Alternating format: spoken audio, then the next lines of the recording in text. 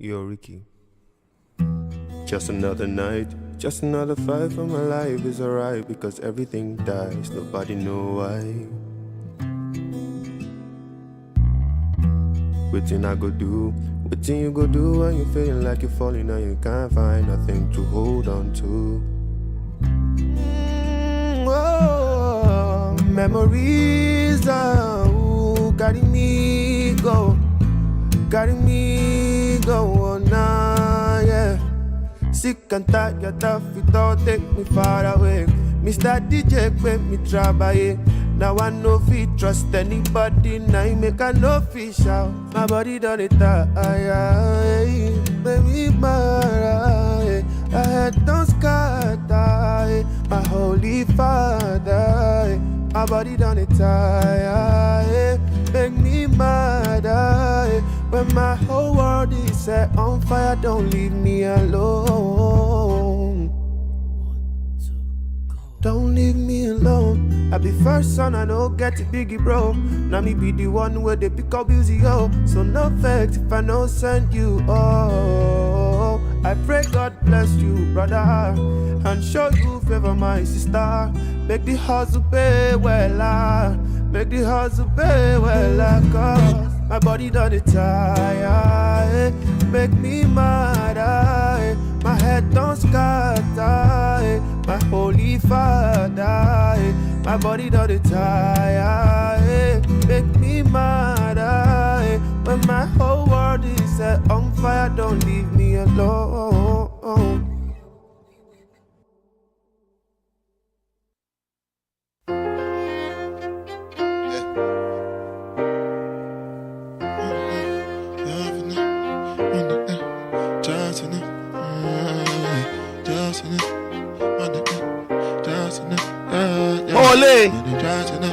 My bad for last night. I'm here though. I'm locked in.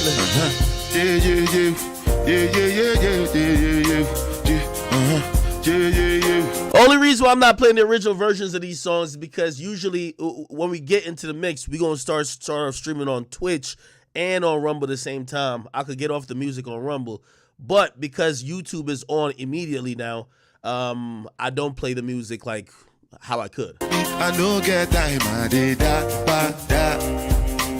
That cover my face, calling me like bada. Big man, we know they wear bada. Tell me, what they got? What's it gon' be? Chibaka, all the penny, the cattle, ride the women, I no beat, die for nothing. My nigga, what's it gon' be? Chibaka, all the penny, the cattle, ride the women, I no beat, die for nothing. Make you not say anything when you do, they must commend it. Can't come and keep myself. Think me how they do, how they try to they do on my way. Can't come and keep my plenty survive baby face. Just to make sure money day. Mama people then go say I know one time, I know one time, I know one women. I want enjoy, I want chop life, I want buy motor, I want build house, I still want turn up. Tell me, what they got? What's it gonna be? Cheaper gun, all the penny, the cattle, ride the baby, I no beat, die for nothing. My nigga, what's it gonna be? Cheaper gun, all the penny, the cattle, ride the baby, I no beat. Different things them happening, schemes and packaging. In a one night for shows, I'm juggling. Flow like the ocean, my boat I'm paddling. Shadashing up a lot, that's my bro, my family, frozen chains. When it comes to money, I they concentrate. Make I tell you straight, you are not my mate. If you be commissioner, be head of state. Mama people then go say, I know one buy, I know one die, I know one women. I want enjoy, I want job life, I want buy motor, I want build house, I still want turn up. Tell me, what's it gon' be?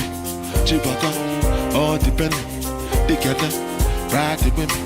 I no beat, die for nothing. My nigga, what's it gon' be? Chibaka, all the penny, the cattle, ride the women. I no beat, die for nothing. Oluwa bana, yeah.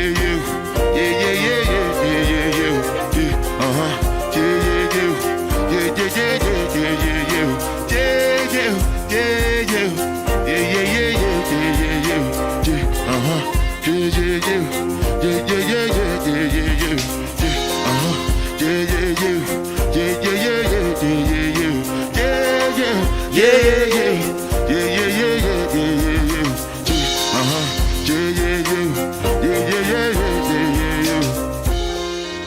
we back. Ho, ho, holy. Yo, what's cracking with y'all, man? Different things, them happening schemes and packaging in a one night. All right. My bad. Chat, I'm so sorry for not streaming last night. A bunch of stuff kind of came up. I do know that you guys kind of reserve your time in the day to watch me, so I don't take that for granted. So I do apologize when, I fall short of that. Obviously this year we've been trying to be very ambitious with our streaming goals. We're trying to stream as much as possible. We're trying to do 200 days out of 365. Obviously now we're on Rumble. Salute to Rumble. They've been very accommodating. But we'll still be, at least partially on other platforms, including YouTube as well. So if you're on YouTube, you can definitely watch us, at least for the moment.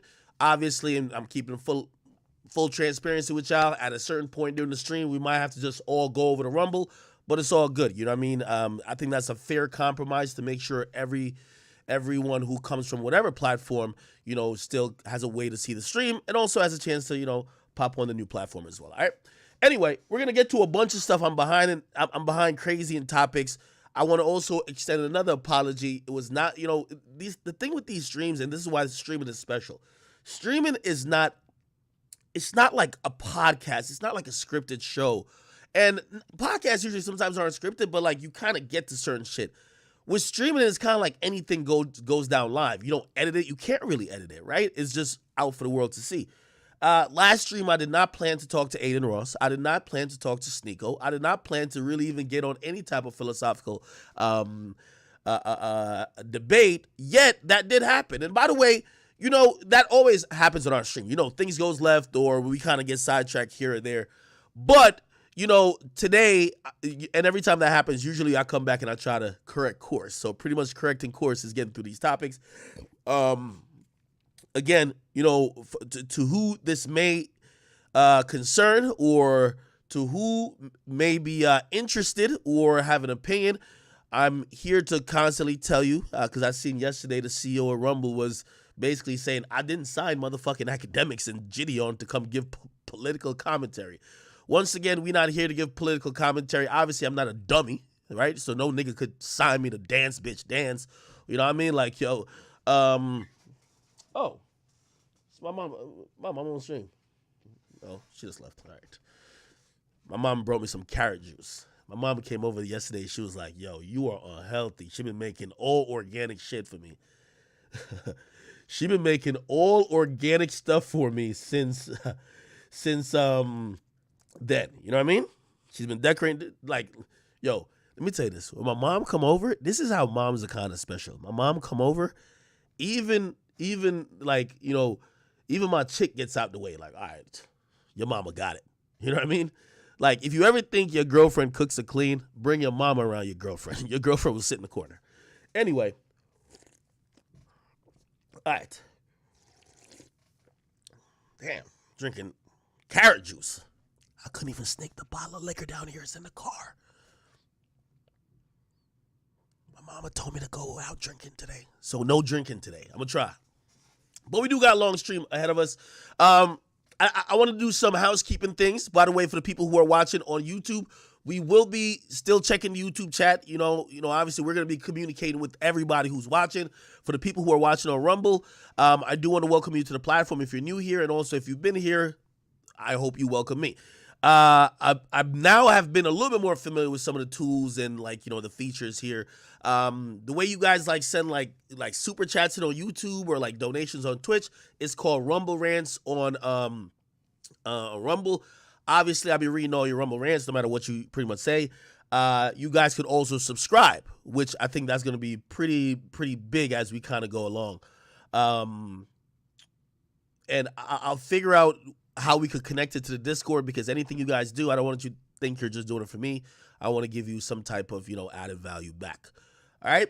So somebody said, send my chick to go get the liquor.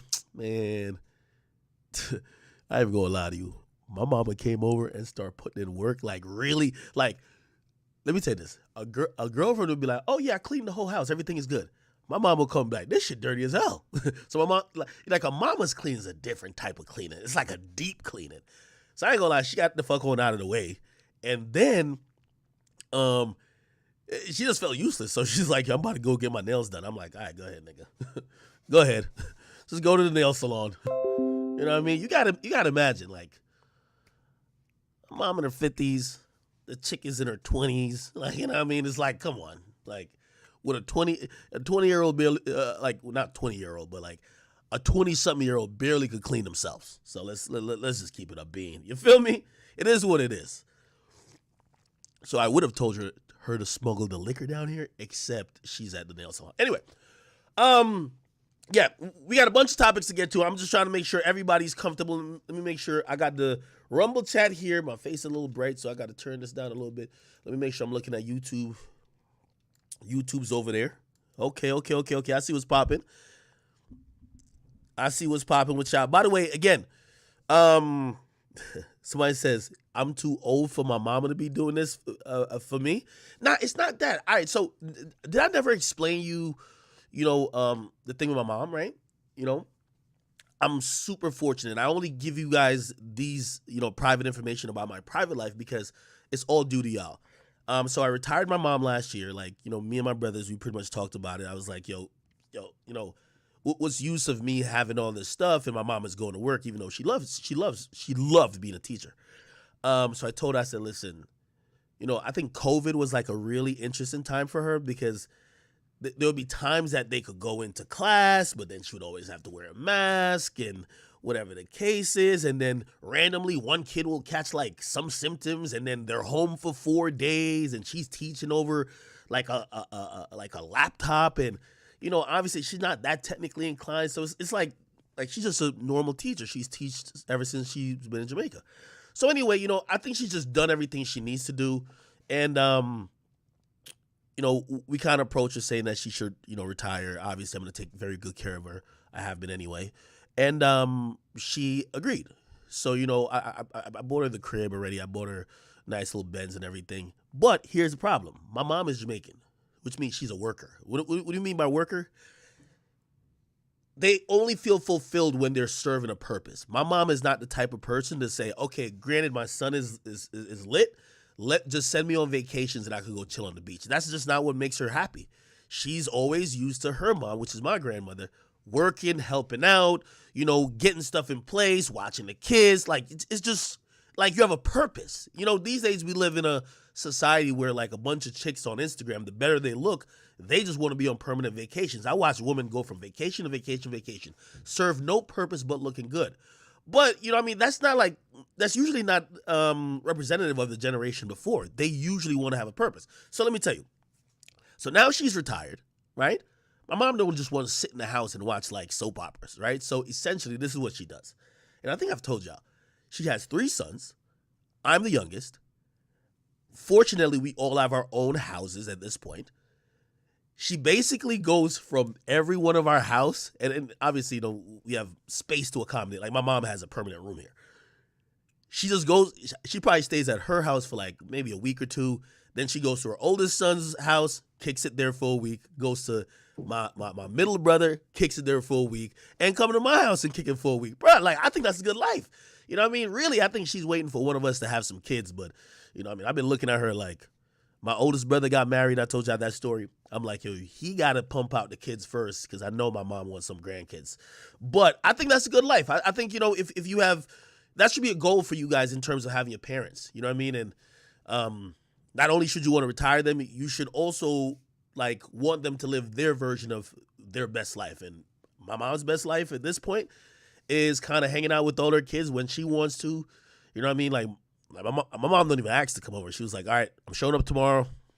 And then she stays till whatever. So that's just a little backstory on that. But we'll, somebody says, give her grandkids.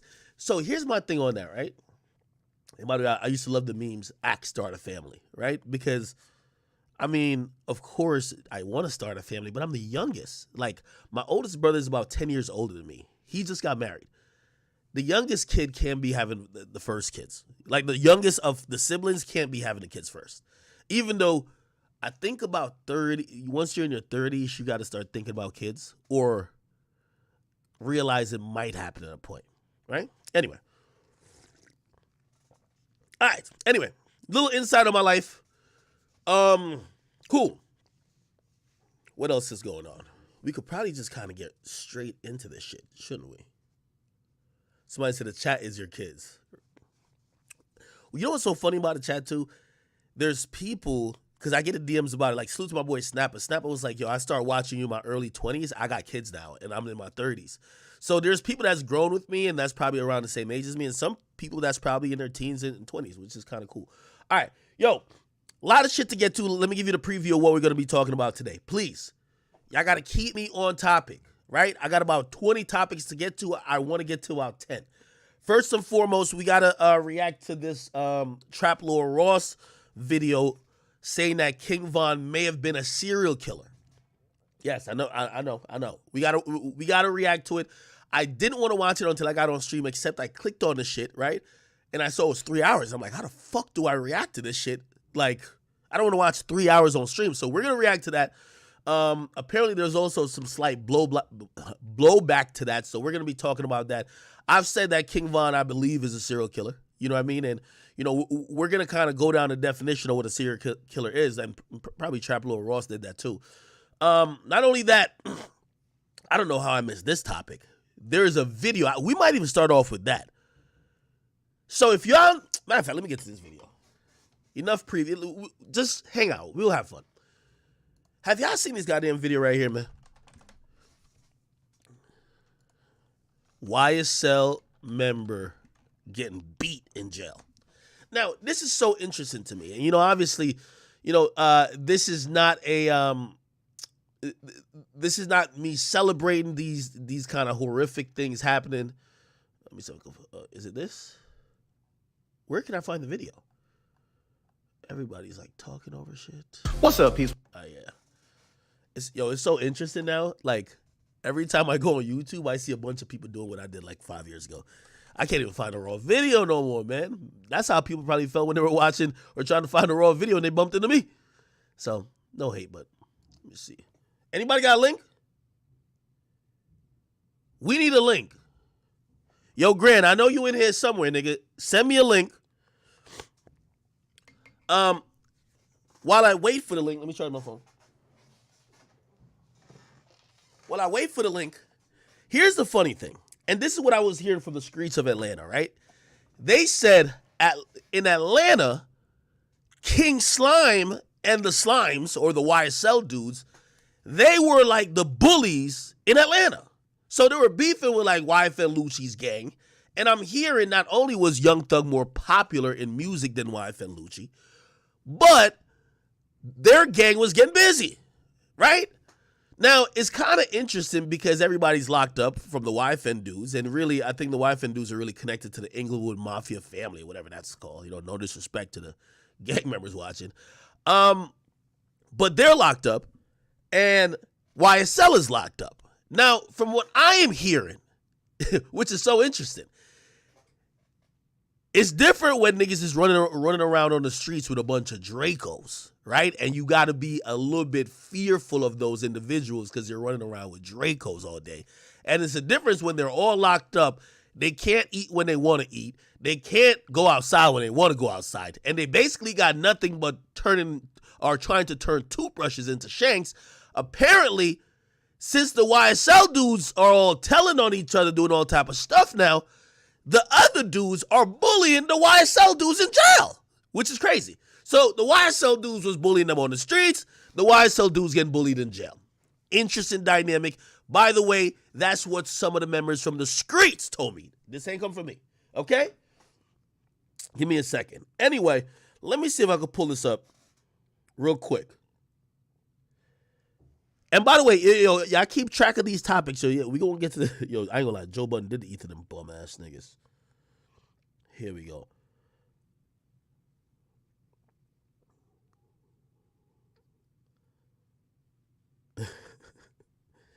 Where is the video? Is this the video?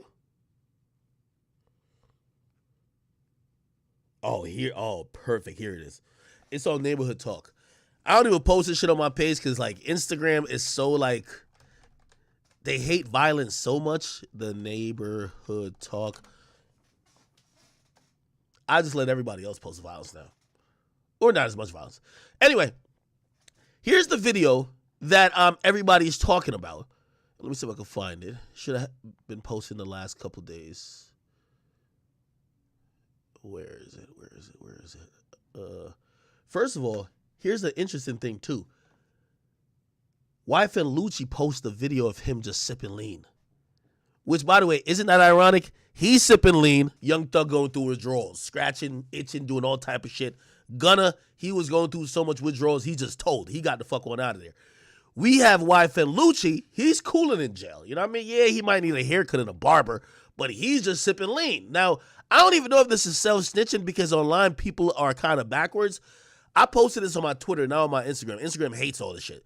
And people on Twitter was like, yo, why are you snitching on YFN Lucci? And I'm like, he's in jail somehow with a telephone or camera device awaiting trial, and he's videoing himself. It's not like somebody broke into jail to video him on some paparazzi shit.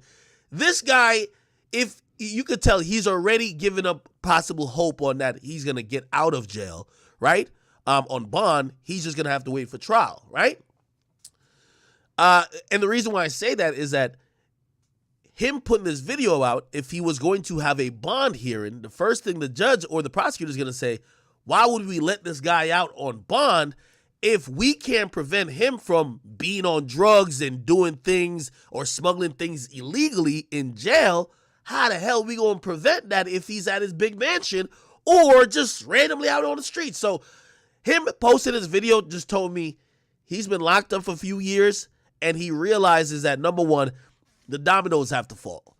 He has to wait till Young Thug and them go through their trial, which is supposed to end at the end of this year. He's going to see what happens with that.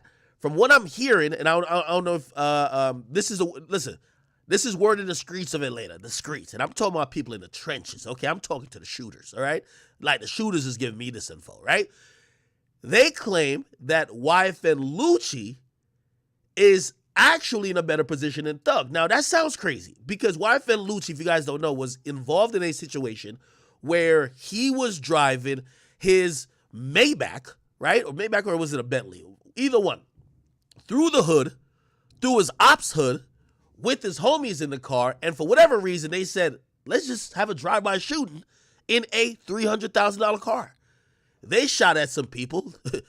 It's Atlanta, so everybody has a gun. The dudes that got shot at returned fire. One of his guys died. And just like you can imagine in any quote-unquote gang, listen, you're only gang while you're breathing. Like, as soon as you go to jail or you're dead, like, nobody cares about you. So the guy who died, they kicked him out of the car. They didn't even take him to the hospital. Kicked his ass out of the car. He was still alive. A random person walking by sees a guy, like, dying and calls the police. Just think about that. Just think, if that's all you need to know about gang life. You go to drive by with your gang niggas and you get shot and they say, forget bringing this nigga to the hospital. He's dead. You can't bleed on the upholstery of the goddamn Maybach. Get him out of here, okay? Kick that nigga out of the car. Yo, buckle him. So anyway, YFN Lucci's charged with murder. And I think we all know the situation with that, right? So he didn't kill nobody. But if you are in the car and y'all went to shoot at somebody else and one of your guys got shot, you get charged with that murder. Lil J went down for that in Chicago, where there was a shootout and someone with him got shot, and they basically charged him for that shooting, which he didn't shoot his own guy, but they claim he was doing a crime that caused all this to happen. Also, who else did that happen to? Fuck, it was just on the tip of my tongue. Pause. Where they were doing a crime and, YoungBoy. This happened to YoungBoy too. When YoungBoy and them, like before YoungBoy ever got famous, they went to do a drive-by. One of the guys in the car with YoungBoy got shot in the neck. YoungBoy got pretty much like, it was like an attempted murder charge because of that. You get what I mean? So essentially they said that the dude that got shot was, it's the responsibility of the people who started the violence, which was YoungBoy and them who went to do a drive-by. So that's the type of shit he's kind of going through. Now, here's the word on YFN Lucci. This is what I'm hearing. This is what's going down in the Atlanta streets. They're saying YFN Lucci just has to wait out this trial, keep quiet, right? By the way, the DA, from what I'm hearing, this is just what I'm hearing, they've been trying to get YFN Lucci to snitch on Thug, right? They want him to pretty much corroborate this beef, him to basically say that, yo, Young Thug is the leader of this gang, and basically to say, hey, the only reason why there's been so much violence is because me, who's in this organization, is beefing with the top guy in that organization, okay? Now, from what I'm hearing in the streets, I'm only telling you what they're saying in the streets. In the streets, they're saying that YFN Lucci, there was a point that YFN Lucci, you know what I mean, that's when I think Young Thug was free at that time. Remember when they were stabbing him up? Like, no joke. Like, someone had an attempt on his life and they stabbed him, right? At that point, prosecutors was trying to get him to flip. Also, there was a real possibility, from what I'm hearing, that his life was really in danger. And I don't know how jail politics go, but apparently, you know, his team, like when you saw those stories in TMZ, they claim it was his team putting it out. That's what I'm hearing in the streets, okay? So pretty much, he thought for a second YSL was going to kill him in jail. However, looked like the tables have turned. I don't know if he got back. I don't know how it works in jail, bro. I don't know if he got backup. I don't know if he linked with some other dudes. I don't know if it's because his gun is snitching or the rest of the YSL dudes just got the hell on out of it. I don't know what's going on. But he's cooling now. And the byproduct of that is some of these YSL dudes, they're now getting the treatment in reverse. So where is this damn video at? It's kind of a surreal video, and like when I first saw this, I said, "Damn, does everybody got a phone in jail? And does everybody wait? Let me make sure I find it."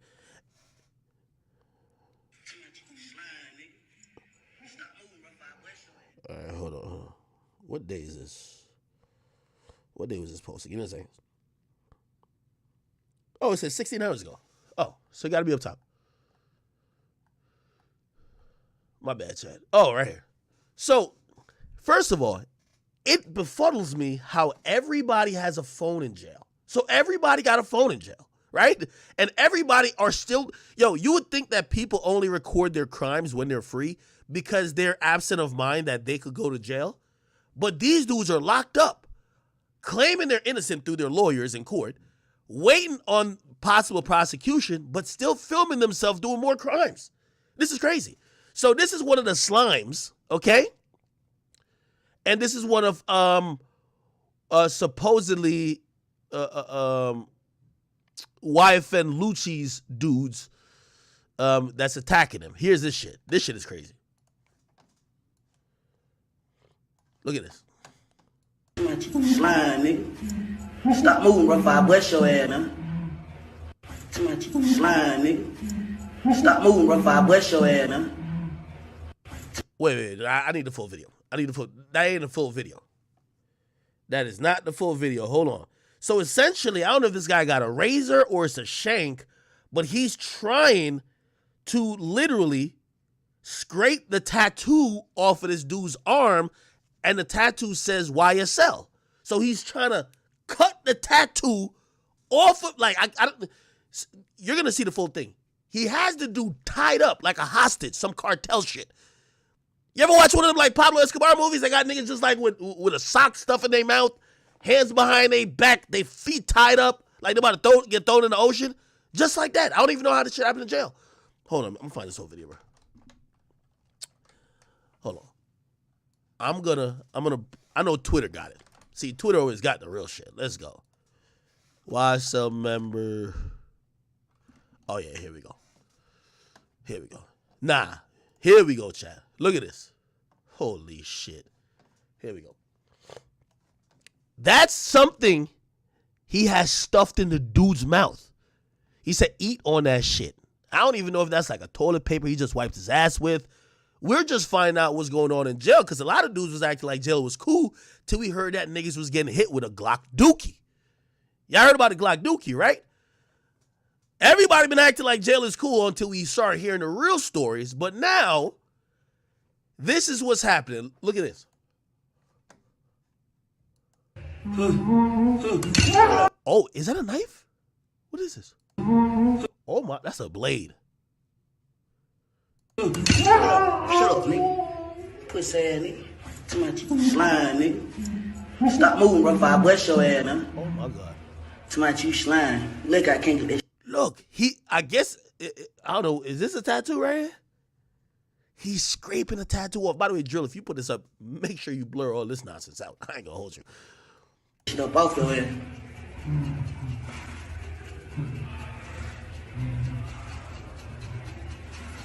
Now, here's the interesting part about it.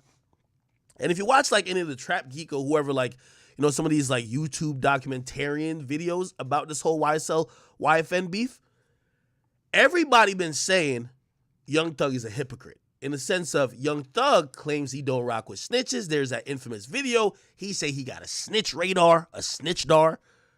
Except, apparently what's going on, and if you watch 1090 Jake, he also told you this too. There's a few dudes in YSL who was snitching on the other dudes that they were snitching on the YFN dudes. So basically, these guys are shooting at each other all day long. Like, it was like a daily shootout. You feel me? 12 o'clock lunchtime, 3 o'clock, you got to pick up your kids, but 2 o'clock, got to have the shootout, right? So they're doing the shootout all the time. Of course, they're hitting everybody but the target. Innocent victims getting clapped, grandmothers' houses getting shot up. You know these guys shoot sideways, just spray all, like, they're not shooting shit, right? Every time somebody would get arrested for these shootings, the dude who would get arrested, and this is what they were saying, the YSL dudes was saying, yo, could you drop my charges down if I tell on him for shooting at me yesterday? And the cops would be like, I guess, because we could lock him up too. They'd be like, all right, bet. So he shot me yesterday, I'm going to write this statement. And apparently they would do this, get out of jail, and YSL would just ignore it because, well, they're not snitching on us. They're snitching on the guys we don't like, so they're not snitches, in a sense. You get what I mean?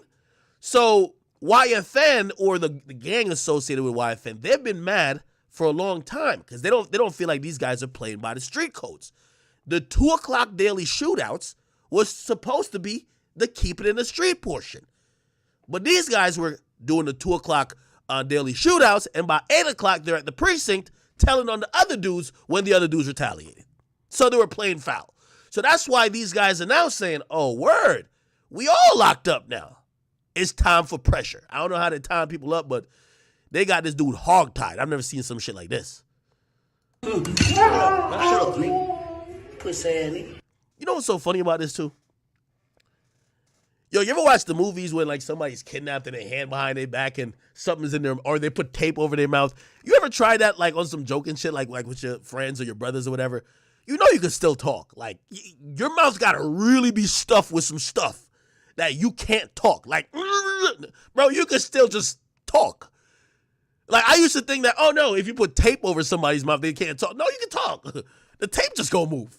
It's gonna sound a little bit muffled, but it's gonna be tough. Whatever he got in his mouth is probably, that dude, this is how devious jail is. That dude probably wiped his ass with all that diarrhea and probably saved the toilet tissue and stuffed it in this dude's mouth, and so much of it. He really can't talk. This is some other shit. Here we go. Literally. Slime, nigga. Stop moving, bro, before I bust your ass, man. Too much you. Is this the YSL tattoo? Shit look like a Yankee logo damn near. I guess this is an L. No, this is an S right here. Oh, and here's the Y. Oh, Y, S, L. Okay, that's self-explanatory. You slime. Look, I can't get that shit up off your ass. Jesus. By the way, here's another thing too. You know how long and how much you must have been getting your ass whipped that a dude is trying to scrape a tattoo off your skin and he feels like he's chilling. Like right now, he's not screaming for pain. He was screaming for pain when he got punched or whatever that happened. But the scraping, whatever. Gee. Stop crying, bitch. You ain't crying when you was slime, nigga. Oh, shit. you wasn't crying when you was sliding. I mean, that's a great point, but damn. I know y'all call me pussy, but Jesus Christ. Sitting here and watching this just seem a lot cooler than being there and getting that.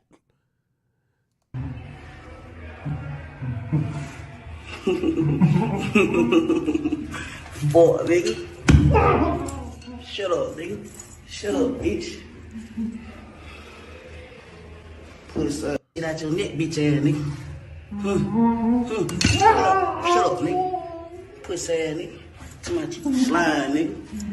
Stop moving, bro, before I bust your ass, man. Too much. I know Gunna's watching this video and said, I made the right decision. I know Gunna's watching this video and said, I made the right decision. Have you seen Gunna?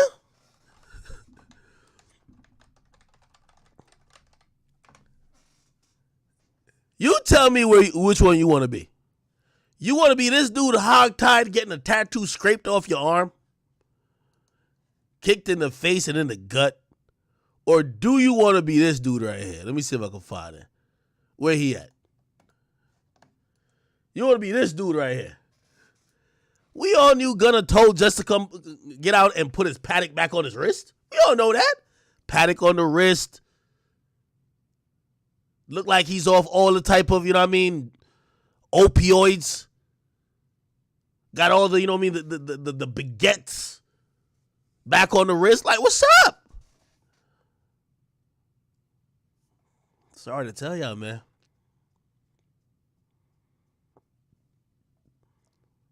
I don't think Gunna that dumb to me. Gunna lost some weight. Looking healthy. Chat, I'm going to be honest with you. There's no real points that you could ever give me for me to be like, yo, this is dope. And me being like, yo, at least I kept it in the streets. I ain't even gonna lie to you. Yo, I ain't even gonna lie. This is why you can't have a dude like me in there. Yo, Gunna, you did it right, man. You got to keep it in the courtroom, bro. After I see this, you got to keep it in the courtroom with me.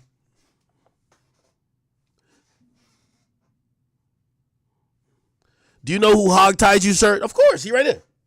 No. Move. Right there.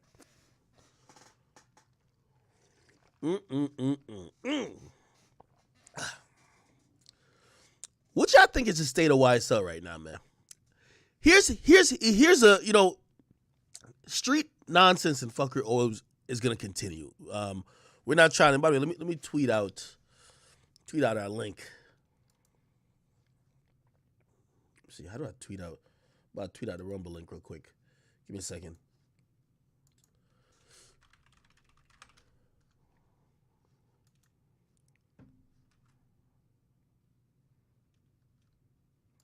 We live. All right. So, this is like a serious conversation. I'm wondering. I think YSL is just pretty much over. Like, it's impossible. Even if Young Thug gets like 6-7 years, he comes out. But I think claiming YSL, all this shit just looks embarrassing. Not only embarrassing, it just looks like the epitome of the irony. YSL claimed they were the most street. They hated all rats. Half of them told. YSL claimed that they spinning. They're getting hogtied. This don't look like a comeback situation for YSL. I got to be honest with you. I think YSL's down bad. I think when Jeffrey Williams comes out, he could call himself a lot of stuff, but King Slime will not be one of them, brother. I think YSL is done. It's just no way. Just no way. Either that or they got to catch like 10 bodies, which, I hope doesn't happen. But let me ask y'all a question right now, and I'm looking at the Rumble chat and also the YouTube chat right now. When you hear the word YSL, what's the first thing that comes? The spam, what's the first thing that comes to mind? And by the way, I'm also thinking about it in the music perspective. So I'm not just thinking about some street weird shit. I'm thinking about, like, in a music perspective, if later on somebody came out and said, this, that YSL shit, that King Slime shit, that Slat shit, that take it to trial. You'll be like, yo, that's like when 6ix9ine came back out and talked gangster. You're like, so by the way, I'm not saying that YSL ain't gangsters. I'm just saying this played out so bad that it just showed how bad of an idea and how much these dudes gave their life away for 3 letters that, to be honest, is still not more famous than a fashion brand.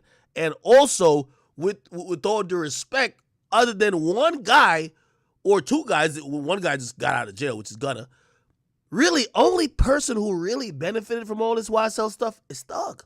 He got the bunch of houses. He got the millions to pay for lawyers. He was telling y'all to go slide on people and throw away y'all lives. And if his lawyer is successful, he's going to get out before y'all. YSL is a good example of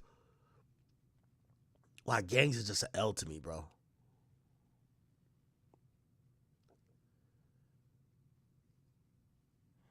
Anyway. By the way, if you don't know, so YSL, their thing is slat. I don't know what it means, but that's their thing, slat, okay? After seeing this video, how quickly you think Gunna is going to get this tattoo covered up? How quickly you think Wanna is going to get his slat tattoo covered up? If I'm that dude, dog, if I'm Gunna, I run down to the nearest tattoo shop.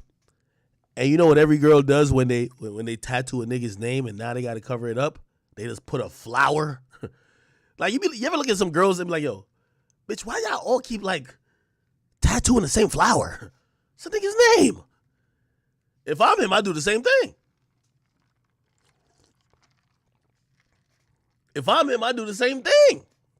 Or he could be kind of like, he definitely could be a little bit more creative. I like when, you know some of the great tattoo cover-ups, I like when the Game tattooed the butterfly. Cover-up tattoo butterfly. That shit was fire. Oh, no, he had a butterfly. Oh, shit, I thought, oh, never mind. He had the butterfly, then he put the L.A. Oh, yeah, the L.A. one look a little bit more gangster. The L.A. one look gangster. Okay. Okay. Yeah, no, I'm drinking carrot juice. I can see right here. Pure carrot juice, freshly squeezed. I ain't gonna hold you. All right. Yo, pray for YSL. By the way, the latest update, if you want to know, I know we haven't been covering this thing like all the way through and through. All the YSL members are acting a fool. They're trying to figure out how to escape the choices they've made while throwing up hieroglyphics, wiping their nose. Like, I was wondering if these dudes had like allergies when they were free. Everybody was like, that's what I'm like, yo, these niggas got allergies? What the fuck's wrong with these niggas, man? Like niggas picking their nose. I'm like, what's going on? You know what I mean? I didn't know what's going on with these dudes. We haven't seen that shit since. These dudes got locked up. They're all doing crazy shit. Half of them getting hogtied and beat. The other half of them are claiming they're crazy or something like that. Let me see. YSL Trump. There's a member who's claiming that Donald Trump gonna get him out. Like, this, yo, I'm telling you, man, this is ridiculous. Look at this, Chad. I kid you not, bro. I kid you not. I kid you not. Defendant says Donald Trump. Yo, just look at this dude. Oh, my God. I'm not buying this, even though I support the AGC. I should purchase this. Actually, this is want me to turn my thing off. Let me go to my Edge. Pause. Here we go. So there's a YSL member. His new thing is basically saying, hold on, give me a second, people. Put this on the screen. Okay, so look. So now, all the gangsters are in court They don't want to get hogtied and beat no more because apparently the word is what people are saying. They said the YFN dudes is applying the belt. That's what they saying, bro. I don't know what that means. You know what I mean? But they claim the YFN dudes treacherous in jail, all right? So these YSL dudes, they're trying to get out. They got to get free. They're trying to like break out somehow. The defendant says Donald Trump is going to get me out. You know what he doing, right? He playing crazy. He playing crazy. Look. Look at this dude. I'm not clowning you, brother, in case you got any gangster family members. I want no smoke. I'm just reporting the news. A defendant in the sweeping gang case against Young Thug and a number of his alleged associates wants to represent himself. So he wants to fire the public defendant. And really, that's kind of a tactic of dudes saying, hey, I've never been mentally well. That's why I want to, like, they're either trying to force it into possibly a mistrial down the road, or they're trying to, like, act so crazy that the judge could be like, hey, I'm not sending you to prison. I'm going to send you to a mental institution or something of the sort for treatment rather than, actual prison. So everybody tries this little angle. Jaden Myrick, who's 22, who's on trial with 13 other defendants, told Glanville, which is Judge Glanville, during a hearing this week that he has been studying law and was receiving legal advice from former President Trump, President Joe Biden, and U.S. Senator John Ossoff. I'm not the regular inmate. Listen, imagine dude say he's been studying law and he say, I be with. I ain't the regular inmate. I be with Joe Biden and Donald Trump, and they be talking to me. Donald Trump is going to get me out. I got to get video of this. This is crazy. As the hearing continued, it became harder for Glanville and others inside the courtroom to understand him. They asked him if he'd taken any medication. By the way, this is a W script. This is a W act. The judge says, I have some serious concerns about his present competency. Ooh, that's a key word. Good. You want the judge to think you crazy. You feel me? If the judge rules that you're mentally unfit to stand trial, that's good. If they rule that you're just been crazy all your life, you could also act like, yo, I wasn't in control of myself, or I shouldn't be punished by sent to regular prison. Give me like a nice little padded room that I go hang out for like 5-10 years. Filed a motion last month asking the judge to schedule a hearing to determine if the client was competent to represent himself. Myrick told his attorney that he wants to exercise that right. Bernard wrote this in the motion. Okay, so his lawyer that he's trying to fire to represent himself basically has to ask the judge, hey, judge, the client wants me off to represent himself. The judge actually has to approve that because, that's a potential setup for a cause to get appeal or a mistrial down the road, because everybody has a right to fair legal representation, right? During the hearing, Glanville asked Myrick a series of questions to determine if he could represent himself and why he would want to represent himself. Myrick told Glanville he didn't think Bernard, who's a public defender, was working hard enough for his defense and didn't want to help him. The Fulton County Sheriff's Office provided Glanville with a list of medication he had been prescribed, including an antipsychotic. The defendant said he hasn't taken them as instructed. He said, I don't need a medication. By the way, you can tell this boy been in the law library or been whatever, trying to figure out how to play crazy. The judge issued a order Tuesday for a mental evaluation to be done within 48 hours by the Department of Behavioral Health and Developmental Disabilities to determine if he's competent to stand trial. If it's determined he cannot stand trial, his case would be severed and the trial and jury wouldn't be delayed, bringing the number of defendants remaining in the trial down to 13, including Atlanta rapper Young Thug. He's facing conspiracy charges to violate blah, blah, blah, blah, blah. What the hell? He's currently serving life without parole. Oh, he just don't want to go back to his cell. That's it. He's just not trying to go back to his cell. He's already doing life without parole. He was convicted of a murder in October. By the way, you know why he's probably acting crazy? Because this could be, say he's proven unfit to stand trial, he might piggyback off of that and try to appeal his old convictions and claim crazy or basically say, hey, I was unfit to stand trial in the Young Thug case. I was also unfit to stand trial in this murder case y'all convicted me of. And, one of those trying to get out of it, trying to weasel out of it. We'll see. He has testified that he's been affiliated with street gangs since he was a child and had ties to YSL and the 9 Trey gangsters. Oh, damn. Wasn't 6ix9ine a 9 Trey? He said he met Young Thug, whose real name is Jeffrey Williams, on numerous occasions, and that the popular rapper attended one of the hearings to show support. The jury process began on January 4th. 3 months later, and about 1,200 potential jurors have been summoned, but not a single person has been seated. Wow. That's crazy. Hold on a second.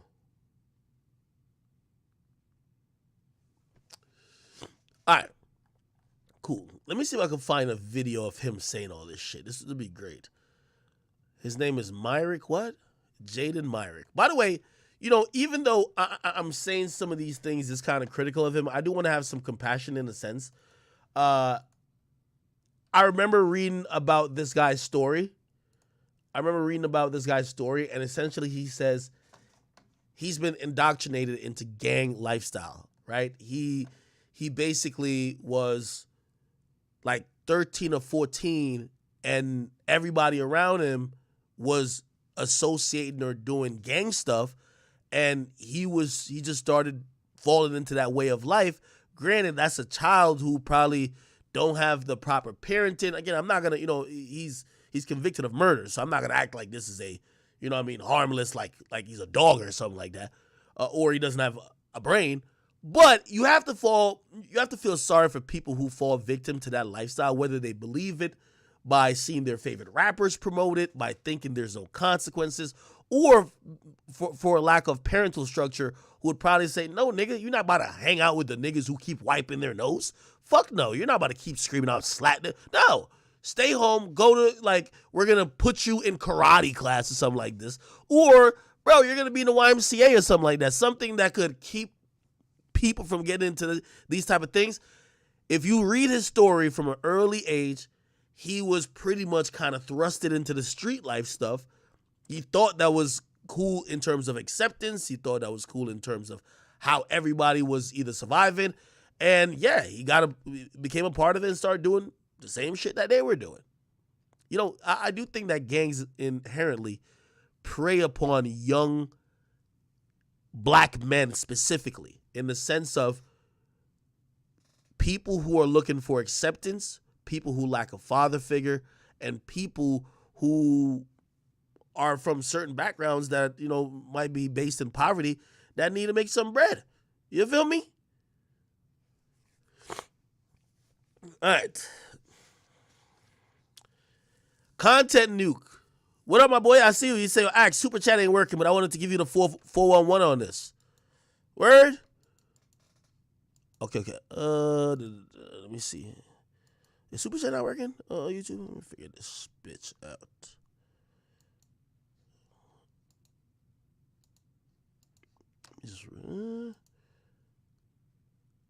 Yeah, I don't know. All right. I see somebody asking about Twitch. We will be back on Twitch, multi-streaming, in a few days. Remember, again, I keep telling y'all we'll be streaming pretty much. We're trying to do like half and half. At the beginning of the stream, we're going to be on Twitch, YouTube, obviously Rumble the entire time. But at a certain point, we will go over to Rumble exclusively. Matthew Young, thank you for the $5. He says, nah, it is working. By the way, if you are on Rumble, you guys can send in Rumble rants, and I'll make sure I read that as well. All right. Yo, chat, on Rumble, I added some mods. Y'all got to, start moderating and shit like that. And I appreciate you boys for that. Cool. Damn. Y'all feel bad for any of these guys? Like in YSL? Like, I think, sometimes I look at it. There's so many different perspectives to look at it from. And when I look at it from a perspective of saying these guys were terrorizing the neighborhood of Cleveland Ave, like, it's hard to really kind of feel bad for them. And even though I love Young Thug's music and think he's really a musical genius, and he's definitely a legend, it's hard for me to be like, oh my God, I feel so bad for Young Thug. The dude had everything in the grasp of his hands. And he wanted to be a Don. He wanted to play gangster. The dude wanted to, like, you know what I mean? There's nothing about, like, being a rich, you know, or maybe even close to being wealthy multimillionaire. You can have anything you want. And I'm on a group text saying, yo, we have to sacrifice some people for the cause. What are you talking about, brother? What are you talking, like, nigga, what are you talking about? Like, remember the dude Woody who was snitching, right? Or telling the truth telling. He said, yo, a lot of times I was wondering why Thug, you rich. Why you want all this stuff to happen? You get what I mean? And, you know, I've talked to people, especially certain rappers who come from those backgrounds, and just for context, and they say, yo, listen, you know, and you tell me if you buy it. They're like, yo, a lot of these dudes come from these backgrounds, and you can't just look at them in a vacuum of saying, oh, you're rich, act like it. Like, these people have been in these situations, and because of the fact they've been in gangs, they've been around certain people, they have issues, it's much more complicated than, yo, you're rich, get over it, don't do anything that might contribute to that lifestyle. They grew up in that lifestyle the majority of their life. And obviously it doesn't, like, absolve them from what they're getting arrested for, but a lot of times we morally judge them. Like, I'm judging Thug to say, yo, bro, like, why the hell, if you got all this money and you're so great and everybody's kissing your feet musically, why the hell is you over here ordering murders? Like, shit don't make sense to me. You get what I mean? So it's hard for me to, like, just sit here and be like, oh yeah, no, you know, like, but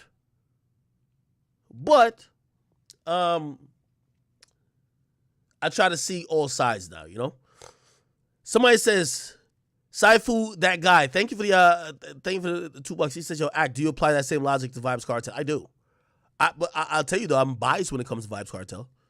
You know, he's my favorite musician of all time. I'm definitely biased.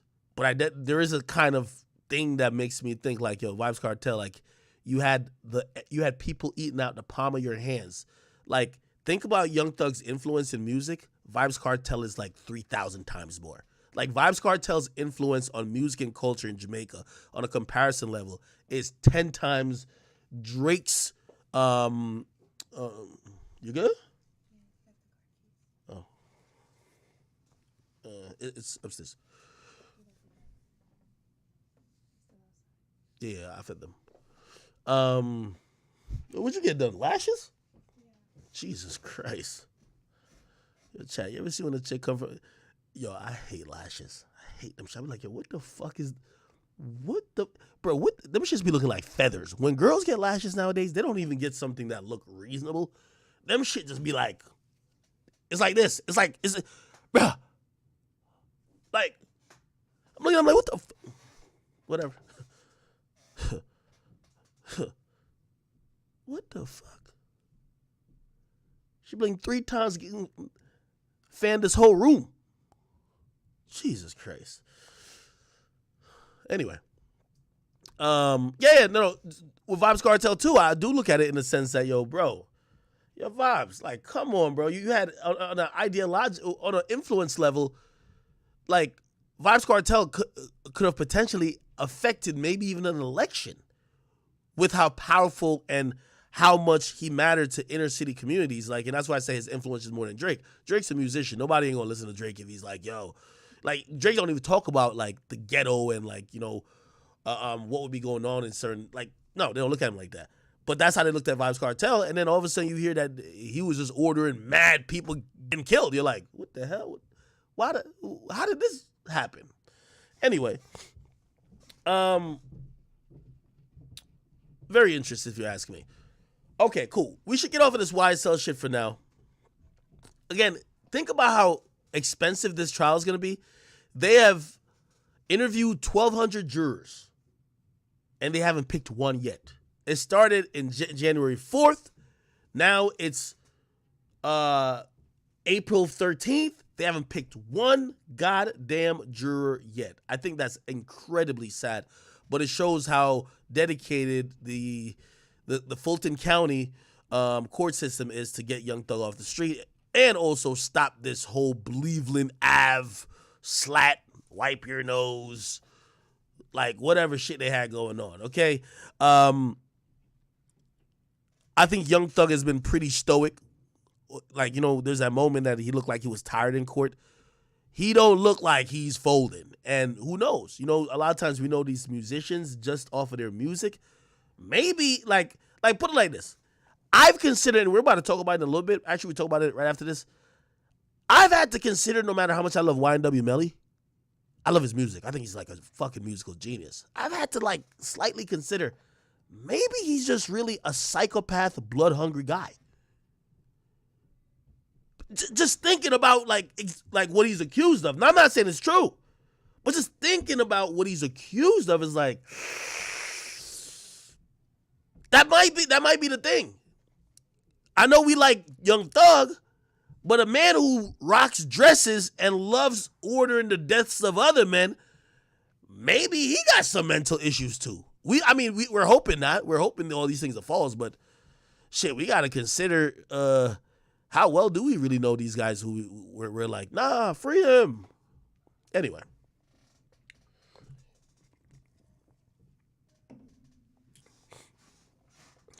Like, put like this. With YNW Melly, you either have to be stuck on the belief, I don't believe he did it. Because if you ever believe he did it, you now have to kind of realize, no matter what the reason is, there's some sick shit.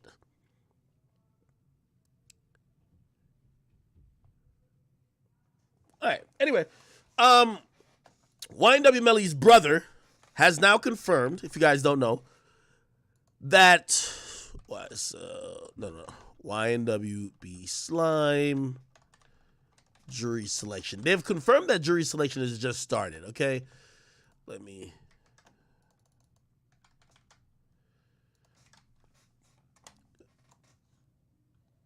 Okay. So his brother and his mom, this is his mom's Instagram. They said, official update on YNW Melly. We just started jury selection today and will continue over the next 2 weeks. Trial will start on June 5th, 2023. No more delays. Now, that's kind of interesting because here's the big thing about this YNW Melly case. There was many delays happening because essentially they want YNW Melly to die. Like I think it's Broward County. Is it Broward County? I think it is. Broward County is not playing around with life. You know how they gave the dudes who kill life sentences so they'll never get out? They want Melly to die. They want to give him the needle. They believe that this crime is the prototypical type of crime that you should get the death penalty for if you could premeditatedly, because you have to do on a premeditated level, get in a car with guys you call friends, right? Basically, shoot them inches away from you and murder them, then drive around, stage a crime scene and how to get away with it, and then coerce the other dude how to whatever. They believe that if you are that type of guy that would do that, prison is not even good enough for you. So they're really big on that, right? So one of the reasons this is taking so long, right? For it's a couple different reasons. First big reason, they wanted to, just kind of like the X case, the prosecutors want to talk to certain people that they believe is important to the case. They claim that YNW Melly kind of, in a way, admitted over Snapchat to like a former girlfriend that, he did it. And they wanted to talk to the girlfriend. The girlfriend ain't going to show up. The girlfriend went ghost. The girlfriend been on vacation since. You feel me? So again, the prosecutor won't have access to that person, right? Other people who they felt, oh, this person was involved in this is the person who picked up YNW Melly when he got out the car and the two dudes are dead in the car. Everybody's basically non-cooperative. They can't find nobody, right? So they were pushing it back a little bit for that. But then YNW Melly appealed death penalty. And this I'm going to show you how much they really want this dude dead, right? So, wait, here we go.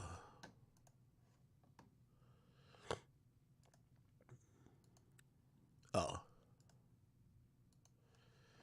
right, let me just read the Billboard case. Look at this.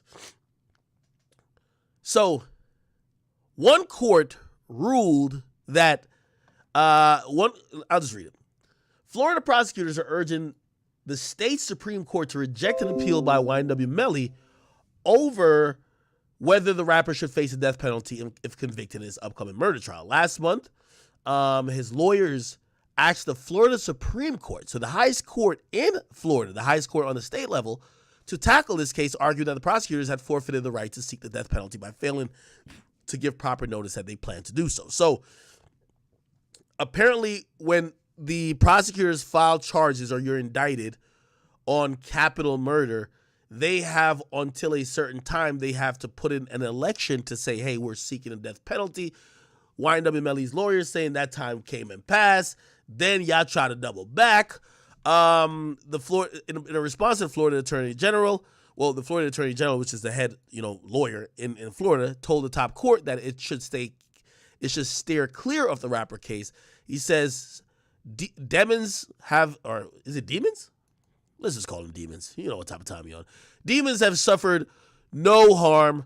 They wrote in a brief. They said he was on notice for 3 years that the state was seeking it, and at no time had the state indicated that it was altering his sentencing intent. So basically they're saying, we always wanted to kill him. We never acted like we didn't want to kill him. That's the only thing we've been wanting to do, right? In asking the state's high court to take up the case, Melly has argued that it raises issues of great public importance for Florida law beyond his individual charges. But in their response, prosecutors says there was no pressing need for such judicial review. So essentially, prosecutors are telling Supreme Court, y'all could ignore this. Like, y'all don't gotta even, don't listen to what this nigga is saying. No other district courts have been faced with this issue, blah, blah, blah, da, da, da. Should a death sentence be imposed? Okay. So they're saying that they rather the Supreme Court not make the decision on it now, and they could then have this appeal go through, and it could be decided on if the death penalty case, if he gets a death penalty, right? Which basically means, I hope I'm not losing some of y'all. The state attorney is saying, why rule on this case before he's found guilty? Why rule on the sentence before he's found guilty? How about you rule on the sentence if he's found guilty and given the death penalty? Okay? Obviously, if you guys don't know, I'll Google it. Let's see. When was the last time Florida used the death penalty? Oh, shit. They clapping niggas left and right. April 2023. Oh, hell no. Nah, Melly, I see why. Melly, there's certain states that be like, oh, they haven't used the death penalty in 40 years. Are we good?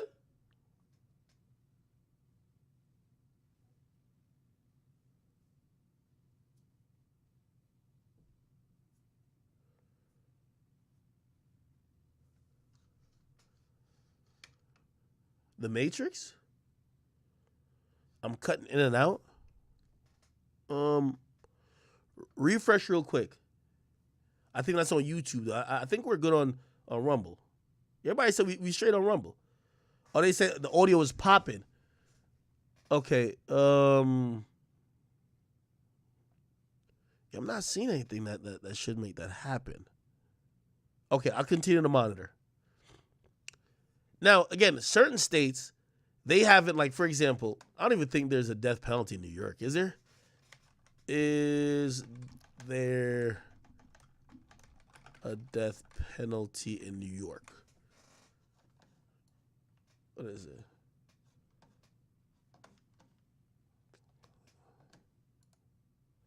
Oh, they say it was outlawed. Right? But Florida, Florida, they with all the smoke. The way how they smoke them dudes who killed X is crazy. That's why I'm starting to like Florida, because it's telling y'all they don't like criminals. Florida is telling y'all they don't like criminals, my dude. Anyway, they're saying the total amount of people is 101. And of the 101 people executed, 44 have been executed by electrocution. Ain't that the old school way of killing people? Like when they just fry you and shit like that, and that seems very, that seems cruel.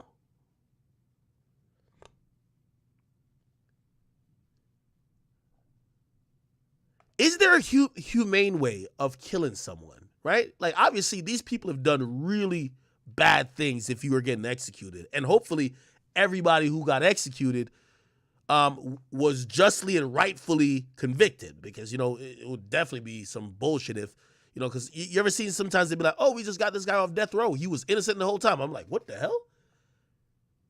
He was in line to get killed and, like, now he's just innocent? Like, how do you even get to that point? But anyway, the ways I know the death penalty exists, I don't know if they ever use it. They ever use firing squad? They used to use that shit like in Germany.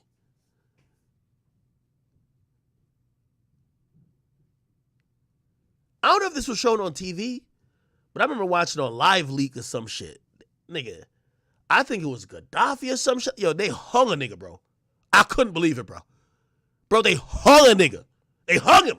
And what I mean a nigga, like, I think it was one of them leaders over there. They just hung the nigga, bro.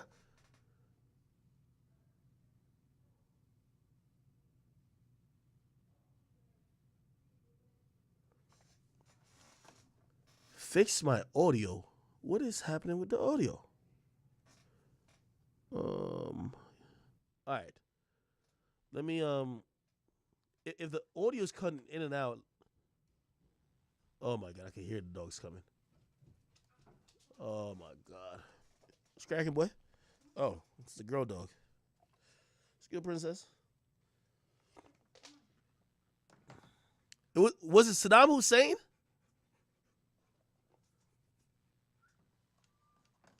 Saddam Hussein. Let me see. All right. Chill out. Saddam Hussein hung. I don't want to see the video, nothing like that, though. Was he hung? How did he die? By the way, chat, you know what I want to start messing around with? That Chat GPT AI shit, man. Oh, he was hung. Holy shit. Yeah, I think this was the one. It was Saddam Hussein.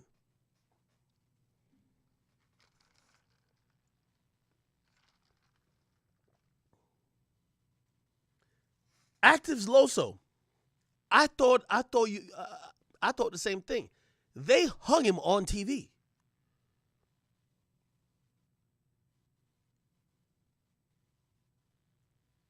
They hung him on TV. It was the craziest shit I've ever seen.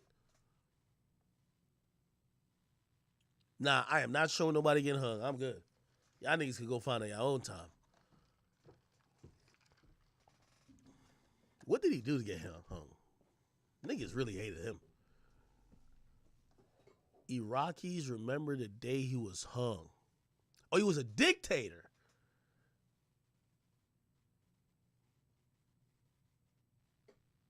Oh, he was sentenced to death for crimes against humanity. Holy.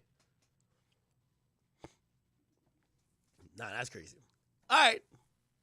Let's get back to YNW Melly. They want him basically killed. Oh, let's read the other ways of...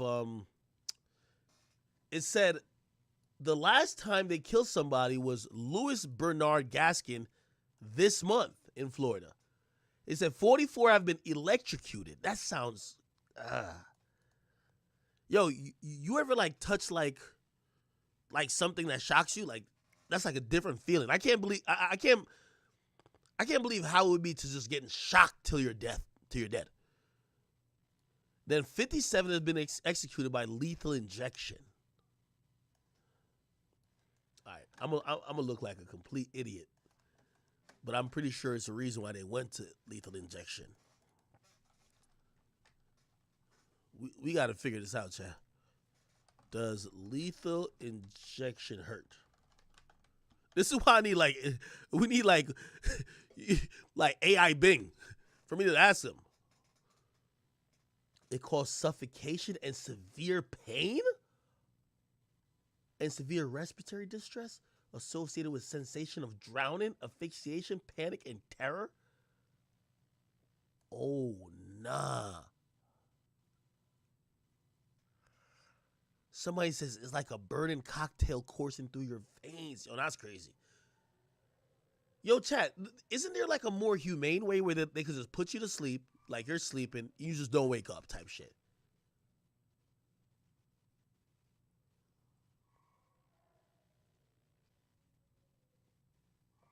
That's crazy. All right. Anyway, let me see. A first-degree murder, blah, blah, typically faces the possibility of being executed if convicted. Melly's attorneys argued last year that the state had failed to comply with how they must warn the defendant. They got to give 45 days notice after the arraignment. Okay. Wow. Man, I gotta say, pray for YNW Melly, man. I love his music. I think he's just one of the most talented brothers of our time. You know, because we love his music and because we tend to favor stars, we don't think about the victims. There's still a part of me that hopes that he ain't do it. You get what I mean? Because it's just not even fathomable why he would do such a thing. So you're hoping he didn't do it. But more clearly will be revealed during the trial.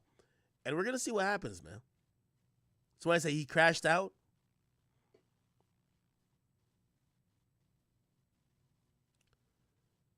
there got to be more to the story. You ever seen that video where he was live after they died? Look. Or he went to the funeral. I ain't even Melly. Funeral. Like, he was at his friend's funeral. And he went on live. He was here by himself.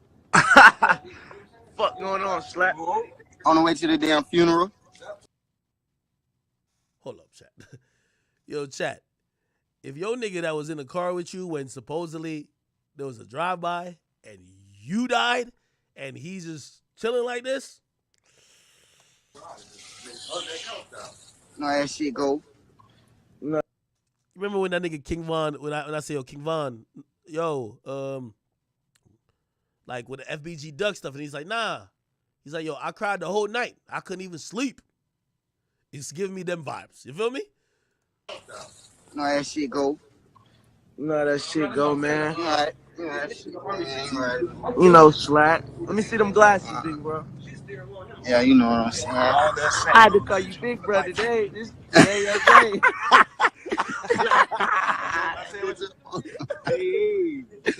Hey, my motherfucking slide, nigga. Hey, them glasses hard as fuck. Appreciate that. I just caught you. I gotta take you when you come to LA. I gotta take you to the Chanel store and get you these Chanel glasses. Crazy. Hell yeah. I'm gonna be out there. I'm gonna be out there next week. Okay.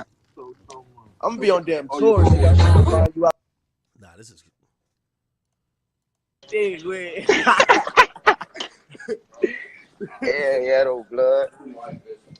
Already, my nigga. Okay, gang shit. Nah, there's too many giggles in this car. Nah, there's too many giggling going on in this car, chat. I don't know about y'all.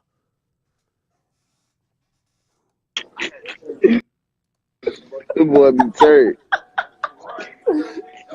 Hey, Yeah. who does this? No. No. Bruh.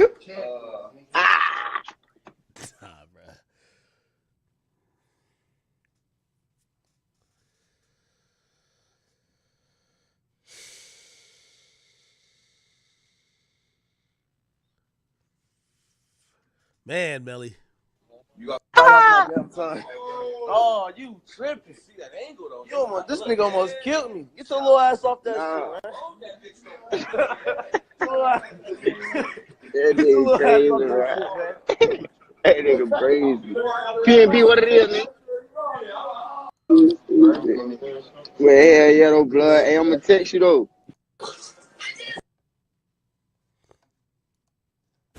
You pussy ass bitches. All y'all fuck ass, wanna be famous ass bitch ass niggas hitting my line talking about keep your head up. Y'all bitch ass niggas, man. I don't fuck with y'all. Oh. Hey, look. Oh, wait. I'm finna say one thing. Oh, wait. It's at 1,000. Oh, it's at 2,000. Look at what though? No cap. Hey, look. Before I get off this bitch, hey, I want y'all to know one thing, bro. Fuck y'all. Chill out, bro. I'm saying. Look. I want y'all to know one fucking. You ready? Yeah. I want y'all to know one thing. One fucking thing, bro. One thing. Listen. Hold up, fuck. Leave me the fuck alone. Period. Leave me the fuck alone. Don't tell me keep my head up. Don't tell me none of that fake ass shit y'all talking about. If you want my nigga before this, and you want to hit me up on a daily basis or a weekly basis before this shit, don't fucking hit me up because you fake as fuck. So leave me alone. All the way. Don't text me. Fuck you. All the way. And I mean that. So don't text me. I don't give a fuck. Looks like an innocent guy to me, right?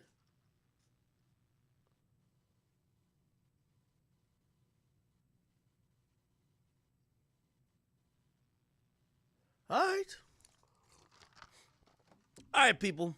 We're kind of moving here. Y'all gonna have to give me a time check. Y'all gotta give me a time check on this.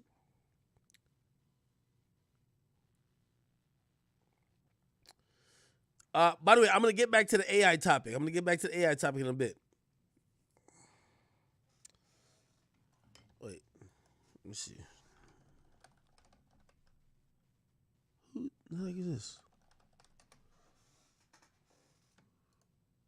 It's J Hood. I fuck with J Talking about Hood. from O Block? Yeah, I fuck with J Hood. They said there's a video of somebody saying.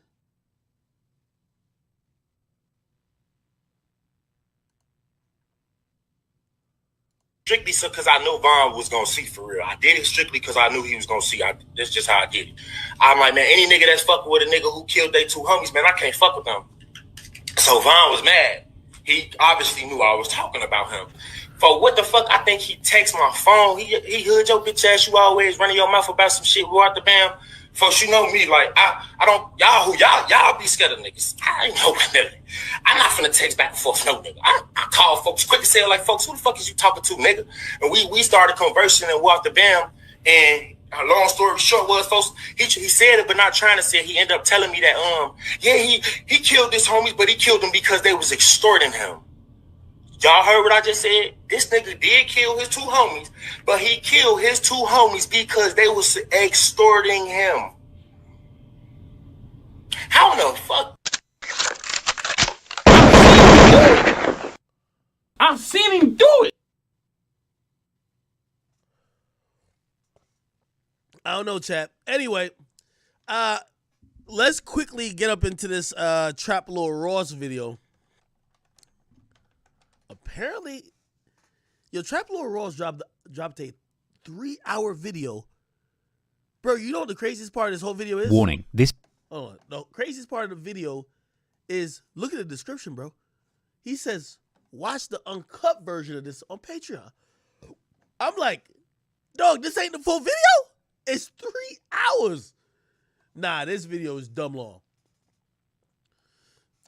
Okay. Anyway, we're not gonna be watching all 3 hours of this. You guys can definitely go watch it. Salute to Trap Lord Ross. You know, I rock with him. But apparently he's did this video and it's called King Von Raps for a Serial Killer. Why is King Von being accused of or being seen as a serial killer? Because it has now come to pass that essentially King Von's name has been tied to several murders. More than 5. Some people believe more than 10. Okay? Now, we should probably, before we even get into this, let's Google serial killer, right? Like, not serial killers. Let me see. Definition of a serial killer. Now, it says, and this is from the Oxford Dictionary, I'm guessing, a person who commits a series of murders, often with no apparent motive, and typically following a characteristic predictable behavior pattern. Let's go to this one. What classifies someone as a serial killer? The term serial killings means a series of 3 or more killings, not less than one of which was committed within the United States, having common characteristics such to suggest the reasonable possibility that the crimes were committed by the same actors. Now, let's go to FBI, right? Oh, this is the FBI source right here. Oh, wow. The terms, by the way, this is the FBI website. I got to go all the way up there. I can see it. This is on FBI.gov, right? So let's go to the part that we were trying to get back to. My bad.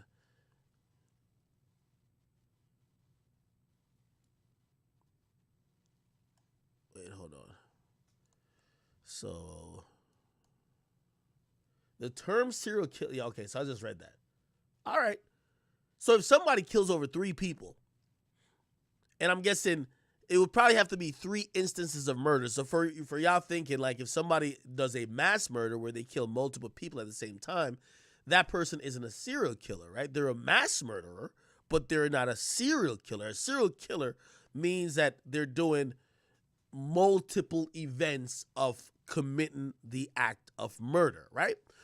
Okay, with that being said, and I think we kind of have you guys know what a serial killer is, kind of, right? Let's kind of watch this thing and see, like, if King Von fits any of these criterias. Here we go. We're gonna get past the intro. Let's see what the fuck. Here we go. Oh, he defines it too. Here we go. That isn't embellished or fabricated. But when it comes to rappers who truly keep it real, the Chicago drill scene has dominated for the last decade. First popularized by Chief Keef, the Chicago drill wave was characterized by rappers that grew up in the most dangerous blocks in America, with these up-and-coming artists rapping plainly and honestly about what they experienced growing up. Shootings on the block, disrespecting dead enemies, and constantly being chased by the police. Chicago drill rappers took gangster rap to raw new heights, where the stories behind the music could be matched up with the local news reports on the latest homicides. However, what happens when the people doing the killing start making the music too? Because in the years after Chief Keef popularized the violent stories of Chicago gang life, one of those gangsters killing people in the streets picked up a microphone too, and started rapping in the first person from the perspective of the actual killer. King Von had a reputation in Chicago as a fearless killer before he'd even started rapping, and it's widely believed, based on the statements he made in his own songs, that Von himself could have killed as many as 7 people in his career as a gangbanger, with more murders even taking place after he got rich and famous, with it being rumoured that Von used his money and influence from the rap game to have old enemies in Chicago killed, and going on a journey which, in my opinion, takes him far beyond a street player who had to kill to survive in the mean streets of Chicago, because if King Von's tweets are anything to go by, he simply loved killing people. And the sheer amount of people that King Von allegedly played a role in killing has led to intense speculation as to whether he was a full-blown serial killer. A title which King Von's enemies even said that him and his friends took personal pride in. Now, the FBI defines a serial killer as a person who kills over 3 people with time spans in between them of more than a month. Furthermore, serial killers tend to have an element of psychological gratification which plays a role in the motive for their murders. The FBI also state that a serial killer might seek various kinds of gratification through their killings, such as anger, thrill-seeking, financial gain, or simply for attention. I personally believe that over the course of his career, King Von demonstrated all of these characteristics and can indeed be classified as a serial killer. King Von frequently exhibited behaviour in public that conformed with these rules, tweeting regularly about his desire to kill, bragging about having committed specific murders in his music, which attracted him international attention and Billboard charting songs, with his drill anthems about murdering rivals making him a rich man with millions in his bank account. The FBI also point out another characteristic of serial killers, specifically that their victims may all have something in common. For example, a demographic... Yeah, his victim had in common that he hated them motherfuckers. Jesus. Or his victim, you know what all his victims had in common? Them niggas was GDs. That's it. Profile, appearance, gender, or race. And it would appear that King Von only killed young black men and women from the community he lived in. These were all people just like him. I don't think that's a mode of having a similar, like, it's like dating people that live in a community you live in, right? You're probably gonna date people who either look like you or who are in the same financial position. But I get the parallel he's making.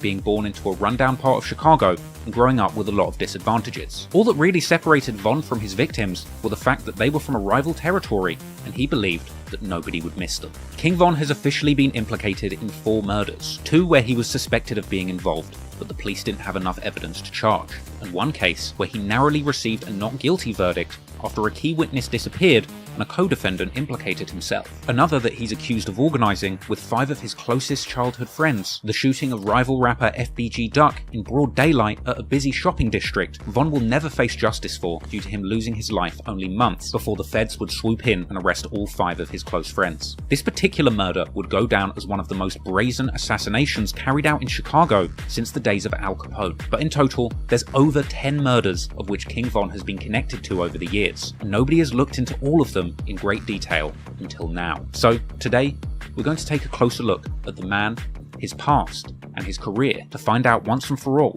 if King Von really was the first serial killer in hip-hop history.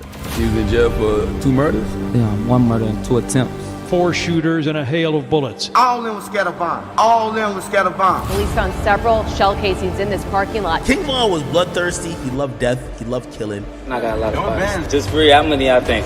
King Von had a insatiable obsession with murder and violence. The shooting leaves 1 person dead, 4 others injured. Me? Hey, I know you. You ain't know me.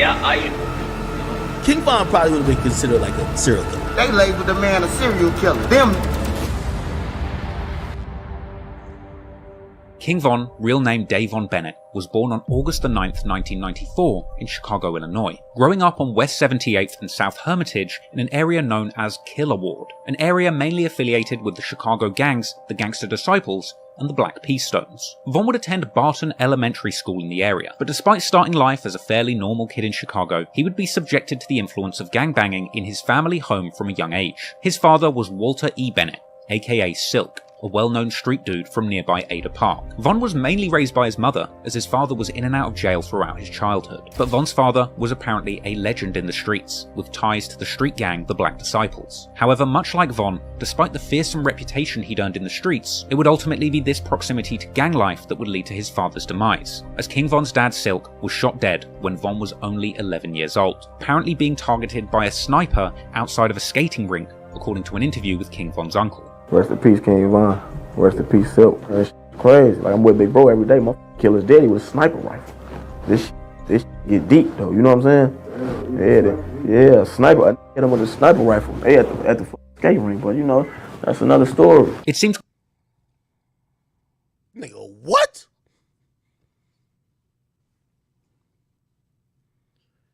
Nigga, what type of beef you gotta have to basically get a sniper rifle out? Matter of fact, I ain't gonna lie, that might be a very effective tool. If you are if you in O Block and you beefing with 63rd, if you go on top of one of them tall ass buildings and you just get a sniper rifle and aim it at your op's house, is only a block away. That might be a cheat code. But I've never heard somebody in the hood getting killed from a sniper rifle. This sounds extreme. It's clear that King Von's father Silk was remembered as a legend of the block. However, coping with the loss of his father at such a young age clearly had a negative effect on the mindset of a young King Von. He would tweet and rap in freestyles years later that he simply couldn't sleep after his father's death. Taking my daddy, I couldn't even go to sleep. And throughout his teenage years, he would post RIP tributes to his father on Twitter to commemorate his birthdays. Naturally, Von would follow in his father's footsteps, getting involved in local gang politics at a young age, with Von actually telling 16-shot visuals in his very first interview that he got involved in the streets in 4th. Yo, niggas said they killed King Von's pops like it was JFK. Nah, bro, y'all niggas is tweaking. Grade, eventually getting his hands on guns by the time he got to high school. You was out here toting pipes in 4th grade, like when you started? I probably had a BB gun or something. It wasn't that heck, like, it ain't get. I just been, you know, in the streets. There's also, I like being outside. You know, one of the little boys that like sneaking out, just being outside all day, just doing best. When the gun, all that stuff, that shit kind of played to like what? High school. Yeah, like late 8th grade or some 7th, 8th grade when. It really got to that point where you gotta hurt somebody or somebody trying to hurt you, or you gotta. Yo, they said to 8th grade. So yeah, he ain't get it. Yo, he made it seem like it took a while. Yeah, it really didn't get to that point until it was like 8th grade. Protect yourself. Von would rap on the unreleased song Wait that he jumped off the porch, getting deeply involved in gang politics in 2006 when he was just 12 years old. Von would initially be a member of a local street crew affiliated with the Gangster Disciples called Killer Ward, being seen in numerous group pictures with that crew. And affiliates from the area would later post tweets suggesting that Von was indeed putting in work for this crew during his time gangbanging in Killer Ward, with Von himself corroborating that he was close to the members in Killer Ward where he was born, but making it clear that he's always been a member of the Black Disciples due to his family affiliation. Now, Von would live around Killer Ward up to around 2008 or 9, after which he would eventually move to the infamous Parkway Gardens housing development. This housing complex is notorious for its affiliations with the Black Disciples street gang. Parkway Gardens would later be referred to by insiders as O Block, but prior to that, it was referred to as Wick City. And here, King Von would meet many of the people who would end up having a huge influence on his life and career. People famous for their affiliation to O Block, whether through the gang wars going on there, or through the music that had been made about Alright, like, no disrespect. Let's get to the killings. Like, no disrespect. But the very first murder that Von was associated with took place on April the 28th, 2012, when a group of 4 men would catch a man called King Doc, real name Marlon Monroe, shooting him as he walked into a convenience store, with Doc apparently stumbling into a patch of tall weeds after the shooting, where he would pass away and lay undiscovered for hours. Doc would eventually be found dead by his 16-year-old cousin, Modell McCambry. Doc would be remembered as an original native of St. Lawrence and Eberhart Avenues, with his affiliation to the area likely the reason that the killers from O Block would target him, despite the fact that Doc had apparently left the gang life behind him, becoming a painter to get out of the streets. Apparently hurt by the death of his cousin, Modell, that boy who discovered Doc's body, would then begin to get more involved in the gangs in the area too, beginning to hang around with people like KI and FBG Duck, as well as being seen on social media with guns. In fact, it's actually around this time that social media begins to play a bigger and bigger role in the gang war in Chicago. And during this time, King Von himself would become a prolific user of Twitter, beginning a flurry of activity on the platform after signing up in June 2012, and going on to tweet constantly about his activities in the streets, seemingly with no fear about incriminating himself.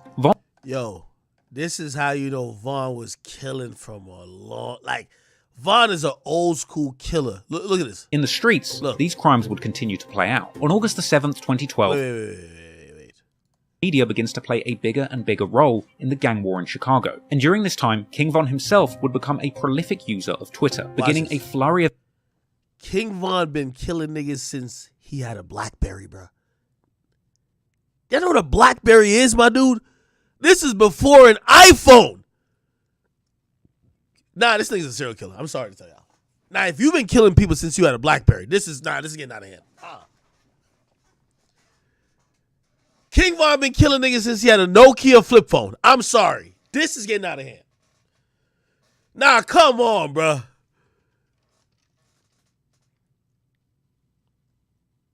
King Von been killing dudes since he had a Nextel pager.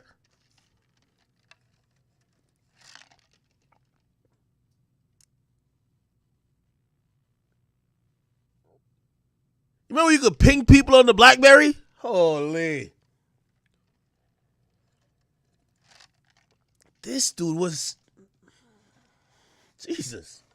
of activity on the platform after signing up in June 2012 and going on to tweet constantly about his activities in the streets, seemingly with no fear about incriminating himself. Von would openly claim to be drilling in the name of O.D. Perry. He would say that he was like Phineas and Ferb in the streets with his best friend and fellow O-Block shooter T-Roy, warning ops not to diss them, claiming to shoot people like it's nothing. He would tweet that he's been drilling from young and even wants to kill cops too. He would say outright that he will whack people. He would regularly diss numerous rival hoods and gangs, and be claiming to be paranoid due to having so many people trying to kill him. Von claimed on Twitter to get so enraged whenever he hears the name Tuca or St. Lawrence that his trigger finger just starts itching. But during this time that Von was tweeting openly about all the crimes that he was willing to do in the streets, these crimes would continue to play out. On August the 7th, 2012, Von would make a tweet saying that homicide is in the air and that it smells like a graveyard. Then, in the early hours of the morning the following day, on August the 8th, 2012, a group of guys from O-Block, rumoured to include King Von and T-Roy, would be out looking for enemies to kill. Dirty Rel, real name Terrell Joshua, an older member with affiliations to St. Lawrence, Eberhard, and Jaro City, who had actually moved out of Chicago but was back in town, would end up being shot dead and found on a sidewalk on the first block of East 56th Street in Washington Park just before 3:30 AM. However, in this case, retaliation would come fast. As the day of August 8th, 2012 goes by, that same evening, around 11:30 PM, King Von is out with his close friend White White, real name Tony Dunn. They would go to a convenience store together on East 63rd Street and South Martin Luther King Drive. Here, Von would go inside the store whilst White White waited outside. At this point, a gunman pulls up, shooting White White in the back, with a police officer on the scene even returning fire and hitting the shooter, who ultimately managed to escape. White White would be pronounced dead in the early hours of the morning on August the 9th, 2012. This date just so happened to be King Von's 18th birthday. This was a devastating incident for Von, who would tweet numerous times about the murder of his friend Whitey, including this one where he said that he had just bought Whitey a pill and gone inside the store, only coming back outside to find a crowd surrounding his shot friend and at first believing that Whitey would be okay. After this, Von would tweet messages saying that this killing is what led him to act out, and in the days following, he would be pledging to kill his enemies publicly. Von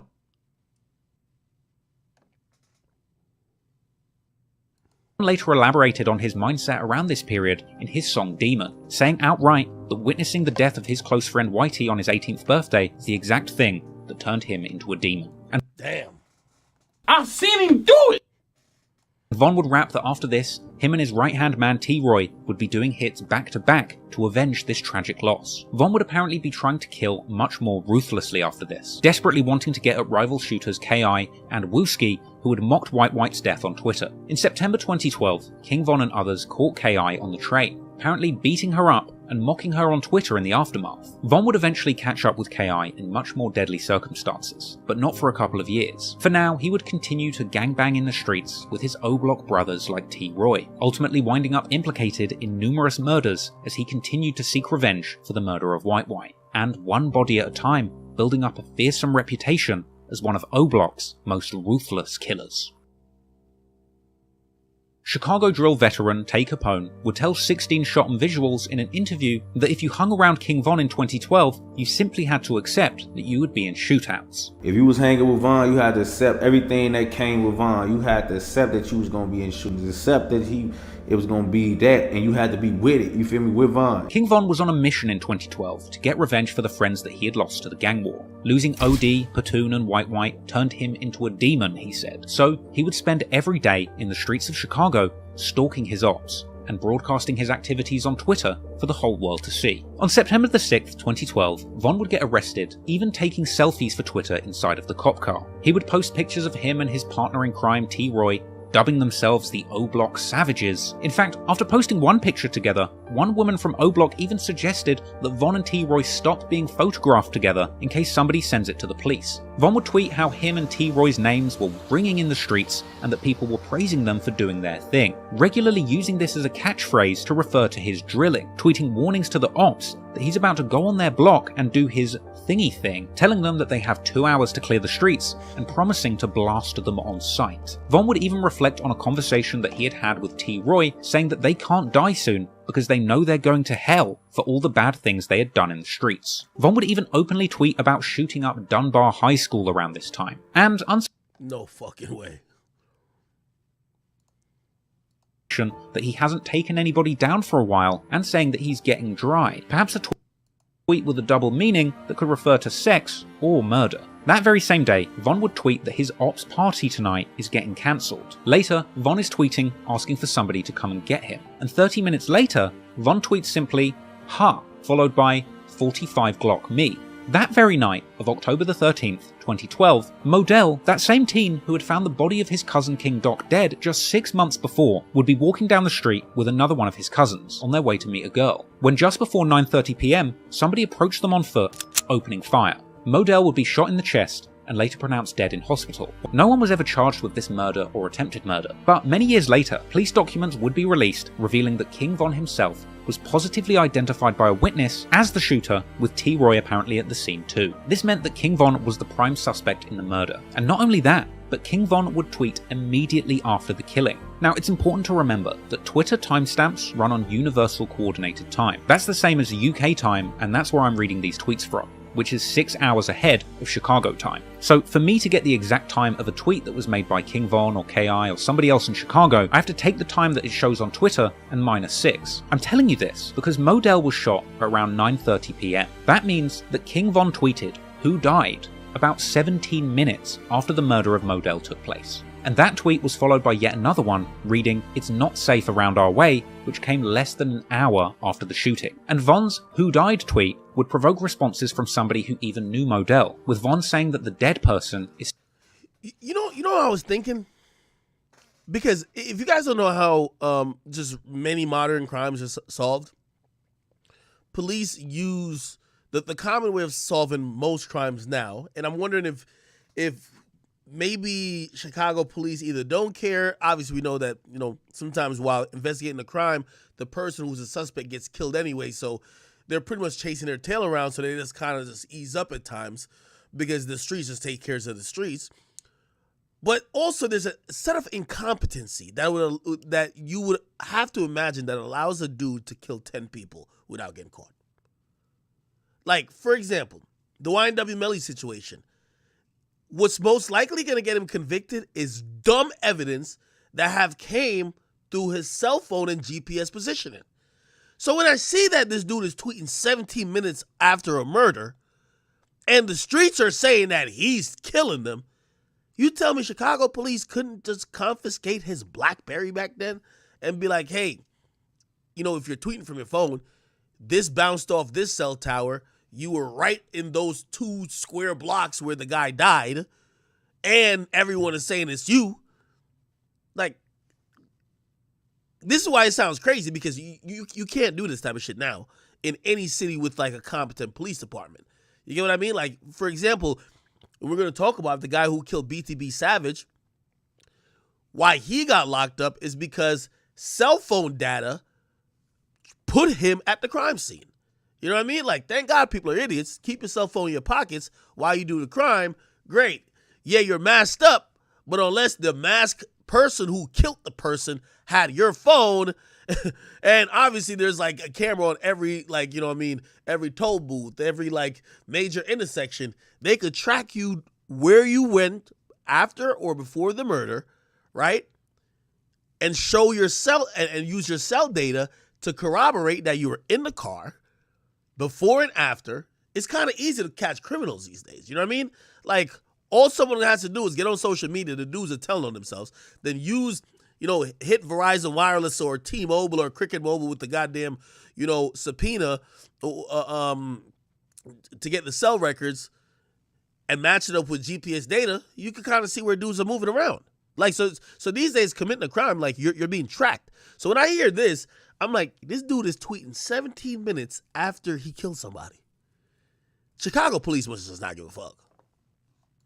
Somebody that they know. In addition to that exchange, the female shooter from Tuckerville, KI, would end up getting arrested not long after this for apparently shooting indiscriminately into O Block, hoping to kill anybody in retaliation for Modell. None of this seemed to bother King Von, however, as he clearly got a lot of satisfaction out of having seemingly killed again. The day after the murder of Modell, Von would tweet that him and T-Roy have a problem, and that they can't stop doing their thingy thing. Von would tweet that the streets are in trouble when he's coming, and he would brush off the cops' attempts to arrest him. In fact, only 2 days after the killing, he would get into an argument with a well-known Tuckerville GD known as Wooski on Twitter. Wooski had inferred that he had been out looking to catch Von that day, asking him where they were at, with Von leaving a heartless reply saying that he was getting t-shirts made for Modell's funeral. Unsurprisingly, Von would find himself on the radar of the police following the murder of Modell, getting picked up for unlawful possession of a firearm and being questioned in October 2012, with Von later tweeting that the cops grabbed him and warned him to be careful. Apparently the cops even told Von that when they question their ops, they all talk about him and T-Roy, suggesting that their names are feared in the streets. Von would even tweet after that his own mother was beginning to hear the rumours about his violent behaviour in the streets and she was trying to put him on punishment. But Von wasn't deterred, and he kept using Twitter to increase his reputation as a killer. The following month, Von would be sending unprovoked Twitter ats at Wooski asking if he knew who killed Modell, provoking responses from numerous ops who wanted to see Von dead, including Wooski and KI. And to me, this is where we see King Von really beginning to take pleasure in killing. For years to come, he would tweet mocking Modell, saying it's messed up what happened to him, and that he's a straight sucker. It's this sort of behaviour where I believe that Von crosses the line from a normal gangbanger killing to survive to a full-blown serial killer who is taking the lives of others systemically for his own personal gratification. At this point, Von has already satisfied the conditions of being a serial killer, having allegedly killed more than 3 people in different locations with large periods of time in between the killings. And his tweets express a clear tendency to take pleasure in killing and a desire to show the world what he's doing. In a way, King Von's purpose in life at this point... Yeah, imagine your mom telling you, hey, don't leave your room. You just killed 5 people. Like, okay, mom. Like, what the... Imagine pulling the killer on punishment. In time wasn't just revenge and murder for sport. It was about doing these crimes and giving the world clues about what he had done. And as the story goes on, you'll see King Von constantly hint towards his crimes on social... Somebody, so my boy Fortune Fame, he said, remember, back then, BlackBerry were used for things because they were supposedly secure. Remember, Obama's first phone as president was a BlackBerry, and it was specifically for that reason. Understandable about the phone and the data itself, but it still uses the same technology of cell towers. Now, I'm not too sure what the technology, how advanced it was in GPS triangulation. Like, I'll be watching some weird stuff on YouTube. I don't know if you guys are into these things, but it gives you a better understanding of how cops probably do their investigation now. Like, right where I'm at, right? The police could tell probably within 20 feet of where I'm at just because my phone is here, right? Now, obviously, that information, they have to like query a few places to get that information, map it out, but they could get up to 20 feet of where I'm at right now. It's like you're walking around with an air tag, right? Because what happens is like, just how you basically communicate. And by the way, when you're traveling, they could get a whole path of where you went just off of, okay, you hit this cell tower here, this, like, it's crazy. You get what I mean? Like, from what I watched this whole thing about it, they could even tell how fast you were driving. If you look at the GPS data that was analyzed in the FBG Duck murder, they knew that them dudes was speeding. They knew how, well, obviously they have the surveillance footage of the guys running downstairs to get in the car. They get in the car, and they're speeding to the Gold Coast because that's where FBG Duck was.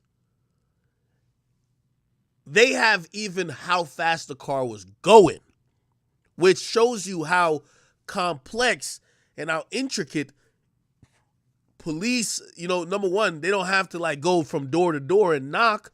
They could just use technological data from, and by the way, I think it's going to get worse with your car.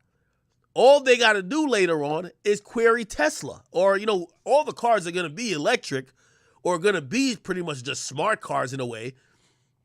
Every car has a computer, but now as we kind of move away from gasoline and we're going to more, you just plug in your car type of stuff, it's going to be more of a reliance on these cars going to be controlled by a computer that, and we're probably going to see these cases at some point. What happens when a local police or DA queries or sends a subpoena to Elon Musk saying, we need to know where this car went on this night, which completely would violate their customer's right? But we need to know because we're trying to put that customer in jail. Like, these things happen from time to time. Like back in the day, I remember everybody was like, they were fucking with, I believe, there was one like mail program. You have Gmail, this and third. I think Hotmail or something like that. Like, essentially, one of them stood up to the government saying, we're not going to give you access to our customers' emails, even if you subpoena it, because we tell our customer they have a right to privacy. That also happened with social media too, because essentially now what happens if they go to Facebook and Instagram and they say, we want your DMs or we want whatever you sent in vanish mode, there has to be a record kept, right? And they could get that. By the way, look at the Taxstone case. They got it from Telegram. So Telegram or whatever company owns it gave up the conversation, including some, I've never used Telegram, voice recordings by Taxstone. So again, There's been, at times in history, certain companies that put up a fight to say, nah, we not about to give up this data. But at this point, nobody wants to really go against the U.S. government, go against the police. The FBI is constantly using this information. And it just makes solving crime pretty easy because motherfuckers love their phone. Somebody says Apple. I think Apple had said they wouldn't So there was a phone that potentially had evidence in it. And by the way, Apple has not cooperated. Apple went to not war, because they didn't care about the particular person, they care about the theory. That's when Apple had they had almost like protected codes and whatever, because the Apple iOS software or OS X, if you're thinking about computers, were completely different from Windows, which was more open source. So you could hack your Windows computer to do all type of stuff. With Apple, remember, the reason why they never got viruses, or some people believed, was because their shit was more on lockdown. They didn't allow people to manipulate their software as much, or their operating system. And when the government was trying to get into some of their phones, they just weren't with it. And it's not because they were protecting the person, even though it looked like it. So on the customer face, we're like, oh shit, Apple's protecting us. They really didn't even fuck about the customer. They're just saying, we're not going to be here just like opening up our phones to anybody, right? Because shit, we got this new wave that we're trying to take over the world. And by the way, I think Apple did take over the world. I think there's probably more. Have they? I probably have to do a Google search on that. I think there's more Apple products now than, if we had all Microsoft products, if you ask me. Anyway, Apple stood up to them. And then you know what happened in return?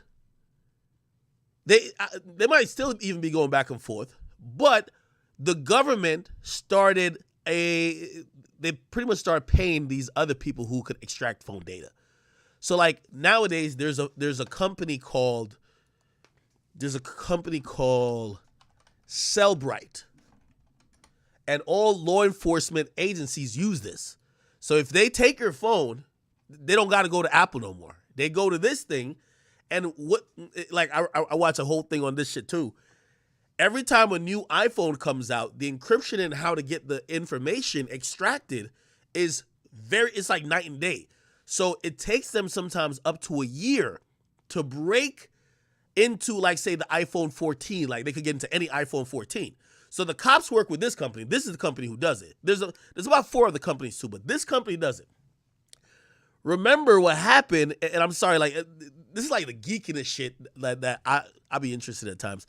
Remember when Young Thug phone got taken in 2015? Remember, Apple wasn't going to open it for them. They want to get into Young Thug's phone. Young Thug had the latest phone, and the police couldn't get into it. What ended up happening, this company, Cellbrite, came back a year later saying, hey, we could now access this phone. What happened, though, Young Thug's lawyer already put in a motion to get the evidence turned back over. They had requested that the evidence turn back over, back to Young Thug, which means technically there should be no more searches on the phone. They got into the phone a year later, and then they found shit trying to use. And later on, which recently last year, the judge in this new case, in this YSL case, is saying, yo, y'all can't use that stuff. Because the time periods you had to go through the phone, y'all claim y'all couldn't get in there. And it's when they use a search warrant, it's not based on if they could get in there or not. The search warrant says for them to confiscate the phone and search it, but it doesn't say you have to let them in. So he didn't have to give them the passcode or anything like that. They got to get in. And they couldn't get in during the time that they should have had the phone, and they should have returned the phone, then they got in later. So that's one of the little loopholes I realized. Anyway, my bad. I go my little nerdy type of, I like watching shit like that. Social media, in his music, and even on television. But now the pattern had emerged, and Von clearly had a thirst for blood. He was becoming a talented shooter and not facing any consequences for these crimes. And so, in the coming months, Von would be rumoured to have been connected to at least 3 more murders, with the police only catching up to him when it was too late. In late 2012, Von was earning a reputation as a feared shooter in the Chicago gang wars, something he would be more than happy to broadcast to the world. Von would be seen in clips posted to social media, sliding in cars with his partner in crime T-Roy and others, throwing up gang signs and saying that they're smoking Tuka. Yeah. Let me see. Yeah. Look. One Shardell. Zico. Both of the Shardells. And he'd be seen with his boys mobbing deep in trap houses. What's up? You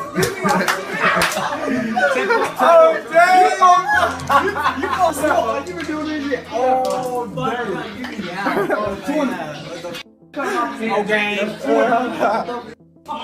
And Von would even broadcast his activities rolling with the gang to the local store. Von was surprisingly open about his gangbanging life on social media, and he would be particularly active on Twitter during these violent months. He would tweet openly that he was planning to shoot at random people in traffic. He would tweet that he is STLK, or a St. Lawrence Killer, and interestingly, around these times, on the 18th of October 2012, O-Block native Chief Keef would release his hit song Love So-So, a legendary Chicago drill anthem with lyrics about killing people for disrespecting O-Block. At this point in 2012, Chief Keef had become a global rap star off the back of his single I Don't Like, which was given an all-star remix. Alright, we're gonna skip through this a little bit more.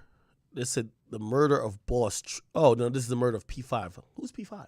By Kanye West, and ended up landing at number 73 on the Billboard charts. That song had lyrics about the gang wars in Chicago and lives being lost, and Chief Keef's music was become for. On October the 30th, Von would tweet that it's his main man T-Roy's birthday, and later that day, Von tweeted that he was drilling like OD. At 8:45 AM, Von tweeted, "Check the stats," a reference to who has the most bodies in the ongoing gang war. According to the police, less than 30 minutes after this tweet was made, at around 9:13 AM, P5, aka Crack, real name Derek Johnson, would be shot multiple times in the 6200 block of South Eberhart Avenue. The 23-year-old was rushed to the hospital, but pronounced dead at 9:54 AM. The incident report would record the time of the shooting as 9:13 AM in the Chicago time zone, which on Twitter for me would display as 3:13 PM. That means that just 3 minutes before the recorded time of the shooting, Von tweeted, "Laughing my ass off." Then at 9:13, the time that the police estimated the shooting took place, Von tweets, "His 45 makes his ass do 40 flips." And then, only a few hours after this early morning murder, just after noon,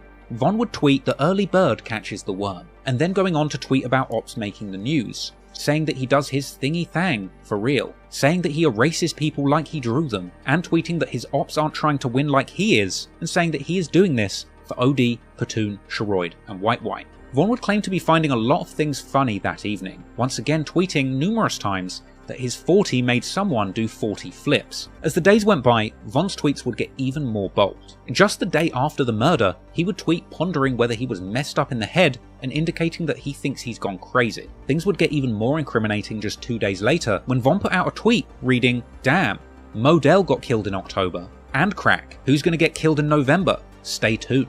And he would tweet RIP Crack and Modell, as well as tweeting asking when the funeral is. Von would even reply to KI and Wooski, who tweeted each other about going to a funeral, with Von saying that he was on his way too, and even offering them a ride. Von also tweeted at Wooski asking if he knows who made Modell World or Crack Crew, another reference to crews renaming themselves after a fallen member who's passed away. Now at this point, Von is establishing a clear pattern, getting the location of his targets, shooting them dead, and then celebrating publicly on Twitter. And within only a few weeks of the P5 incident, yet another high-profile murder would take place, with Von's involvement having been debatable, but his Twitter account telling a very different story. In November 2012, King Von would be tweeting openly about killing. He'd say that he was the go-to guy for hits in his area. He'd also say that he was the captain of the drill team, tweeting about murder and homicide, saying that he's a hitter by himself, and that the whole of O-Block are coming for their ops. He would even tweet that he was sacrificing people, as well as bizarre tweets about how much he liked cereal, something that I personally believe was a coded message indicating that Von was beginning to see himself as a serial killer, something that he would continue to do throughout his career. From here, Von would continue. No way.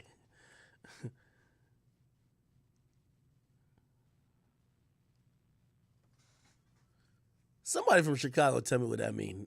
Or maybe he really just likes cereal. He kept saying early bird gets the worm. Maybe my boy was getting a, you know what I mean? He was eating his Wheaties. before you got out there and start clapping people, man. Little Frosted Flakes, Honey Nut Cheerios. What's the problem?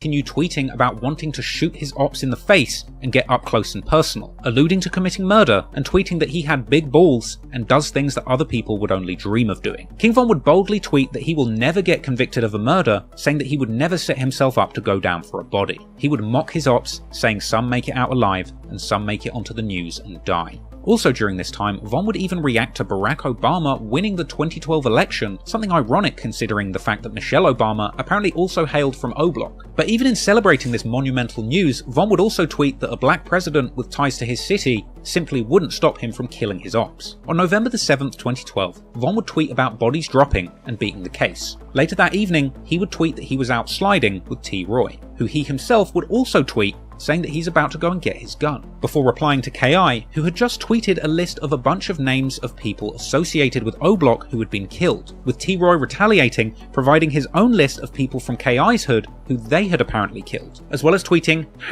#bang just after midnight. Then, the following morning, the news would report on the shooting of a 17-year-old by the name of Rodney Stewart, aka Boss Trell. Boss Trell had been found with a gunshot wound to the head around 6:50 AM and was immediately rushed to hospital. And he would even remain alive for several hours, during which time he was visited by friends from the neighbourhood like FBG Cash. But while Boss Trell was in the hospital fighting for his life, Von and T. Roy would be tweeting. T. Roy tweeted "man down" only hours after the body was discovered, with Von tweeting #thestruggle, prompting T. Roy to infer that Von was behaving like the police. Von would follow up on this tweet, saying that people aren't dying on time, and T. Roy would also tweet mockingly, saying "no, Trell, stay alive." Then, in since deleted tweets, allegedly by King Von, he would suggest that he had actually spent the day trying to get KI on the phone. However, Boss Trell would be pronounced dead that night at 11:30 PM on the 8th of November 2012, and the following day, King Von would take to Twitter once again to mock Boss Trell and his ops. He would tweet that STL doesn't stand for St. Lawrence, but instead for steady taking L's. Another tweet would drop, with King Von telling people, "Don't worry about who killed who, just be glad that you didn't get killed and shut up." This was followed by another tweet aimed at Boss Trell, saying "lol, you ain't a boss to me." Many theories suggested that T. Roy and Von, and possibly others, were involved in this murder. Some have said that it was T. Roy, others have said that it's Von, or potentially even the two of them together. But it is worth mentioning that there's an alternative theory that Boss Trell was actually murdered by someone completely unrelated to this feud, who was apparently trying to retrieve a gun that had been taken from him. But regardless of who was responsible, Von and T. Roy were certainly happy to see Boss Trell gone, and they would continue to tweet boldly about it publicly. Their ops on Twitter would warn T. Roy over the disrespect, but for King Von, tweeting about the murders going on in the streets was a must. Von would post saying that the ops are dying frequently and that he doesn't plan on slowing down. He would say that he will kill an op anywhere, and once again reference cereal, saying that he eats cereal after shooting people, another hint in the ongoing joke that Von is indeed becoming a serial killer. Von would even mock the ops for having funerals. He simply didn't care what anybody thought. It seemed that Von was hellbent on killing his enemies, and he would be hellbent on tweeting every single time something negative occurred in the streets. However, Von's days would be numbered, and following the next hit that he was implicated in, he would tweet once again, perhaps a little too recklessly this time, finding himself behind bars for over a year.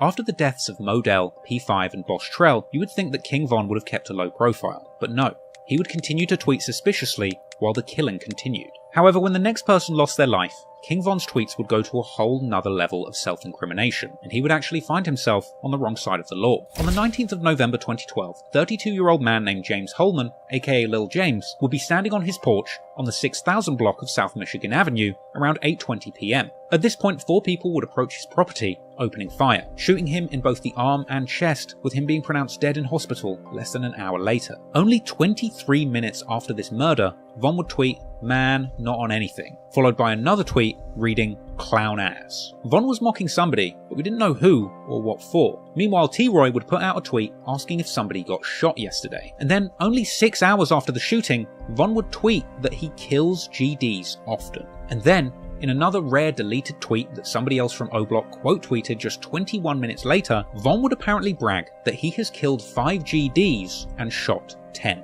With a later news article even confirming that James Holman, the man who was killed most recently, was indeed a gangster disciple. Furthermore, a police report on the Lil James murder would describe the shooter's height and build, which apparently matched Von's description. Now, Von tweeting that he had killed 5 GDs after the death of Lil James is particularly interesting, because there's always been a lot of speculation on exactly how many people Von had killed and who specifically he was responsible for killing. And at this point in time, Von had been associated with 6 murders in total. So, if Von himself is apparently confessing that he has killed 5 people at this point, then it's likely that just one of these murders he had nothing to do with. From here, Von would continue to tweet throughout the day, saying things like, "Dissing him will get your people killed." Hey, I'm gonna speed the video up a little bit. Tell me if it's too fast. I went to 1.25. Let me see. And another asking openly who made Crack Block, another reference to the murder of Crack, or P5. Unsurprisingly, the authorities would catch up with Von just 3 days after the murder of Lil James. Perhaps they'd read his tweets. Von's capture would be confirmed by a tweet from his sister from his own Twitter account saying that he would be in jail for Thanksgiving, with Von's charges later being revealed as unlawful possession of a firearm. Numerous mugshots of Von would later circulate online, and Von would end up in jail for over a year, for a period spanning from November 2012 to February 2014. And in the meantime, his mother, sister, and friends would all tweet from his Twitter account calling for Von's freedom and keeping his name alive. However, Von's sister would also tweet that Von told her that when he gets out of jail, he's just planning on killing more people. And ultimately, none of the more serious charges would even stick to Von, and he would eventually end up being released back onto the streets of O-Block, where he would, as expected, immediately get back to doing what he loved, drilling, and then tweeting about it.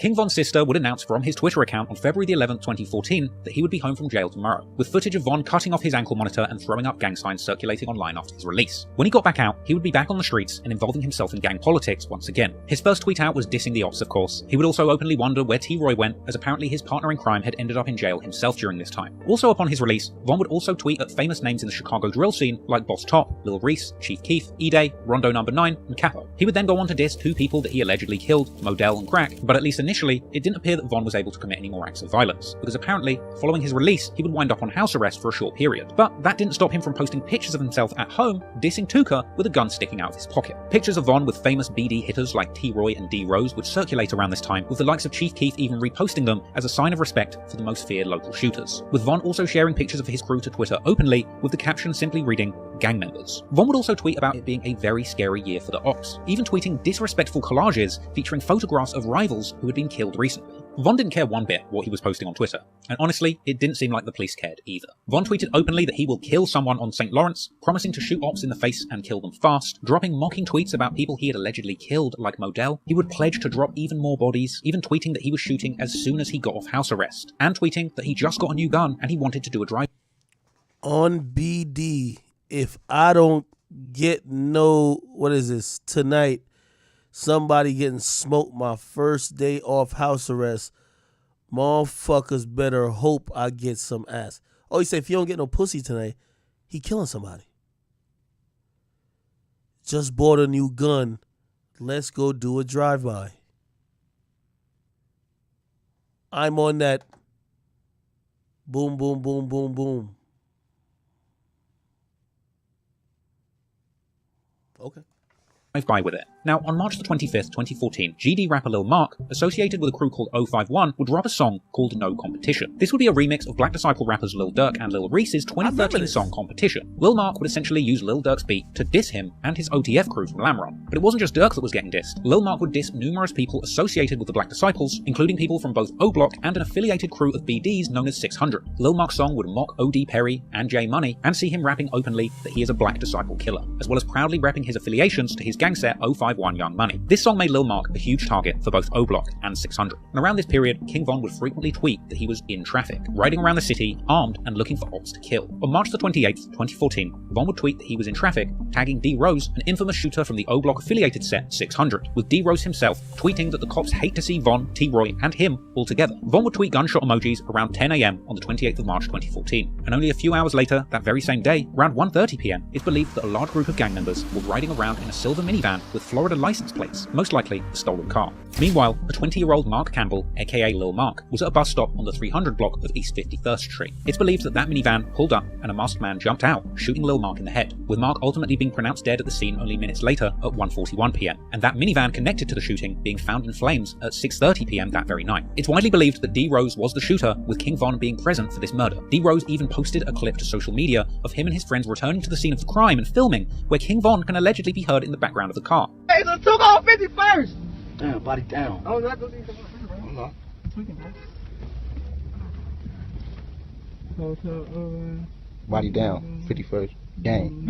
D Rose would tweet, "Call 'em, never heard of 'em," with a laughing face just 36 minutes after the killing. King Von would tweet, just 42 minutes after the shooting, "Die why," with a bunch of laughing faces, with this being a sign of disrespect to Lil Mark's gang 051 Young Money. That tweet was then followed by Von saying 051 better keep their head up with a bunch of laughing emojis. Then he says he lives for this, F the ops. And just in case there was any doubt about King Von being present for that murder, he would also reply to somebody on Twitter discussing Lil Mark, saying outright he just saw the murder, with King Von going on to tweet at other O Block affiliates that they would be celebrating that night. Von was speaking so recklessly on Twitter, his sister would even tell him to go in the house, with a defiant Von replying to her with gunshot and demon emojis, then tweeting that Lil Mark's death was getting him attention from women, even going as far to say that Lil Mark's pregnant girlfriend might have cheated on him. Followed by another tweet a few days later where Von claimed that he leaves people dead at the bus stop just like Tuka, a tweet that's even more disrespectful when you learn that Lil Mark was actually Tuka's older brother. D Rose would also tweet the day after the murder saying you ain't gotta ask who shot him, indicating that he was indeed the shooter of Lil Mark, as well as proudly saying that he was smoking on Marco. But Von and D Rose weren't the only ones celebrating the death of Lil Mark, because Lil Durk, the original subject of Lil Mark's diss song No Competition, released just 3 days before he was killed, would end up making a trip to the very bus stop where Mark was gunned down, with Durk telling his followers that this was a very special place. Hey, this bus stop right here, though, this a real famous place, you hear me?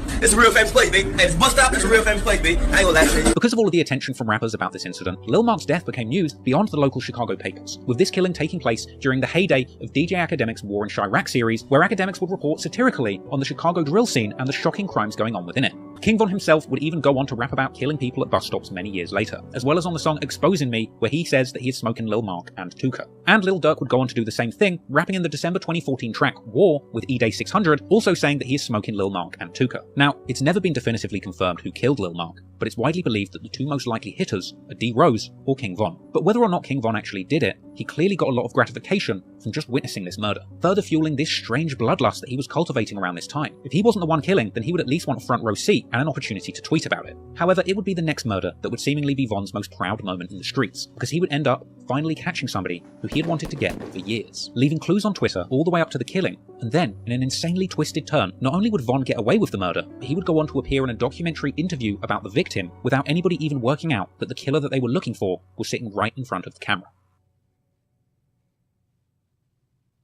17-year-old gangster disciple Jakira Barnes, aka K.I., was a legendary figure in Chicago gang history, with the Chicago Sun-Times describing her in a prominent feature as a prolific female assassin in the Chicago gang war. K.I. has been described as the real-life Snoop from The Wire, a reference to the masculine female killer from HBO's crime drama. K.I. herself had been close with Tuka growing up, and her rumoured involvement in the killing of O.D. Perry in retaliation would make her feud with O-Block deeply personal. No doubt King Von was obsessed with K.I. Von and K.I. would have extensive back and forths on Twitter, with it being unclear whether he was trying to date her or kill her. Their first interaction occurred on September the 25th, 2012, when Von would tweet claiming to have beaten up an op girl on the train, with K.I. replying to this saying their arm, ear and face were injured, but she's not bothered because her gun will put a hole in her ops faces, with the tweet the following day indicating that she had perhaps shot at Von or somebody that he knows. They would go on to have a back and forth, with Von asking K.I. if she's a gangster or a bitch, with K.I. indicating that she is indeed a real gangster. Von would go on to reply to her posts shouting out her gang, asking her why he never sees her when he spins the block, with K.I. replying that Von can die just like White White, with Von saying she better kill him because he will kill her and she doesn't have the good aim like he does. That same day, K.I. would tell her followers to retweet if they think she looks good. King Von retweeted it. K.I. would tweet saying that she'd beaten up someone from O-Block and that they should go and tell Von that she is tough. This would prompt a reply from Von, where he would say he can tell that she's tough and jokingly asking her if she's looking for a boyfriend, as well as expressing doubt that she had even beat up his friend, with her replying saying she'd caught an O-Block member on the train who had denied being from there when beaten up, with King Von's sister chiming in claiming to have been there too, and K.I. saying that her victim didn't even punch her back. All this provoked a sarcastic reply from Von, where he said that he thinks he was falling in love with this fighting female. Von would later post tweets where he said that he's going to treat her right if she becomes his wifey, and later beginning to regularly refer to her as wifey. When K.I. replied to Von, Von would say that he has her on his mind a lot and that he misses her, even telling his sister that he wanted to marry K.I. Now, many years later, somebody on 4chan would claim to have hacked K.I.'s private DMs on Twitter, and revealing that around this time, Von had DM'd K.I.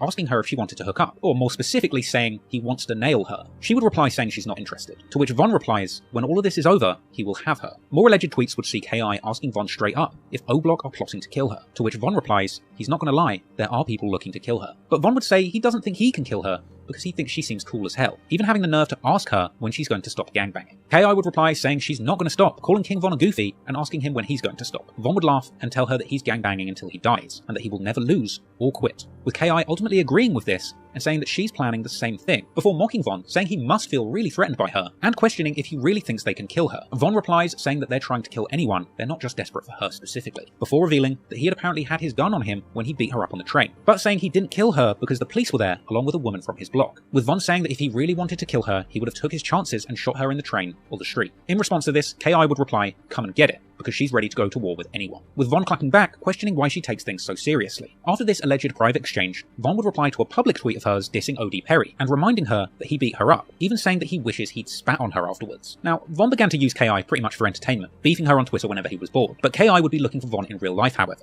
Von would tweet that he has his ops scared at the corner store, and K.I. would reply saying that she's on the way looking for him, also tweeting asking where he is, with Von replying sarcastically telling her to be safe in the streets. More alleged leaked DMs between K.I. and Von would emerge, with K.I. asking Von where he was, with the two of them seemingly arranging a shootout, with K.I. even asking if T-Roy can come too. K.I. later claimed to have walked through O-Block and not seen a soul, with Von saying that they're too busy to have a shootout right now. Von would later allegedly DM K.I., telling her to call him when she's ready to put a dress on and let her hair down. They'd keep going back and forth on Twitter publicly, building up this insane public history. K.I. tweeted that she was going to the store, and Von would warn her not to. Von would tweet reminding her that he had beaten her up on the train, with her saying that he's been hiding ever since. Von would clap back, asking when she's coming back to his block for a date, and K.I. would then remind Von of all the times that people from her side had beaten him up. Other O-Block members would tweet their intentions to kill K.I. too, and she would tweet that she wants to see King Von face to face, and Von would reply, she really doesn't. One tweet would see Von say that he'd spent all day trying to get K.I. on the phone, and that her voice sounded sexy. Even after Von went to jail in 2013, Von's sister would tweet at K.I. saying that Von had asked her to go and visit him in jail, with Von's sister later suggesting that she had even had a fistfight with K.I.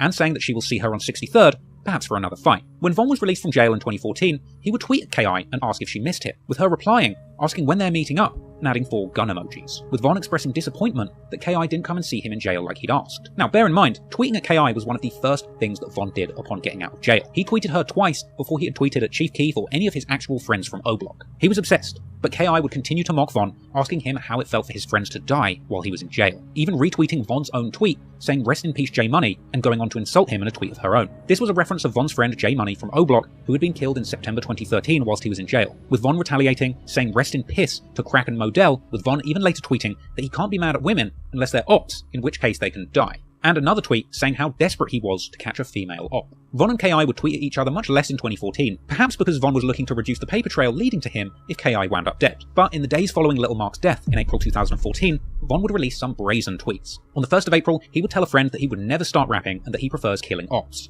and tweeting that he had bodies on his gun. On the 6th of April, K.I. would tweet saying, people won't get the picture until you put them in the frame, along with a gun emoji. That same day, Von would tweet saying if you're not where I'm from, you will get killed. That was followed the next day by Von tweeting that he was always looking for a woman and he can't find her, and saying he will stop looking and let her look for him. He would then go on to tweet on the 10th of April that there's some women he would do anything for, telling her to just hit his line. That would be followed by another tweet saying if a girl leaves him, then she's leaving the best, with it unclear if he's talking about her leaving him or her leaving this earth. That was followed by more tweets, where Von would say if a girl is with the ops, then she's getting shot, and that he's not playing with op girls this summer, and they should watch out. In the early hours of the next morning, K.I. would make the ominous tweet, in the end, we die, as well as tweeting her apparent location just off 63rd. Later that afternoon, K.I. would be standing on a nearby porch in the 6400 block of South Eberhart Avenue, only a 3-minute walk towards O-Block from the location that she had tweeted she was at earlier that day. And that was the day that King Von would allegedly find that woman that he had been looking for all this time, as K.I. would indeed be gunned down on April the 11th, 2014. The murder report on K.I.'s death would feature a witness describing the shooter, who hopped out of a car, catching K.I. and another man who were about to shoot dice. They would run into a gangway, but the shooter kept firing, apparently even shouting, yeah, bitch-ass N-words, as he fired the handgun at K.I. multiple times. She would be shot 9 times and declared dead just 2 hours later. For Chantel Brown, the statistics are more than just numbers. Within 12 short hours across Chicago, 14 people were wounded, 2 people killed, one of them being Brown's oldest child. I'm just going to miss her presence. She was a very, very beautiful, well-known, lovely girl. 17-year-old Jakira Barnes loved basketball, her friends, and being with family. It's still under investigation what exactly happened Friday afternoon in the 6400 block of South Eberhart, but neighbors say Barnes and a friend were walking along the sidewalk when a gunman started firing. When the bullet hit her, it was so powerful, she fell on the step. Residents who do not want to be identified say Barnes fought to live, but had been shot at least 9 times. In the jaw, in the neck, and in the chest, and in the leg.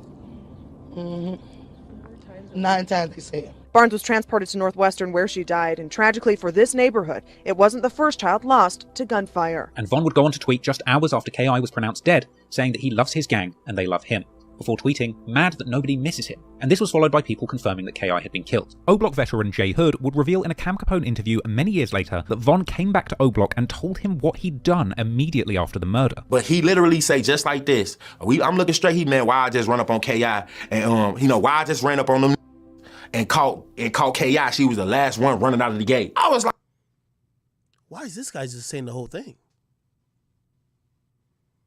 Ain't he the guy that was talking about Melly too? This guy's giving it up. What's up with him? Is he on his TYMB Faye vibe?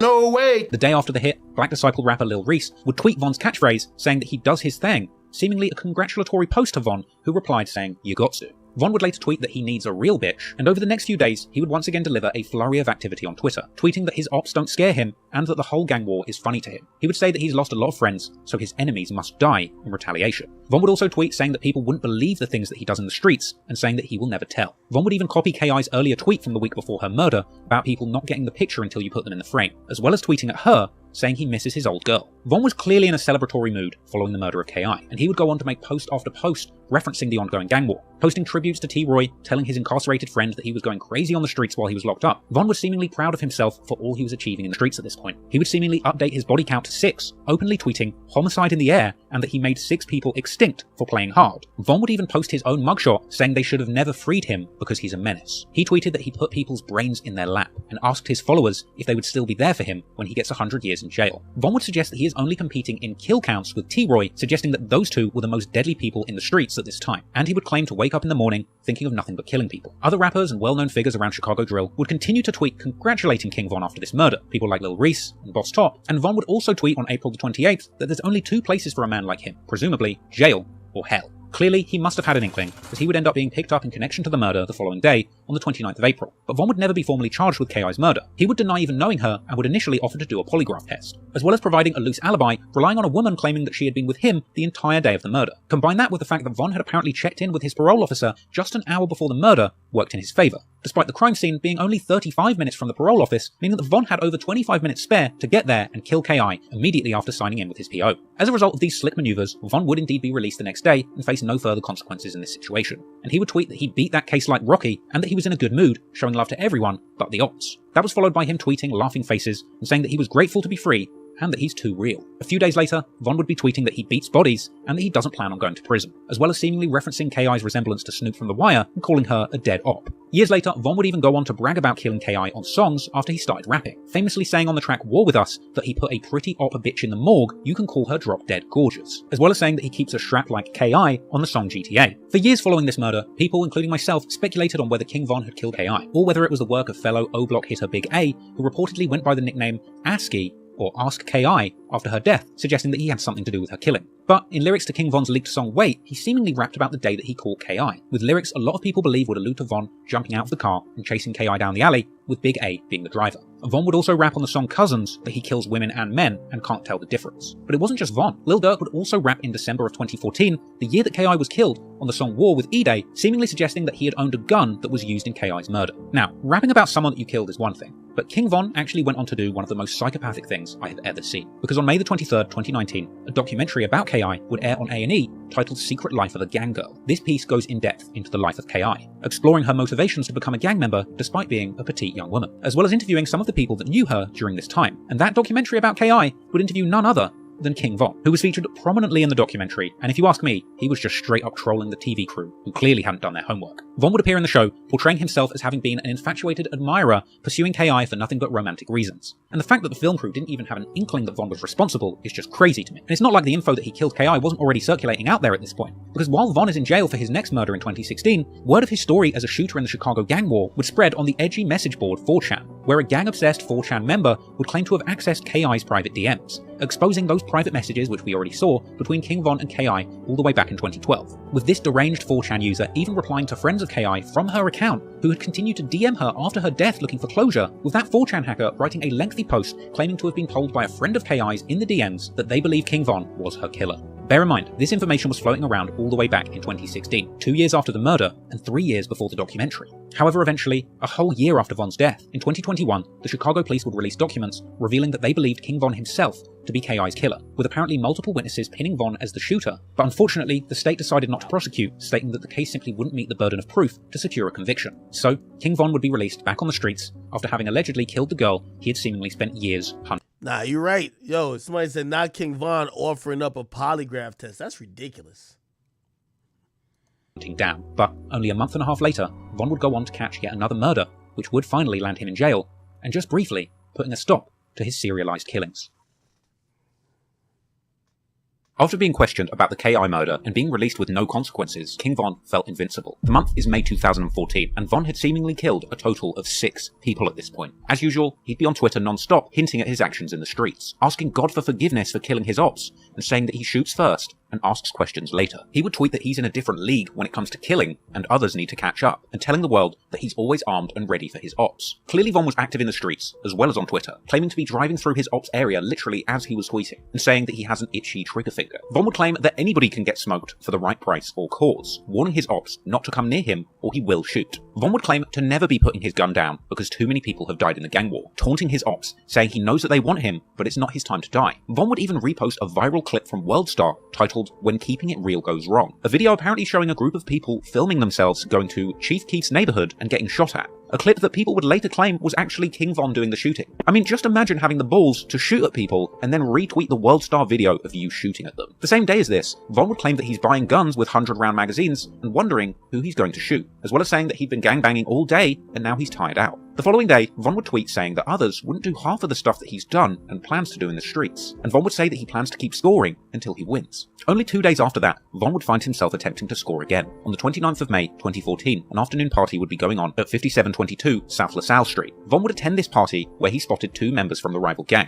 At this point, the mother of the person whose birthday party it was apparently told Von not to start trouble in her house, with Von saying that he wouldn't and leaving. Von would leave the party and go and get a friend, Big Mike, apparently telling another person who was still at the party on the phone that he was coming back and that they should take the children inside. Von and Big Mike would return to that party, parking down the street and approaching a group of 3 men outside the house, opening fire. 3 of those men would be hit by gunshots, whilst Von chased them, allegedly yelling, "Why are you running?" And when the shooting stopped, a 19-year-old man by the name of Malcolm Stuckey would be declared dead with a gunshot wound to the head. The Chicago police would respond to the shooting at 6:10 p.m, arriving on the scene where police were pictured securing the location around Malcolm's body. Apparently Von was really trying to kill 2 rival gang members that he saw at the party, ultimately hitting 3 people for only killing Malcolm, who allegedly wasn't the intended target or even involved in the gang war. Perhaps this is why we never hear King Von in his career disrespecting or saying that he's smoking Malcolm like he did to many of the other people that he was rumoured to have killed. But there would still be hints at his involvement, because while Malcolm had been laying in the street with a bullet in his head for several hours, only 12 minutes before he'd officially be pronounced dead, Von would tweet saying that he has some issues, but he cannot tell a soul about them. Meanwhile, Boss Top from O Block would tweet that Von is the guy who sits people down if they run up. Now, it would take nearly 2 months for the authorities to connect Von to this murder, and during this time, he would continue to be prolific posting on Twitter. He would tweet that he was on the block with his gun in the early hours of the morning, just the day after the murder of Malcolm, and tweeting that all of the things that people are hearing about are him.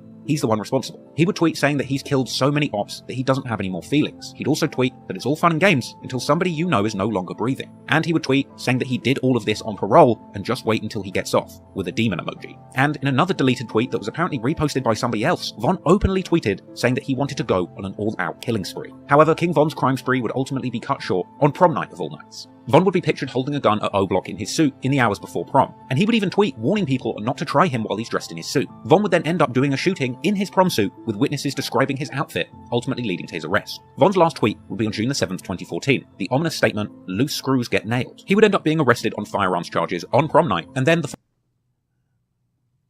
Von was shooting shit up on... First, I didn't even know Von went to prom. Nah, this is a sick guy, man. Prom night, all you could think about is pussy. It's all about, damn, like everybody popping out. Like in high school, that's when you know even the girls who ain't really give it up all year, like they know, yo, school about to be over, everybody about to go to college. Yo, just give it up because you ain't gonna see these people again type shit. You feel me? So, a lot, god damn. following month on the 20th. Somebody say he rapped about this? No way. 22nd of July 2014, Von's accomplice in the murder of Malcolm Stuckey, Big Mike, ended up getting charged with murder and being taken in for questioning by the police. Then, 2 days later, on July the 24th, 2014, King Von, already in jail, would be charged with 1 count of first-degree murder for the killing of Malcolm Stuckey and 2 counts of attempted murder for the other 2 people shot in that incident. Von's arrest for this crime would attract significant media coverage, and he would remain in jail awaiting trial from June 2014 to December 2017. And during that time, his people would tweet from his Twitter account saying that they missed him, asking for visitors to come see him on his birthday, and posting clips and pictures of him in jail during his visits.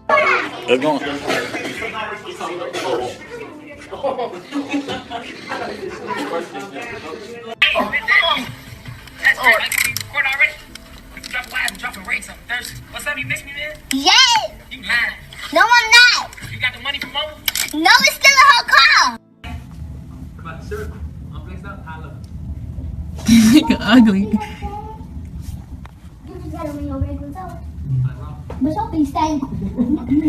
But while Von was in jail, he would raise hell, apparently helping to start a huge fire on the wing in April 2017. He would constantly get into fights with his ops, apparently never turning down confrontations. That's why I can say Von had over 20 fights in that. He was.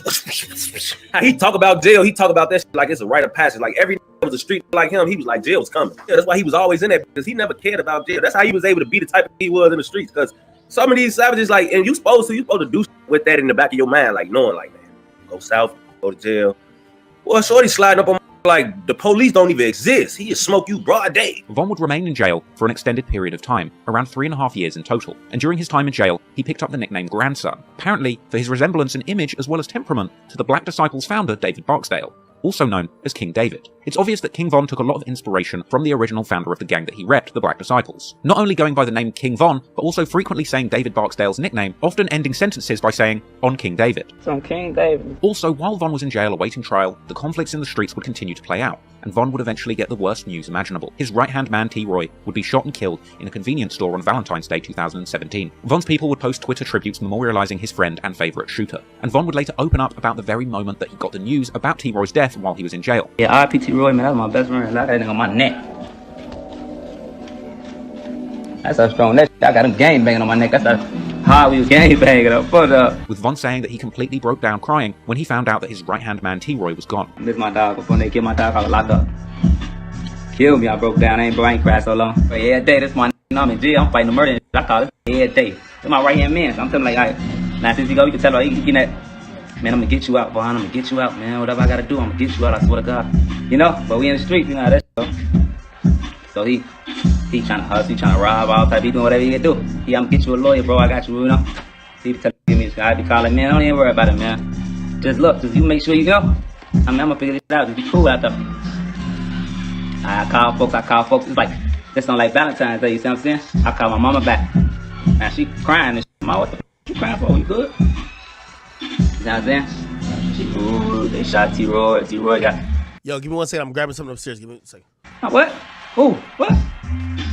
Look at the phone. You know how that so you in jail, you can throw it on. What? Now we calling. No matter what's going on. He got hit once. Some shit. I'm damn. What the f going on out there? I'm T-Roy. Got shot. Look, this is the thing. Y'all don't know T-Roy. Y'all gotta leave our history of T-Roy. Y'all don't know. T-Roy got to go further. That's T-Roy. That's T-Roy. Oh, you know what I'm saying? Y'all don't know T-Roy like I know T-Roy. You know what I'm saying? So now here he gets shot on.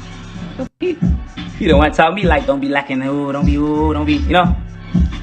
He was on me. He used to be on each other. You know what I'm saying? Cause me and him, we back to back with my boy. You know what I'm saying? Supposed to got shot. I said, hold on.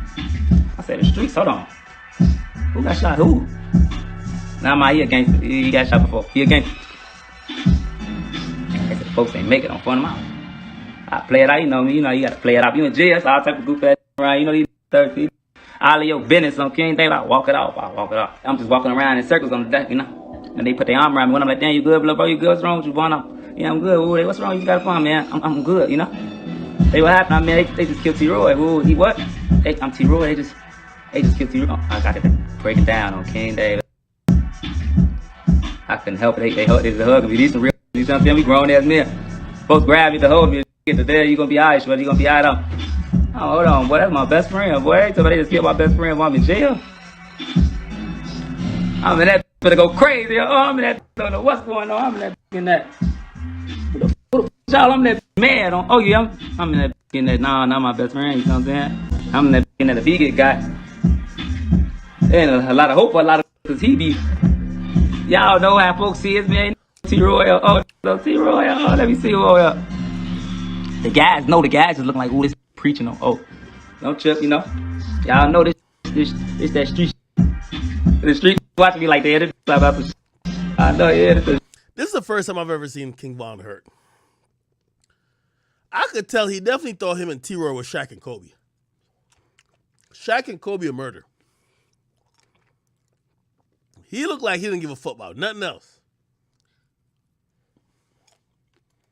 The streets, I better pay attention. I ain't gonna keep doing this. This don't supposed to be for free. Von would take T-Roy's death very seriously. Even after becoming a famous rapper, he would threaten to kill trolls who would DM him mocking T-Roy on his birthday. Fuck how you feel? You a shorty on, oh, I'll kill you. Yo, as a little boy, I'll choke you out my motherfucking hands and beat the shit out you. And then that shit fool you, boy. I drop my motherfucking location on you, pull up, I'll kill you for real, man. Yo ass HFE Larry, yo ass a goofy, man. Yo ass is a bitch, boy. Stop fucking playing me. Go play with somebody else, bro. I'll fuck you up for real. I don't even play like that, gang. For real. Despite spending 3.5 years in jail, eventually Von would finally face trial for the murder of Malcolm Stuckey. Von's family tweeted from his Twitter account in November 2017 that they had been attending his trial at court. And despite what was originally thought to be a clear-cut case, Von's co-defendant would end up implicating himself and Von in the crime in an attempt to secure a deal with prosecutors, but ultimately backing out of that deal at the last minute, leaving prosecutors scrambling for any evidence that would actually implicate Von in the murder. Allegedly, eyewitnesses who saw Von that night failed to testify, and King Von would even later rap about the situation on the track What's Next, saying that they killed the only witness and that Big Mike was the only one who spoke. This turn of events would see King Von being acquitted of all charges due to lack of evidence, and Big Mike himself going down for 16 years, plus an extra 12 for backing out of a deal with prosecutors, so a total of 28 years. After this, King Von would be a free man once again, beating a body and returning to the streets of Chicago with his freedom and a clean slate. The family of Malcolm Stuckey would later admonish Von on social media for getting away with this gruesome murder and going on to become a rapper. But, as we'll soon learn, Von had zero shame about the things that he had done in the streets. In fact, he would wear the badge of a killer who beat a body with pride. And after killing an alleged 7 people in total, when Von got out of jail, it would be time for a new beginning, as the newly free King Von would take all of his stories from being a killer on the streets of Chicago and put them into songs. Becoming a Chicago drill rapper with so much credibility as a gangster, his music simply could not be ignored. And soon, all over Chicago and around the world, Von's name would be ringing, as people would begin to discover what appeared to be the realest gangster rapper who ever lived. After being acquitted of all charges in the murder of Malcolm Stuckey, King Von would walk out of jail a free man once again around the 6th of December 2017, being seen walking fresh out of the gates on social media. Oh, man, what's up? What's up? Going back these last pins. Von would also return to Twitter as well as the streets, telling 16 Shot and Visuals that his friend E-Dog from O-Block picked him up and the first thing they did was go and buy a gun. I want to block. My family give me E-Dog. I want to block. At the time of his release, Von wasn't yet a rapper. It's unclear if Von ever really had aspirations of transitioning from shooter to rapper. On the one hand, there's old tweets where he perhaps jokingly said that him and T-Roy had planned to release music, but nothing ever materialized. On the other hand, he had also tweeted that if he ever starts rapping, you should kill the person closest to you, because something ain't right. So it's safe to say that at least initially, Von's plans were not music. At least not for himself, because one person who hadn't forgotten Von during his long 3.5 years in jail was his childhood friend and Chicago rap superstar Lil Durk, who had tweeted his support for Von whilst he was still in jail fighting his charges, and apparently calling him regularly, even providing money for a lawyer. Durk would welcome Von home from jail with open arms, with Von actually revealing later that his friendship with Durk had initially had an ulterior motive, and that at first he was just planning to hang around Durk and rob people that he knew just to get himself to $100,000. I wasn't no rapper, so it wasn't none of that rapping shit. I'm thinking like, I just need to get 100,000, I'm gonna be decent, I'm gonna rob this, and I'm trying to rob this other. And this is what I was thinking in jail when I was, you know, before I got to jail, talk to your homies in jail. They say, what you gonna do? I say, I'm gonna go around Dirk, and I'm just gonna catch me. I'm gonna go around Dirk, and I'm gonna catch me like 2-3 more. You see what I'm saying? And Dirk, I ain't gonna let him know because he's gonna try to stop me. After coming home from jail, music was the last thing on King Von's mind. He just wanted to get money and flex his newfound freedom. He would be seen fresh home posing in new outfits on Instagram, with pictures celebrating his freedom, attracting threats from his enemies like FBG Cash. But it seemed that Von's friends would be looking out for him, and no one was looking out for Von more during this time than Lil Durk, who would invite Von into his life and entourage as he continued his rise as one of Chicago's most promising rappers. Durk was working on his 2018 mixtape Just Cause Y'all Waited, and that tape featured the classic track Durky O Crazy. Soon after getting out of jail, Von would be sitting in the back of Durk's car car, previewing this future classic before it was released. Perhaps the reason that Dirk wanted to play Von this track is because the song itself references Von's case, with Dirk rapping that a witness went missing and now Von is coming home. Once again, Von's real life of crime was providing inspiration for Chicago's biggest rappers. Clearly Dirk was inspired by the return of his newly freed hitter and would continue spending time with him. Later that day, in the same Instagram live, King Von would explain to Dirk how he grew his hair in jail just to keep himself warm, and explaining just how painful the shackles were that he was forced to wear whilst in solitary confinement. It was cold them nights. It was cold them nights. For them great, I'm under that blanket. Ooh, it was ugly. Ankle still got that scar on it. Look for the thing. The shackles, them killing. Going to court? In the hole, you gotta wear shackles. Oh, no? Man, everything. Every day? Every time you come out. Oh. Yeah, every day. You gotta get on the phone, you man. This when you walk, we can do this. Right, now it'd be the back of my shit, cause my ankle's little as hell. I'm full on. Look, I got that curling on. Von would seemingly spend Christmas 2017 with Dirk too, with them being seen together on social media listening to classic Chicago drill anthems by LA Capone. Moving into 2018, Von started off in classic savage mode, posting on social media toting guns and declaring his desire to bring war to his ops. He had been seen on clips on social media walking through O-Block and showing the world that he was still in these streets, untouched even after all of the people he had allegedly killed, even speculating on who was in the comments on these lives, his ops or the cops. Cold. Oh, I'm with that block. You know I'm with that block. Hey, y'all in the house. Oh, I don't be knowing if these are feds or folks now. Folks not gonna like feds. As January went on, Von would continue to flex his muscles on social media, and he would be seen listening to NBA Youngboy of all people, whilst chilling with O-Block native Mona Duke and telling followers that they were smoking their dead ops. A lot of your dead mans. Phone them. Tuka man, goddamn it, Brick man, Kobe man. You be strapped up. Yeah, we strapped up. Clearly, Von was still in the streets initially. After enjoying some time in Atlanta with Lil Durk, once he'd returned to Chicago in February, he'd quickly find himself in trouble, tweeting that he was riding around with a gun and weed. Then he would end up getting arrested at O-Block on February the 14th, 2018. The one-year anniversary of T-Roy's death, with this arrest taking place soon after he tweeted that he was in O-Block and armed on the anniversary of T-Roy's murder. Von would be arrested on charges of shooting and bodily harm, with cops claiming that he ran from them and threw a gun, battering them in the process of the arrest, with the body cam footage of this arrest later becoming public, which showed a menacing King Von telling the police with pride that he just beat a body and 2 attempted murders. So this is gentleman we were chasing, but on video they went back, went under the cars where we think he ditched it, got in the vehicle, we stopped the vehicle, get him out, battery, fight with that, vehicle takes off on us, and we got this, and then we got about 50 people around us, so What happened? you're gonna go to jail for battery to a police officer. Why it? Me? Where? And you also, I got everything. Where at? thank you very much. We'll take it I'm in then. cuffs since I was in the car. If I go home, it's Valentine's Day. You got the plate number since you got it on tape, man? Oh, you don't have that? Okay, listen. All right. I know, but I got the tape ready. Come on, finish. Switch them up. 2 N's, 2 T's. Watch it, because he's gonna... You live here? Hey, Vaughn. Get what you live here now. I don't know. No, I think I tried that. What? You got middle? Yeah, like this one. Yeah, she was here the whole time videotaping. 94. Oh, for majority, but not when we got him out of the car. I cuffed him this way. Cause y'all let me go join my Valentine's Day. You thought you wanted jail? I just got a deal on me. That's what I'm saying. What were you like up for? A body into a tilt. I'm sorry? You want it? You're gonna have it. You're gonna want to cuff him in the back. Yes. Come on, he's all kinds of fun. Look out. We got you. Let go, stupid man. No, we got you. Let go. Yeah, we got it from here. You got locked up over here recently? No, hell no. What'd you locked up here? Huh? I got a jail. Be my case. I'll try to Yeah. first get murdered. You on video right now, man. It's cool. The chase behind your back. So I'm gonna get right now. Put that on video. We'd have figured it out. Now I'm not under arrest. Yes, you are. For what? Probably trespass over here. Oh, yeah. And hitting a guy. Hit who? Everybody got fur hood. You injured? Do you need an ambulance? See battery? Okay, no problem. Thank you. All right. Where's your coat, man? He asked him, man. The super cop. Where's his coat? It's in the back seat of the Infiniti. It's gone? They took off, yeah.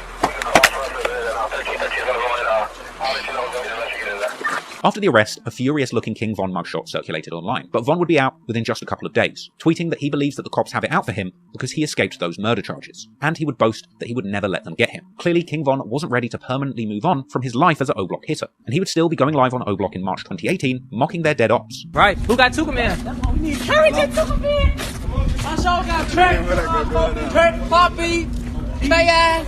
I can't be in no room without smelling Tuka. I gotta at least smell it. I'm just to know, like, Just to know like Tuka's still around and loving memory of Tuka. But Von would also continue to be seen hanging out closely with Lil Durk, seemingly making regular trips to spend time with the rapper in Atlanta. At a certain point, Von and Durk would be reunited with another friend and feared Chicago shooter, THF Bezu, with Bezu, just like Von, beating a 2014 murder charge for a shooting that occurred in 2009. Lil Durk was now rolling with 2 certified Chicago shooters on his team. But the plan wasn't to shoot. Durk planned instead to transform these hardened street figures into rap superstars. The realest rappers who had ever rapped, with the realest backstories to back it up. Von would post pictures in the studio with Durk, saying that he isn't going back to his old ways, and hinting to an upcoming career in the rap game. Since beating his murder case and coming home, Von had the perfect backstory to kickstart his music career too. THF Bezu had essentially been through the very same situation. So Von and Bezu would be paired up and placed into a studio where they would record a song all about their shared experience beating real-life murder charges. Something that Von and Bezu would open up about in a 16-shot interview. Me and some bodies. Like, that's the story we can tell. They charge us with some bodies we ain't doing. We be.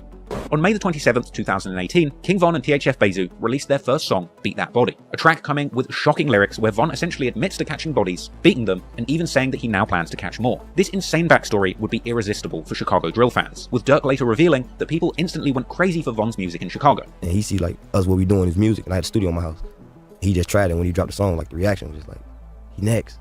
I'm like, oh, you on something, you know what I'm saying? But Von didn't seem too hopeful for his rap career to begin with, barely promoting the song, and seemingly having no plans to give up his full-time job as an O-Block driller, or at least shot caller, because in the months that followed Von's musical debut, killings would still continue to play out in the streets, with Von appearing to remain plugged into the action. Not only giving Von and his gang even more credit in the streets, but with these murders also providing Von with the inspiration to get back into the booth, where he would continue to record music all about the deadly violence that he would soon become famous for.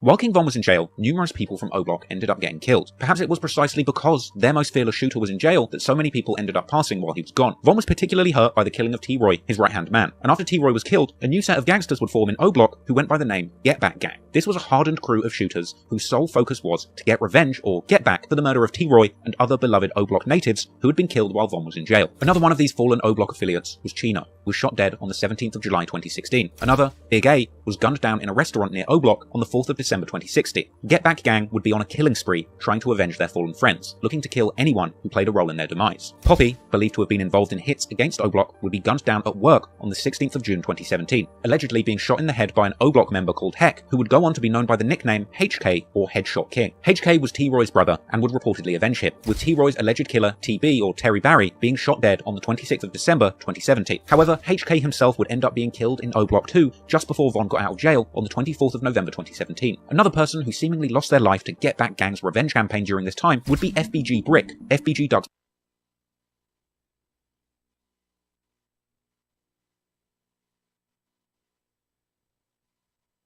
just kept getting away with it, living a gang life in Chicago, as Crazy Story Part 3 was finally released. This was another op-shooting, storytelling anthem, and the most significant release leading up to September 19, when his Grandson Volume 1 mixtape would come out. This was a roaring debut for Von, with the project landing at number 75 on the Billboard 200, and this project had some crazy song concepts, like the track F Your Man, which is a love song, where Von raps about seducing a woman with a boyfriend and vowing to kill him for her, along with numerous lyrics about killing ops and catching bodies, as well as shooting up funerals. He also had another song with Lil Durk called Twin Nem, where Durk says that Von shoots people, and that they got caught shooting on camera with no money. Oh, my bad.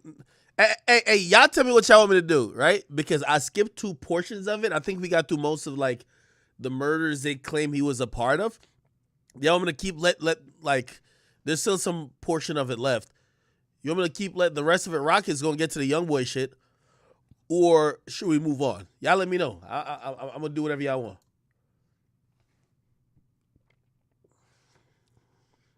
Let it rock, let it rock.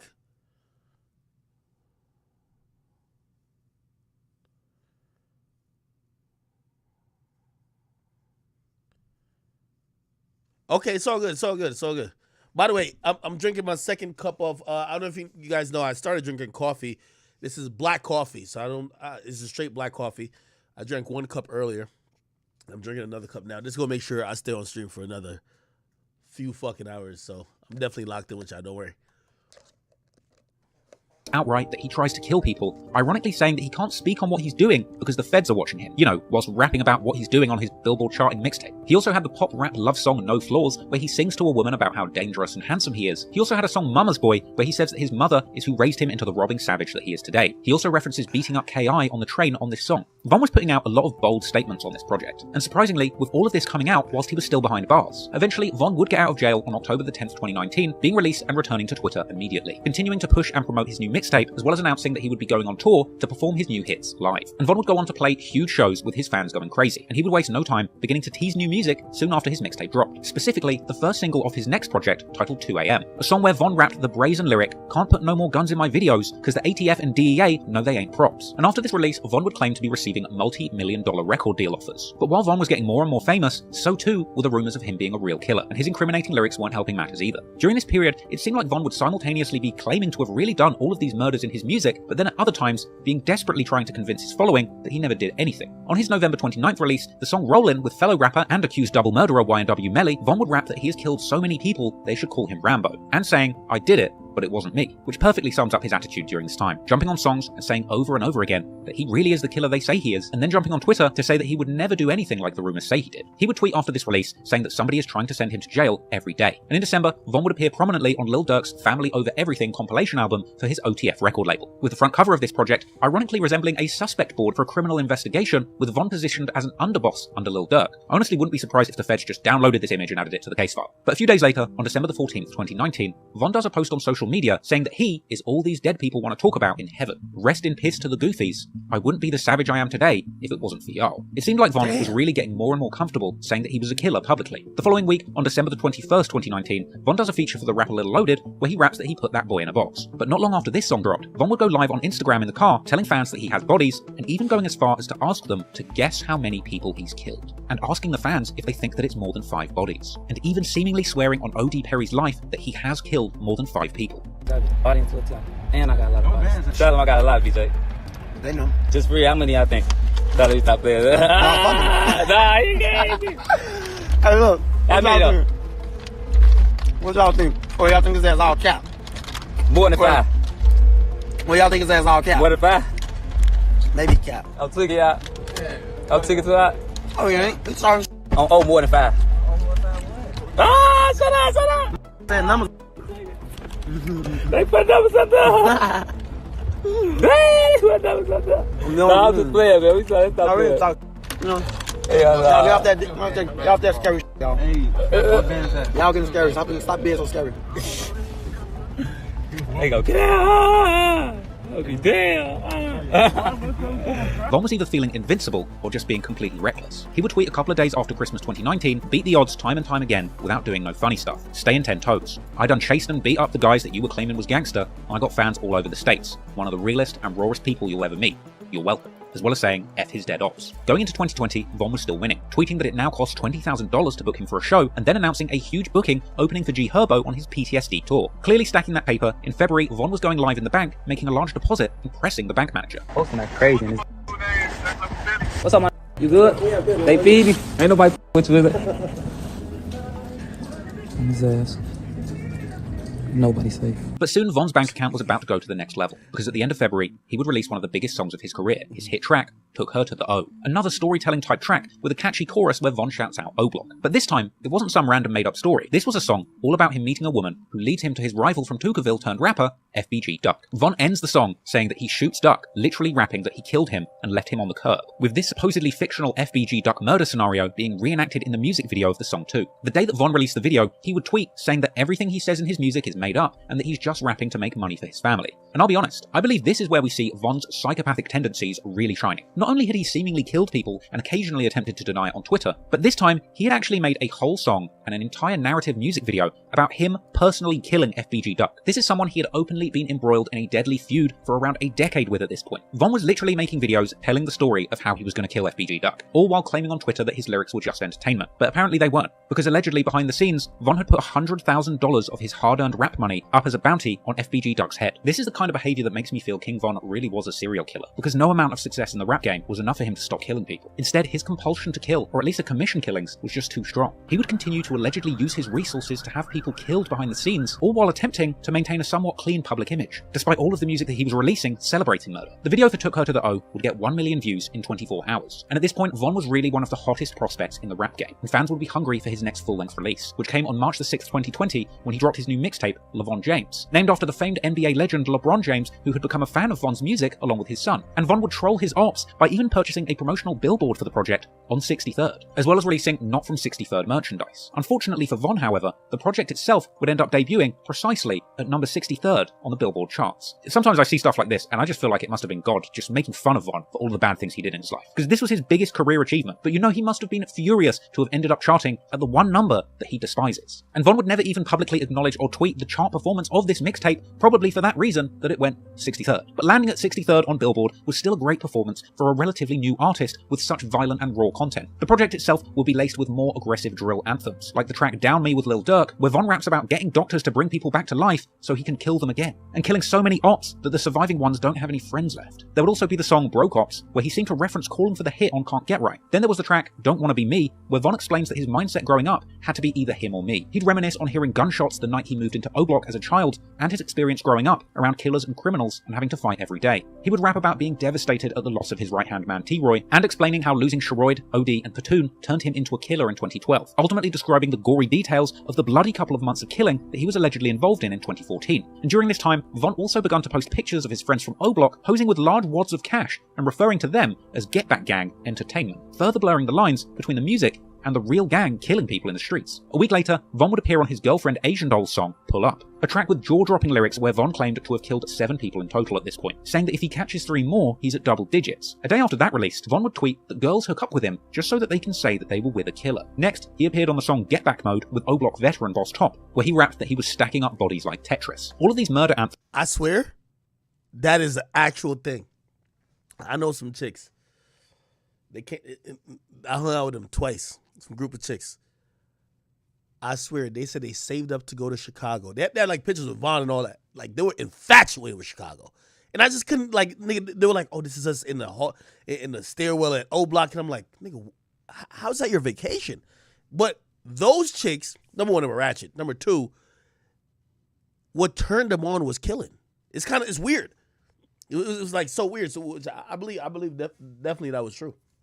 Were doing numbers, and the money was rolling in for Von. He would graduate from buying his mother Gucci purses, soon flexing on Twitter that he had just bought her a brand new Mercedes and large suburban home. Von's career was going from strength to strength, and he was showing no signs of letting up. On April the 29th, 2020, he would drop his new single, Grandson for President, coming with lyrics where he says that they're trying to blame him for all the unsolved murders in his city. He'd rap that he's trying to kill all of the ops, and he would end his verse saying that he could kill you by rapping on the beat, or by shooting you in the street. And Von would promote the music video for this song on Instagram, adding a caption with 7 skulls, asking people how many they have, sparking speculation that this was him cryptically telling the world once again that he had killed 7 people to promote this song. A few days later, he appeared on the song Body Count with Mozzie and G Herbo, rapping that if you have a few bodies, everyone will know. A couple of days later, Von would tweet that he can't get a job now because he has more bodies than TK, a teenage rapper who got 55 years for murder. Von would also tweet that he's done more hits than made hit songs. And then, on May 21st, 2020, a vlog was released which showed Von going back to O Block, aka Parkway Gardens, to hand out wads of cash to his gang. And it would later emerge that Von was providing drugs and guns to his old hood and splitting the rewards with his crew, providing them with jewelry and luxury vacations in exchange for their work in the streets. Von clearly didn't care about broadcasting his activities to the world, and eventually, people began to take notice. On May the 22nd,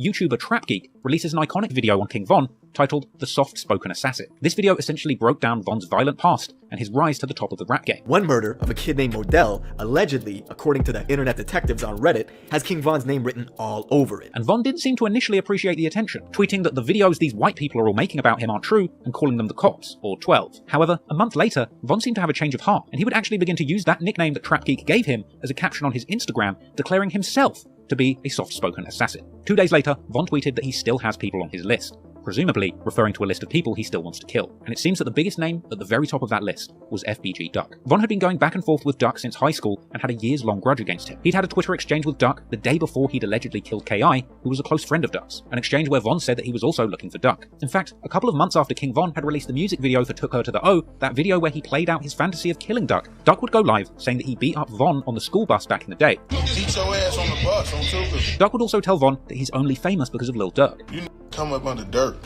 When y'all get mentioned, y'all get mentioned as Lil Durk homies. But here's where things get chilling, because as Duck continues to mock Von in what seems to be a disrespectful, but at least not entirely death-threatening way, Von would pop up, following along live and demonically commenting on Duck's Instagram names of people that Get Back Gang had seemingly killed, and continuing to insult him throughout the entire live. It seemed like Von was plotting on having Duck killed for years. In November 2018, King Von would be on live, apparently in Lil Durk's Atlanta home, expressing his desire to see FBG Duck dead, saying that he would perform at his funeral whilst eating some cereal. Yeah, cereal be busting, yo.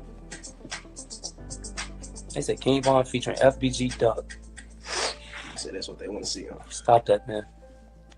I'll perform at his funeral. We now know that Von had allegedly put up a $100,000 bounty on FBG Duck's head, and funnily enough, Von tweeted throughout his career that his main goal was simply to make $100,000. And when Von was finally rich, less than a month before Duck was killed, he would tweet, "Von got the money, so Von gonna pay it to his brothers." And he would also later rap on the song Me and Doody Low that he gave out 100, so you can bet that they're coming. In July 2020, Von would also show off O-Block chains that he had purchased for his friends from the famous hip-hop jewelry store Icebox, something that we now know may well have been an incentive provided to Von's shooters to continue to catch bodies for him. And soon, we would see the tragic reality of this situation playing out on the streets of Chicago in real time. On the afternoon of August 4th, 2020, FBG Duck is shopping in the Gold Coast, a place that's been described as the Rodeo Drive of Chicago, a high-end and high-profile tourist shopping district. After being given Duck's location, 6 shooters were sent from O-Block to kill him. They were Charles Liggins, aka C-Murder, DeCarlos Offord, aka Los Munna, Marcus Smart, aka Moowop, Christopher Thomas, aka C-Thang, Kenneth Robertson, aka Kenny Mack, and Zell Munna. After being provided with his location, 2 vehicles end up 30 minutes away from O-Block, pulling up to the location where Duck had been shopping. Then, at about 4:37 PM, Duck would be confronted outside of the Dolce & Gabbana store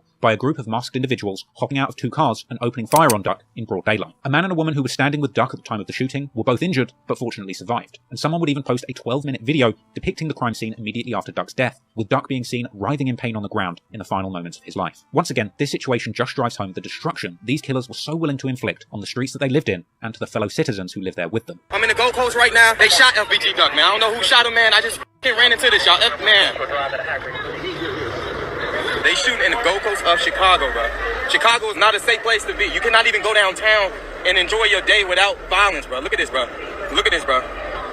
That's a Chicago rapper, man, by the name of FBG Duck. After Duck's passing, this brazen, broad daylight hit would make international news, with reporters comparing the killing to a Chicago mob boss hit from the 30s. On August 4th, 2020, it looked like an old-time outfit attack here on Chicago's Oak Street. 2 attack cars, 4 shooters, and a hail of bullets. But the target wasn't a 1930s gangster, he was a new millennium rapper, FBG Duck. It would appear that only 7 minutes after the killing of FBG Duck, King Von would tweet a goat emoji, seemingly congratulating himself for pulling off a hit that he had wanted to do for more than 10 years. This was quite possibly the 9th murder that King Von was responsible for, and the 11th that he had allegedly been connected to. And perhaps Von soon realised that he shouldn't be celebrating this one too hard, because the following day he would tweet denying being involved and saying that everybody blames him. Von would later tweet that him and Duck settled their differences before his death, suggesting that they were even going to make a song together. This to me seems like an obvious lie, once again showcasing the psychopathic tendencies that King Von had when it came to killing. In public, he would say anything he could to take the heat off himself and appear innocent, but behind closed doors, he had allegedly plotted, paid for, and was celebrating Duck's murder. Von and other O-Block affiliates would go on to release song after song referencing the murder of Duck. The day after Duck's death, King Von and Durk dropped their new song, All These N-Words, a track which doesn't have any specific lyrics pertaining to Duck, but in it, Von would rap about having bodies from way back, and the song's release essentially served as a victory lap for Von, Durk, and anyone else who would have been happy about Duck's demise. OTS Doody Low would reference people getting killed while shopping on the song Me and Doody Low with King Von saying outright on the track that he gave out 100,000 and sent his boys coming, as well as saying that somebody got left shot in public before being rushed to the hospital. With these 4 lines of rapping, Von essentially broke down the entire hit, and the price he'd allegedly paid for it to happen. Von would also rap on the song Don't Miss with DQ that Duck got nailed, no hammers, as well as lyrics that seemingly refer to the funeral shooting and the killings of Modell and Doc. On the posthumously released track Shameless Remix with Boss Top, Von would also rap that he's ducking no beef, and even Lil Durk would later release the song Should Have Ducked, dissing FBG Duck and saying that he's smoking him. Lil Durk would take things to the next level, even joking with country music star and collaborator Morgan Wallen that he loved duck hunting. This would lead to Wallen posting duck emojis on Durk's post and later being forced to apologise after being informed that he'd actually been tricked into dissing Lil Durk's dead ops.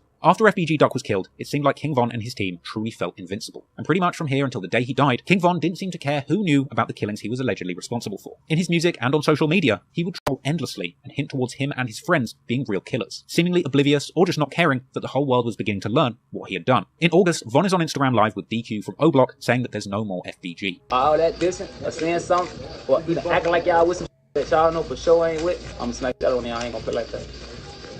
And we know y'all ain't gangsta, y'all on the internet. We know y'all ain't gangsta, y'all ain't trying to do that. Ain't no more FB. Ain't that right, Big DQ? Ain't that right?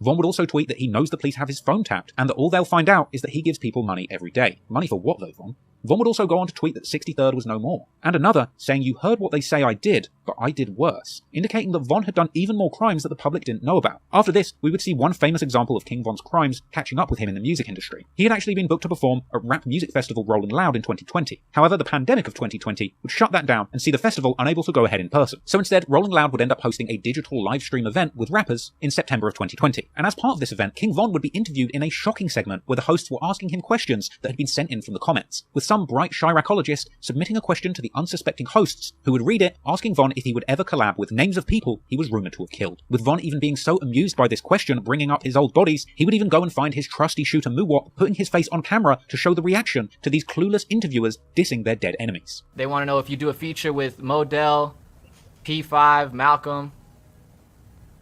You know them? Nah. Alright, never mind. He already told us about Tuka. He said Tuka one of his favorites to work with. They want to know about the Gleesh Place video. Oh, Gleesh Place coming soon. And I do a feature with all of them. Tell them just send them money.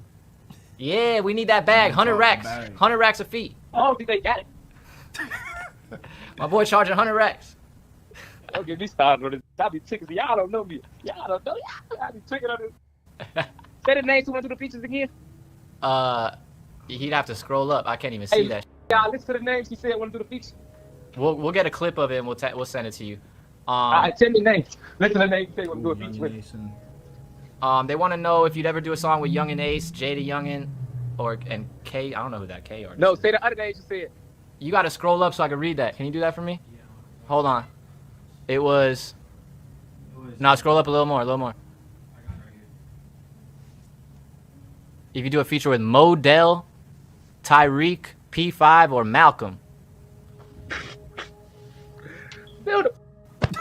Look out, folks! Look. That's a no, right? I'm assuming that's a no. Hey, folks, to talk to you on some police. I don't even. Who are those? Am I supposed to know who they are? Man, them people is dead. You bogus. No, I'm just glad. What's that? Let's go to the next question. No, that's crazy. They had me violate like that. Hey, you with that? Fuck 63rd. No, I'm just glad. The day after this, Von would tweet saying, "Who wants clout? If you diss Von, he will put you in the clouds." Possibly another reference to FBG Duck's murder, whose nickname was of course Big Clout. A day after this, Von would take to Instagram Live, saying that he's tired of people judging him because of YouTube videos about him. Yeah, I think y'all know me because I watch YouTube and y'all listen to what these people telling y'all stupid on. Oh yeah, y'all listen to what the people telling y'all. Them people trying to make bad when I'm trying to make them over them. It's cool. They gotta do motherfucker. I do what they gotta do. Y'all don't know me. I ain't on no super tough, no super game. That's just what's going on. That's what I am. That's what's going on.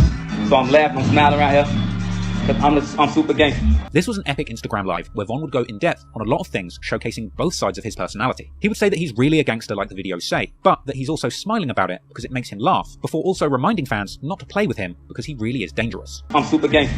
I'm like that, but I ain't on that. You see what I'm saying? I'm smiling, I'm playing with y'all. But don't play with me like that. I don't play with nobody like that for real. King Von would tell his fans that him and his O-Block homie Louis kill their ops. Kill your little op. Dick sucking ass on King Dave. Got to fucking with them niggas on King Dave, King. Don't trip. We ain't gonna talk about that no more.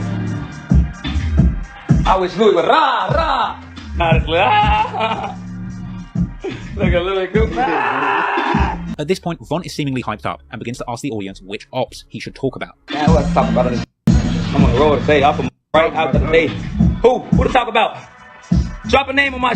Von goes on to say that people are just mad because he's tough and handsome, and because he knows that he did violent things to people who are in the comments on this live, with Von even going as far as to say to his viewers, if he did something to you or your family, comment below and he will pin it. Hey, you hating? I know you hating on me. I know you be hating. I look like this and I'm tough like I am. Oh yeah.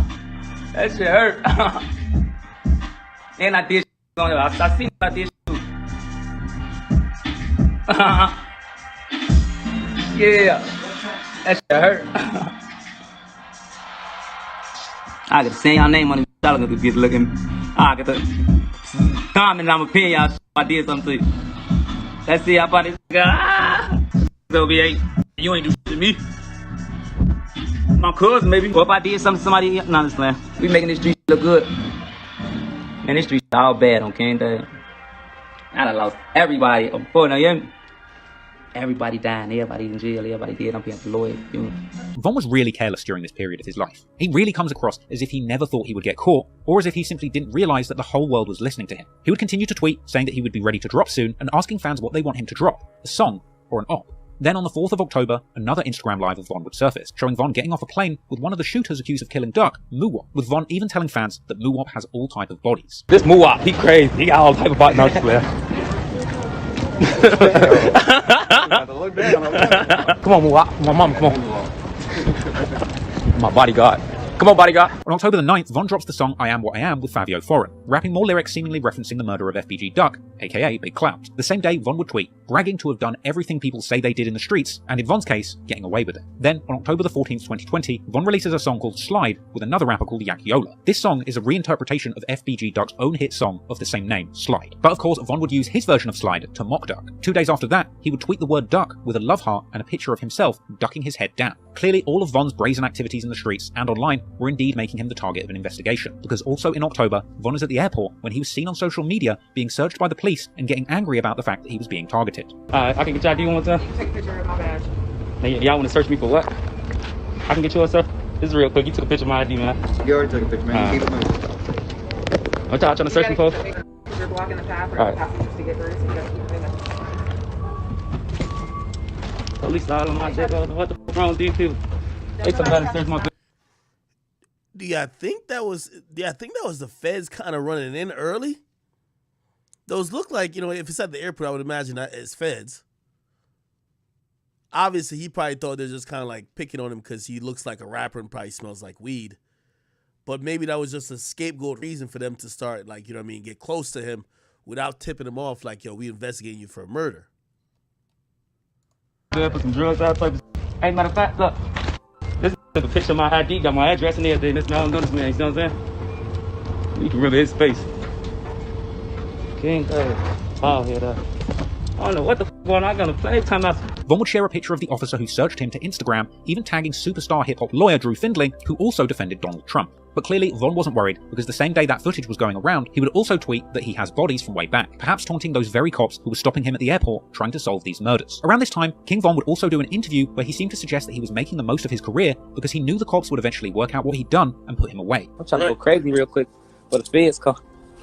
What? But not one to let some meddling cops get in the way of his booming rap career. A couple of days later, Von would drop his debut studio album, Welcome to O-Block, on October the 30th, 2020, a date which coincidentally was the anniversary of T-Roy's birthday and the murder of P5. Welcome to O-Block had some bold songs, where Von would hint further at the crimes he'd allegedly committed, and ironically, the very first lyric of that album would see Von admitting that the cops are onto him. By this point, Von's lyricism was the sharpest it had ever been, and he really did have a talent for using music to communicate the dark reality behind the life that he had lived. Another line on that opening track, Armed and Dangerous, really stuck out to me, where Von raps that he has inflicted tragedies, massacres, and casualties on his ops, admitting that he did a lot of things to people that he can't remember, but he knows that they remember him. He would reminisce on October 2012 when he had allegedly killed numerous people, rapping that people were dying all of October, and that it's the real Halloween. There was also the track Demon, where Von would open up about becoming a killer after the death of his friend White White, a track featuring a lyric where he claimed to have killed 7 people, saying bodies I got a few, 4 plus 3, 3 plus 2. This is a line a lot of people assumed meant 7 kills and 5 assists, or killings that he was present for, but my interpretation of this would actually be that it's Von saying that he killed 7 people personally before he became a rapper, and 5 people who were killed by his crew, either while he was allegedly present, like in the case of Lil Mark, or allegedly on his orders, like would have been the case with FBG Duck. Hell, some people would even count Dooski to King Von's body count, because after all, Von would claim that he was smoking Dooski after his death, having tweeted not long before that you can only smoke somebody if you had something to do with killing them. If you include that, that would make a full 12 bodies that King Von has been associated with over the years. Combine that with the fact that Von would end this song by boldly saying F FBG Duck, then I think it becomes pretty clear that he's trying to take responsibility for this killing. Another song on the album called The Code would see King Von rapping about splitting $100,000 with his team and being goated, a line that hits different when you know that he allegedly paid $100,000 to have Duck killed and tweeting a goat emoji immediately after the murder took place. Von would only be alive for around a week following the release of this project, but recording numerous songs and freestyles that referenced his alleged murders, like King Von's Audio Mac Bless the Booth 3 style, where he straight up rapped that he had 7 bodies. On the 2nd of November, he would tweet that people want to kill him with a yawning emoji. Clearly, Von was not scared. In fact, one of the very last things that Von did was an interview with DJ Akademiks, and a big part of this interview was a discussion of Von's beefs. Akademiks would press Von about his earlier tweets, suggesting that Von had been lying about him and FBG Duck squashing their beef, with Von denying that he was lying and suggesting that somebody else had deleted their DMs. You know you and Duck didn't make up. His mom came out. You and Duck. Gang, how you gonna tell? See that this ain't right. Gang, how y'all gonna say that? His mom said that would never happen. His mama was not there. I ain't never met his mama. I don't know his mama. You see what I'm saying?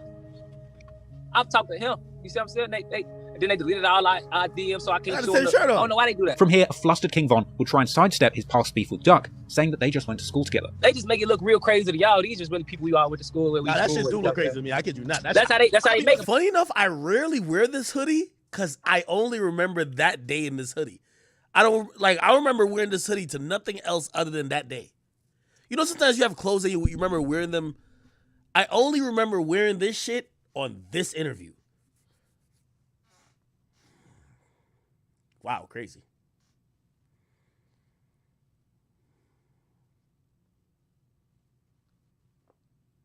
I feel like Vaughn is watching me in this room right now. Like, yo, this is the same room.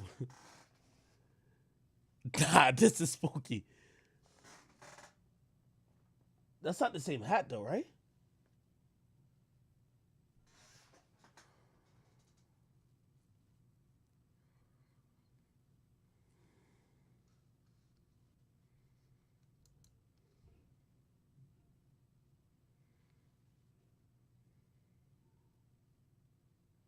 Wait, hold on. But then, like, yo, you gotta understand. Oh shit! It's my Naughty by Nature hat.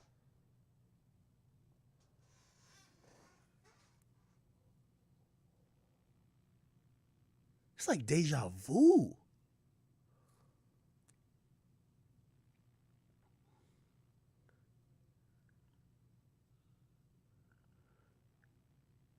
This was like November 2020, right?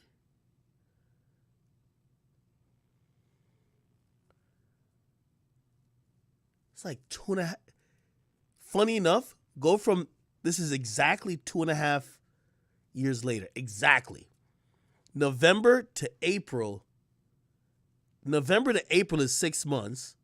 And from 2020 to 2021, because we're to 2020. So it's 2.5 years exactly. Minus a few days.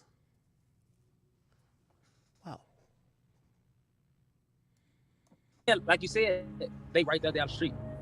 We went to school. It ain't that serious, you know. And then, you know, it's just that we ain't cool no more. It was, you know, but it ain't that serious. Like, it's to the point where let's talk about it. It ain't. Both of us rapping, we can figure something out. We need to stop all the violence, all that shit. That shit. We got a voice. You see what I'm saying? Like, if we tell Chicago fall back, tell Chicago fall back. Eventually, Akademiks would ask Von how he felt when he heard about Duck's death, and Von would start slowly eating cereal, saying that he was hurt by Duck's death in an incredibly unconvincing manner. Were you? Now the cereal shit comes back up.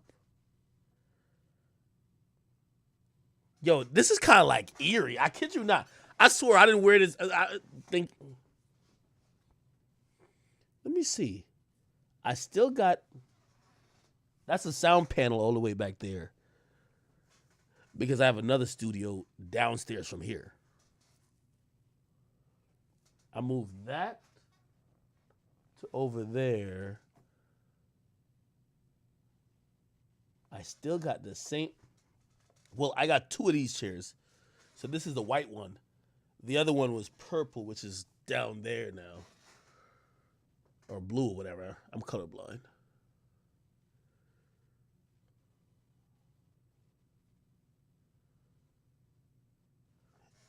Then I have my drink holder, which is right here, which is this shit.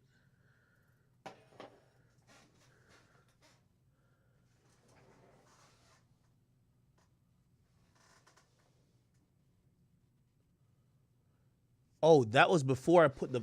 You see that thing right there? That's a plexiglass booth for that I could record songs if I want to.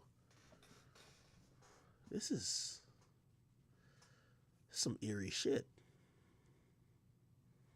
I'm about to go get my Bible. I need to get my Bible. Saddened by the news that he was murdered then. Man, that shit hurt.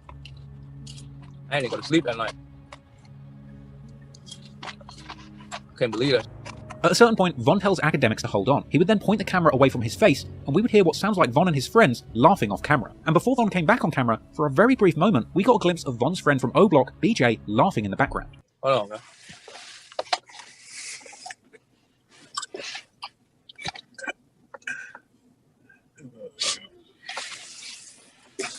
Oh, let's talk about some other shit though. Oh, let's talk about some other shit though.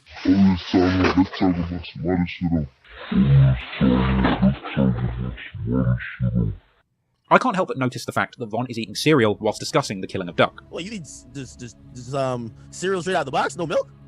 I'm a gangster. I've said it before that I believe Von was a serial killer, but honestly, he's mentioned cereal so many times during his career, it really wouldn't surprise me if this was some kind of cryptic message that he was using to signal to fans that he saw himself as a serial killer, with Duck as his latest victim. He would strangely tweet about how much he loves his cereal after a series of alleged murders in 2012, even tweeting that eating cereal is the first thing he does after shooting someone. He would promote Dirk's cereal whilst they were both on the run from the Atlanta shooting at the Varsity, telling people on Twitter to buy the cereal whilst waving a clip of a gun, and regularly posting himself on social media eating cereal. And he would also be eating cereal when he told the world that he wanted to perform at FBG Duck's funeral. Yeah, cereal be busting you. They said King Von featuring FBG Duck. I said that's what they want to see. Stop that, man. I'll perform at his funeral. Then, when we finally saw the actual murder of FBG Duck and Akademiks asked him about it, at that very moment, Von would decide to start eating cereal too. Maybe it's a stretch, but that day when Akademiks called Von, he probably knew he would be asked about FBG Duck, and he made sure to have that box of cereal within arm's reach so that the whole world would see him crunching on cereal at that exact moment. Sadly for Von, soon after this interview, he would end up... Truthfully, it was kind of like random and odd that he just started eating cereal during it. It was, I mean, obviously I'm not picking nothing up during the time, but like I didn't realize, but end up on the other side of the gun, getting shot himself and ultimately losing his life. But in a final twist of irony, it would turn out that despite being connected to so many murders in his home city, Von would seemingly end up losing his life in an altercation in another state, and as a result of a petty rap beef that had nothing to do with his violent past in the street. Throughout King Von's career, he was connected to a female rapper by the name of Asian Doll, with fans often speculating on whether their supposed relationship was genuine or simply a fake celebrity romance for clout. Apparently, Asian met King Von just after Lil Durk had signed to the same label as her, with the label arranging a celebrity basketball game where Durk would bring Von onto the court whilst Asian Doll was on the sidelines. It's the first time I saw we was in at just a basket. It's out here. We was in New York. I seen little booty over there in the square. Look. You know, I ain't saying that to her. She was looking decent and she was looking good. But I ain't saying that to her. And she was right there hooping and shit. Then they ain't had no jewelry and all that shit, no money like that. So I'm like, she had a big ass Gucci glass, Gucci this and Gucci that. And we was playing basketball against Meek and me and Dirk. Dirk had just got signed to my label, Alamo. So they're like, Asian, we having a celebrity basketball game. Do you want to do it? I'm like, hell yeah. I'll play basketball because they know I used to play basketball. So when they told me who to play, they like Meek Mill, Dirk. But so I remember Bone playing basketball. They playing, we sit on the side. He was playing so much rough. I thought, why the f is he so rough? He was playing rough, y'all. Like he was rough. Like he was jumping up. He was doing all type of rough shit. He probably trying to show out the whole time for me. I ain't know. I'm looking at his ass like he crazy. Apparently, King Von would see Asian Doll again in the studio and at a release party with Lil Durk, where they would flirt and eventually agree to go on a date. But then I see her again at the studio. She did a feature with Dirk, and I'm steady flirting with her, trying to talk to her. She laughed and shit. Then I see her again. Now I'm fake drunk at the release party for Dirk album. I see her, but I ain't know she was fake talking to somebody else right there. But I'm off the licking and shit. So I'm grabbing her hand, trying to talk to her. Oh. Von just kept bothering me, and then I'm just like, bro, who is this boy? He just kept bothering me, bro. Bothering me. We walking out, y'all. I don't even know this man. This man got his hand around my waist. I'm like, whoa. Nah, I take Dirk's phone. I get in his DM, like, talk to my brother. Ooh. And then she DM from Dirk. I mean, talk to my brother. Ooh, I'm taking that DM and shit. It's him. That's hilarious. Yeah. I'm like, no. I said no a million times. No, bitch. I said no so much I got tired of saying no. I'm like, let me go on a date with you. As soon as I said okay, this man Bun called me in seconds. She sent the number and I was saying she live in Atlanta. Now, when I go to the crib, now Dirk out of town. He left his truck in my car. He got a track car, baby, raw. So I got Dirk's car today. So I go pick up and I tell her I'm going to take her out. King Von would actually pick up Asian for their first date in Lil Durk's Jeep Trackhawk, the very same truck that they caught their attempted murder charge in Atlanta. But in the end, the date between Asian Doll and King Von was apparently a success. You know, I ain't slow. I knew the Dirk car. I ain't thinking, oh my God, he got a car. They got 300 on it. I'm like, this Dirk car. Because I had already seen Dirk post the car. But it was so cute because I'm like, these sticking together, that's crazy. They like Dirk helping him out, letting him to the car for the weekend just so it can impress me. So I got a little money. I only had I was up inside like $600 in my shit. And a little outfit, a nice outfit. I put that on. Took some of Dirk cologne and shit. Took his con shower and go pick up, took out to eat and shit. So he can't pick me up. He kept calling, making sure I was gonna get ready. He like, get ready. After the date be cold. So he had a jacket on. He was trying to give me a jacket, but he was cold. So I just got under his jacket with him. And then it's like my chest touched his chest. Our hearts touched each other's hearts. Everything just connected when I hugged him after the first date. And then we went to the house. they would make a connection and eventually make their relationship official. Asian Doll would even release a song called Grandson about King Von on Valentine's Day 2019, with him appearing in the music video. In a March 2019 interview with Lil Durk, a shy King Von would reveal publicly that he was indeed dating Asian Doll. King Von, I'm saying he in a relationship too. Shout out Asian Dad. Okay. Yeah, he go in, yeah. You heard it here, man. He looking at you like, come on, man. Von would go on to drop light-hearted tweets about his super savage friends, laughing at people who only knew him online as Asian Doll's boyfriend. But the two of them would indeed be an item, and she would need to deal with the baggage of dating a super savage. When Von got arrested for attempted murder, Asian would be in tears over her boyfriend's incarceration. I've been on the plane for 20 hours. Everybody. I was crying. I miss my boyfriend, my husband, everything. But I'm better. He want me to be out here turned up, so I got all my crying out on the plane. Now I'm finna just turn up. Von would even call Asian Doll from jail, joking that he would be beating her up when he gets home. Free my jail. I miss him. Man, what? God is clear. Talking about who I'm talking about? You. I'm always talking about you. Always. Always. People always talking about me. I was catching up something now. This ain't talking about me, okay? What? So you crazy. If it was good, yeah, I'm talking about you. I don't get no fucking bad. That's the thing. I don't know good, bad. If it's bad, I'm on there with yours. I'm being Talk about ass. me if it's bad. Don't talk about nobody else. Nah, I'm just gonna be ass first, ask questions later if it's bad. I ain't got time. I'm already beating your ass like that. You don't even know. You're not beating me up. We're not gonna do that. Eventually, Von would return home and be reunited with Asian Doll. But ironically, this time, it would be Asian getting Von in trouble. While out on bail for that attempted murder, King Von would end up getting into a fist fight with a man in a studio who had apparently called Asian Doll a bitch, being sent back to jail for a brief period. Somebody called my girlfriend a bitch yesterday. Tell him what happened to my hand, bro. Most overbeat his ass. And despite Von winding up in jail for it, it would appear that Asian Doll would actually appreciate Von's protection, calling him her bodyguard on Twitter, with Von himself saying that he wishes she wasn't a rapper so that he could keep her home and protect her, saying that he doesn't trust her around other rappers. But isn't it nice to have somebody in the same industry as you? No, that ain't. I'd rather have. I wish you.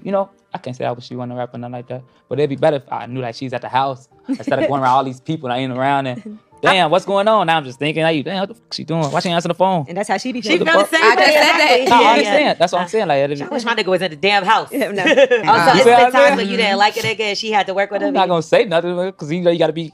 Like, I gotta you gotta be for sure with business is yourself, business, man. I know I'm that. So. Von was clearly very possessive about Asian Doll, even tweeting that he would kill somebody for messing with her. With that in mind, it's no surprise that eventually it would be another rapper that would seemingly get in between Von and Asian, and that rapper would be none other than Baton Rouge gangster rap superstar NBA Youngboy. Now, King Von had a strange relationship with Youngboy over the years. King Von would be dissing NBA Youngboy all the way back in February 2019. You for young boy? Why? Just damn. Hang up on your ass. But you feel like you cheating? Go ahead, say you f***ing, I'm gonna hang up on your ass. Don't. I just play. You f***ing it up? Yeah. He cool, right? So I can't speak. He ain't all that, you know. What you trying to say? Like, I'm just trying to see what you feel about him. He cool. He's straight. He ain't better than you. Yeah, for sure. Cause you know he doing. I ain't gonna do it. Cause he. In March 2019, King Von would also diss Youngboy again on social media, saying that his music is full of lies. Young boy talking about on this song, bro. What? He talking crazy on this one. Oh yeah. He ain't even like that. Oh. On his ass, nah. On his All that cap. You got cap in your raps. You got cap in your rap. But at other times, it seemed that Von quite admired Youngboy. He'd often play his music and even tweeted welcome home to him in August when he was freed, as well as being seen on social media copying several of Youngboy's mannerisms and quotes. Boys, my grandma raised me. You hear me? You know I ain't no hoe. What up? My grandma raised me. You know I ain't no hoe.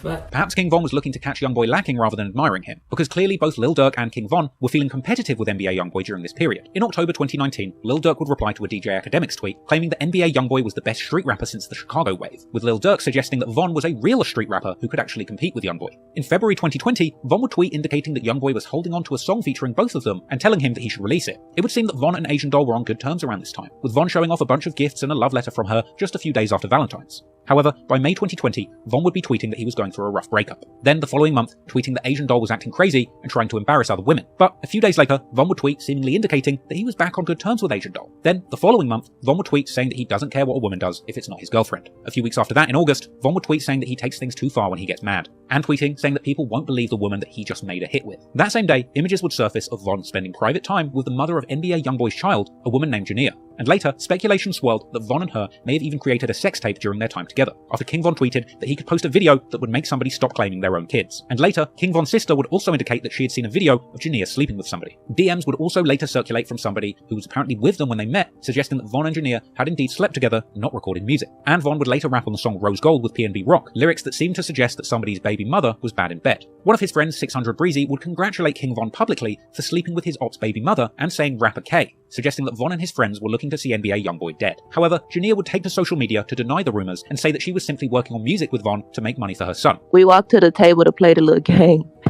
after my studio session and I went home. That's it. Y'all trying to make stories out of nothing. I don't that man. Like I said, I don't with no I've been working. We have a song coming out. Y'all wasn't supposed to know, but it is what it is now. We have a song coming out. So when the song come out, y'all gonna with it. Just know it's hard as I'm just trying to get my money to take care of my son. Period. On top of that, DMs would also circulate suggesting that Von had indeed only worked on music with Jania to make Asian Doll mad. However, Asian would later come out and claim that the story wasn't true about them working on a song together, suggesting that she had actually found romantic DMs between Von and the mother of Youngboy's child. Now I've seen that in them DMs. I've been seeing none of this not a surprise. So all that songs, that dead. You on dick. The day after those pictures of Von's rendezvous with Jania surfaced, Youngboy would post a picture with a caption saying that he's going to make sure that his son grows up and sleeps with King Von's daughter since he's trolling him with his baby mother. And while this was all going on, another Chicago Black Disciple rapper close to King Von, Lil Reese, was claiming to be planning to beat up NBA Youngboy's artist Quando Rondo. Quando would reply to this, saying that Reese won't do nothing. Man, the nigga ain't gonna do nothing to me. A few weeks after this, King Von would seemingly threaten Youngboy and Quando Rondo, tweeting on September the 7th, 2020, that he hopes that God has room up there for more dead people. This seemingly provoked a response from Quando Rondo's right-hand man Lil Tim the next day, who warned Von and people from Chicago about messing with Quando. And this would seemingly be followed by a response from King Von the next day, tweeting, reminding the world that he has been fighting his whole life and that he hits hard as hell. The same day that all of this is going on with Von and Jania, NBA Youngboy would drop a snippet of an unreleased song. This song later turns out to be the track Dead Trolls, and in this song, Youngboy claims, like Von, to be responsible for 7 murders, and rapping that he's going to catch someone from out of town who is chasing after a girl and kill them. Youngboy would also rap that his ops are mad because they can't get a feature from him. Perhaps a hint to a potentially uncleared collaboration between the two artists being held back by Youngboy, as one of King Von's earlier tweets seemed to suggest. Some people would later claim that this song actually predicted King Von's death, with one lyric saying that he's planning to kill someone in Atlanta after a show. But chances are, that's just a creepy coincidence. But it's no coincidence that Youngboy dropped this snippet the very day that Von was running around with the mother of his child. A day later, Von would tweet claiming not to have a girlfriend and to simply be focusing on his career. But a few days after that, Von would tease a snippet of a new song of his own, a track titled Too Real. In this song, he would rap that he's going to expose somebody and that he's going to kill somebody because of a rap beef. Then, in September, Von would jump on Instagram Live to address his ongoing beef with NBA Youngboy, saying that he's not in beefs in the music industry and that he doesn't want to beef in other states, but also saying that he will beef people for no reason if they don't like him. Look, everybody ain't a tour, nobody, you hear me? Tour the people I've been having beef with in the streets, you know what I'm saying? I wouldn't be a tour with nobody from all in another town for no reason. Like, you gotta be a tour with somebody for a reason. Just know we in tour gang, okay? You see what I'm saying? I'm the type of, I don't gotta know why we in tour or nothing. You ain't gotta tell me why you don't like me. Don't even tell me why you don't like me. I don't even care. Just let me know you don't like me. You see what I'm saying? Let me know how you don't like me. If that's what it is. Let me know. I'm like, alright, what I'm saying? Let me know. But I'm so gangster that I don't need a reason. It don't gotta be no reason. We can be into it. Like, I don't care. It don't gotta be a reason, for real. I'm into it, people. I don't gotta be no reason. I don't know why. I don't care why.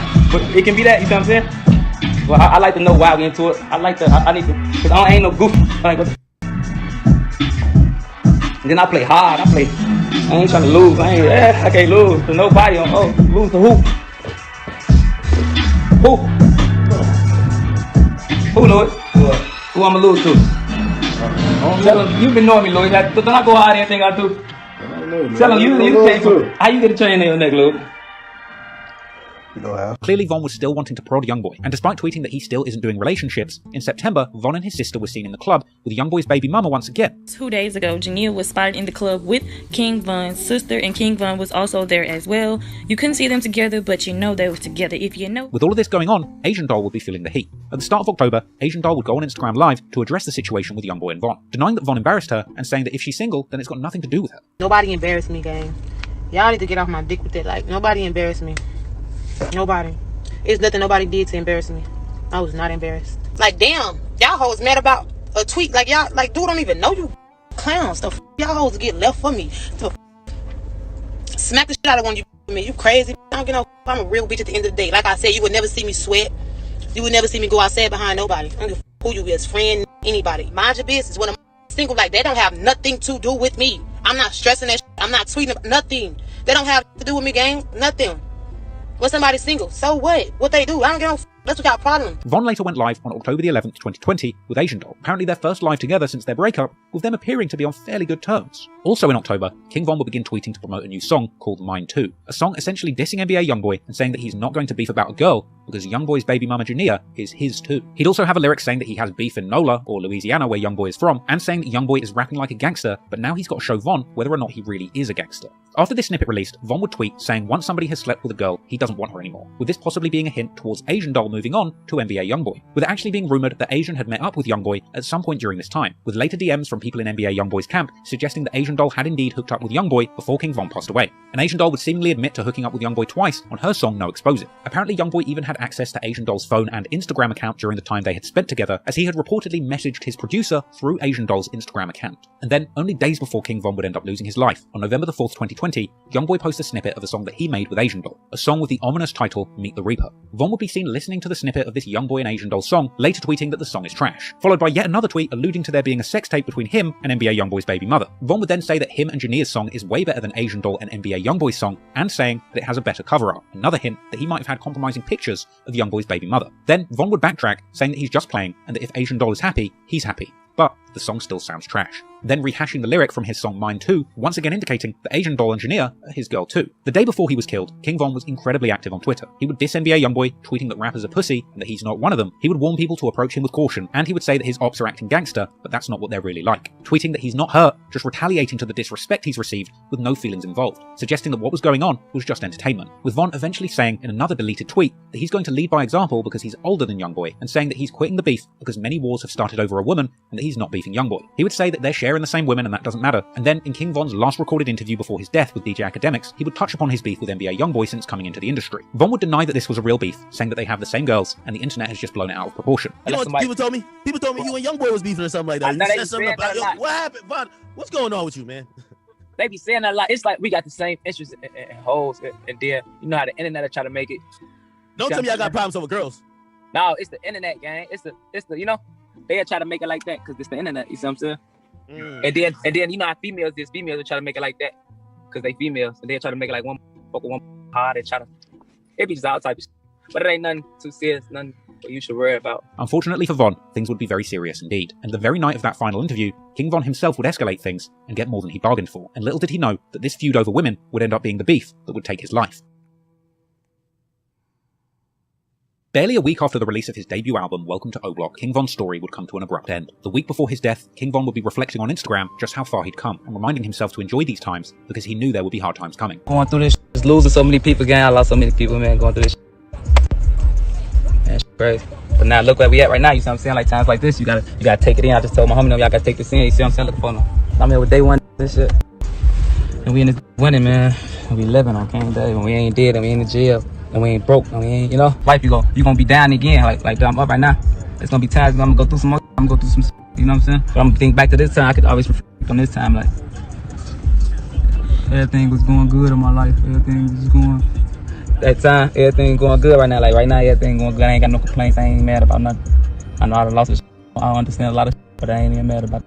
Sadly, the good times would end suddenly, and Von would end up losing his life at the very height of his career. His album Welcome to O-Block had debuted at the unlucky number 13 on the Billboard charts, ironically just one position above NBA Youngboy's album Top, that had already spent 8 weeks on the chart after going number 1. Then, just after midnight on the 5th of October 2020, Von would tweet his location for the evening. He was playing a show at Atlanta club Opium. Von would go live on Instagram on the way to the club, seemingly in good spirits and rapping along to his own music. He would do a live pre-show with the name of the club pinned, and he would be seen on Instagram, posted up, smoking hookah with his entourage of O-Block natives. He would go on to play that concert at Opium, where he would be seen jamming out on stage at the club, surrounded by his team and shouting out somebody in the crowd for wearing Not From 63rd merch, as well as dissing girls who were acting stuck up at the front of the show.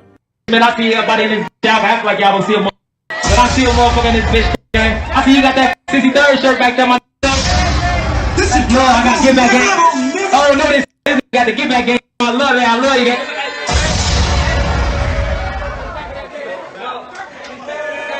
But you know, it's all love in this beat up shit. I done dropped that on that Welcome to O-Block, that going crazy. I want to thank everybody, you know, the going on. Stretch gang, there's a lot of bad hoes in here. I've been walking through them. Damn, this decent shit in this Calm down. You know, we trying to party and have fun in this bitch, I ain't gonna lie. We got the little bougie, they acting bougie right here. They right here.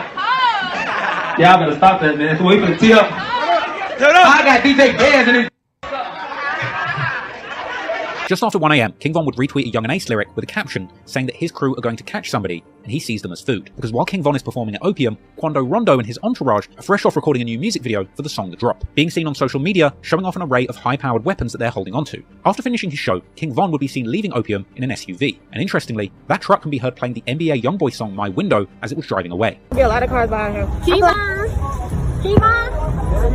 Stop playing! Apparently Von would confuse his team by choosing not to go back to his Airbnb as his security crew initially thought. Instead, Von would take a last-minute and unexplained detour to the Monaco hookah lounge where Quando Rondo was, with King Von's manager, 100K Track, later telling DJ Vlad that his team was blindsided by the change in plan. He went over there to the after party, and then his driver and his homeboy let us know that we was redirected. We think we're going to go to Airbnb or the hotel. At around 3:20 on November the 6th, King Von would find himself outside the Monaco hookah lounge in Atlanta. Perhaps he knew Quando Rondo would be there, or perhaps it was just a coincidence. All we know is that while there, Von approached Quando Rondo and began assaulting him with a flurry of punches, with Quando's close friend Lil Tim opening fire and striking King Von 4 times. Security footage of the fight and subsequent shooting would circulate online after the incident. What happened that night is that Von walked up to Quando Rondo and sucker punched him outside the club and proceeding to beat him up in front of a huge crowd. But after throwing a few punches, Quando's friend Lil Tim would jump out of a car and shoot King Von 4 times. Von's friends from O-Block, Slutty and Louie would attempt to shoot Lil Tim, leaving him wounded but not dead. After shooting Lil Tim to the ground, they would attempt to execute him on the floor, but the gun would jam. Whilst this is going on, a wounded King Von continues to wrestle with Quando Rondo on the floor. At this point, Von's other friend Muwop would approach, punching Quando Rondo to the ground and separating him from Von. Meanwhile, after failing to execute Lil Tim, Slutty and Louie would attempt to flee the scene, without realizing that they were running directly towards undercover police officers who would open fire, believing that their lives were in danger too. The police would kill Slutty and leave Louie in critical condition. Muwop and other O-Block members would drag King Von's limp body to a waiting car and rush him to the hospital. But what's even more crazy is that Quando Rondo would take Lil Tim to the very same hospital that King Von and his team were at, with Quando Rondo even going live showing himself trying to get Tim into the hospital and get assistance. PHF Bezu would later post saying that he'd seen Quando at the hospital, suggesting that they would have shot him if he didn't start recording. But ultimately, King Von would be rushed into emergency surgery in critical condition after the shooting. He would ultimately die in hospital, with media all around the world waking up to the news and reporting on his death. Yeah, Rick and Sean, according to GBI, rapper King Von and his group were at Opium nightclub before making their way here to Monaco hookah lounge, then to the parking lot where chaos ensued. Believe it or not, this all playing out right in front of 2 Atlanta police officers. One of them was actually inside his patrol car, or next to his patrol car with his blue lights on. APD responding, attempting to stop the shooting, but it was too late. He hit like one officer that did respond. He tried to protect himself and stop what was going on. The investigation on this shootout will continue. No officers were injured during this incident. According to GBI, this is the 82nd officer-involved shooting that they've been requested to investigate in 2020. After King Von died, some of the friends of people Von was rumored to have killed would post on social media. Billionaire Black would post a picture of Modell McCambry, and the person who was shot with Modell the night he was killed posted a picture of FBG Duck, saying that Duck would be happy greeting Von in the afterlife. P5, aka Crack's cousin, would post on Facebook saying that he had been praying for the day that King Von will be killed, whilst other friends of Crack would post tributes now that their friend's killer was no longer alive. Apparently, Crack's little brother would even post saying that they caught 2 of the 3 people who were present when Crack was killed, and suggesting that they were disappointed not to be the ones who killed Von. Outside of Chicago, affiliates of NBA YoungBoy like Big B would mock King Von in an Instagram story, saying that it was funny that he was the one who started the beef and dissing NBA YoungBoy, and now he was the one dead. The joke's on you, you diss, now you're getting wrapped down. Yeah. Meanwhile, people on Von's side would express their heartbreak at losing their main man. Asian Doll claimed to want to die when the news came out, and Lil Durk would mourn the loss of his twin. Even rap's #1 superstar Drake would post a tribute to Von after he passed. NBA YoungBoy's biggest enemy, Fredo Bang, would also mourn the loss of Von too. 12 days after his final tweet, somebody would take control of King Von's Twitter account, releasing a statement thanking everybody who supported Von whilst he was alive. There would be a media frenzy around King Von's death. Funeral homes were also refusing to take King Von's body due to fears of violence at the ceremony. And when the family finally found a place that was willing to host the funeral for Chicago's most famous killer, they were forced to have it at 1 day's notice. Eventually, Von would get the peaceful burial his family had hoped for, with Von being laid to rest in Chicago on November 14th, 2020, with pictures of Von's funeral program and casket being posted on social media. But being such a divisive figure in Chicago gang politics, Von's enemies continue to disrespect his gravesite to this very day. Naturally, Von's death sparked a strong response from many of his supporters. 600 Breezy claimed to be headed to NBA YoungBoy's hood at 150 miles an hour with the steppers. BJ, who was also shot the night that King Von was killed, would also post saying that their ops are cursed now that O-Block is after them. Meanwhile, NBA YoungBoy affiliate Michi replied and said that people only really slide in silence. Right there all day, going on hell, scary,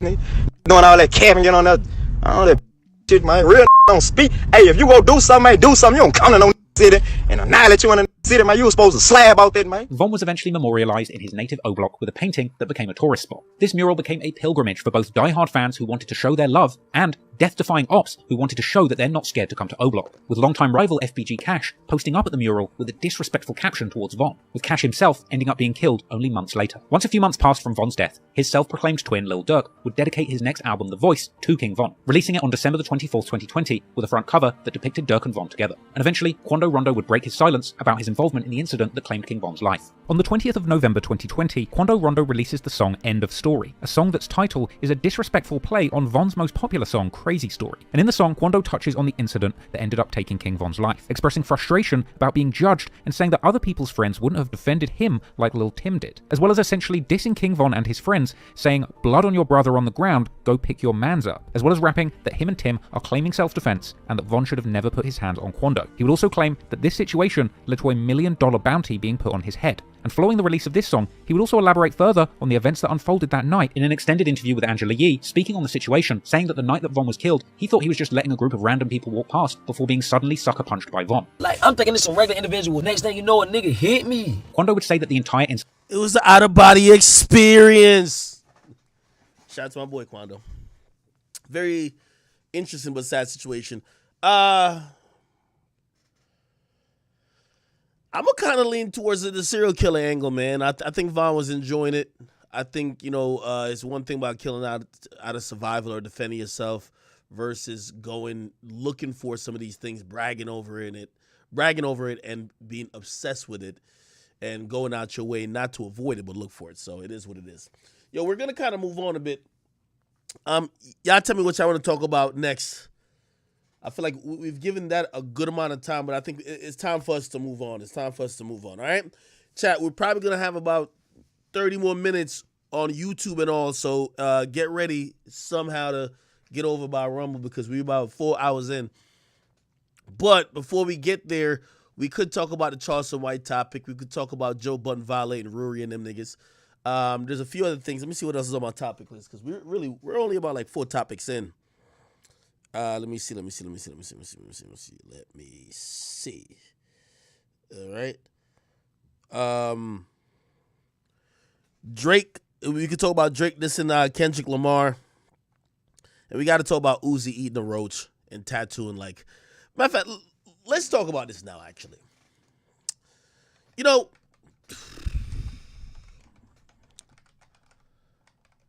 I wonder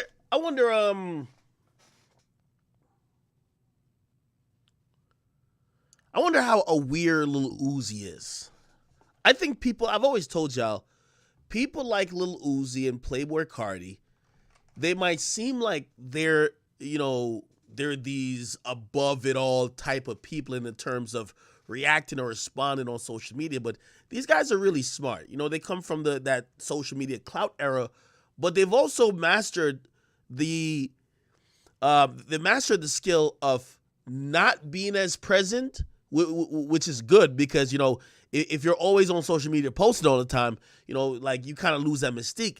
They're not always present, but they see everything, and everything they're doing is usually sometimes for a reaction, right? So they know they know what's going to fuck up the game. They don't have to be on the shit all the time, like responding to comments and LOLing and liking, right?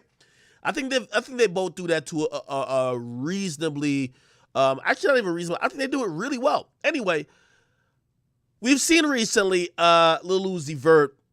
You know, he got a new head tattoo.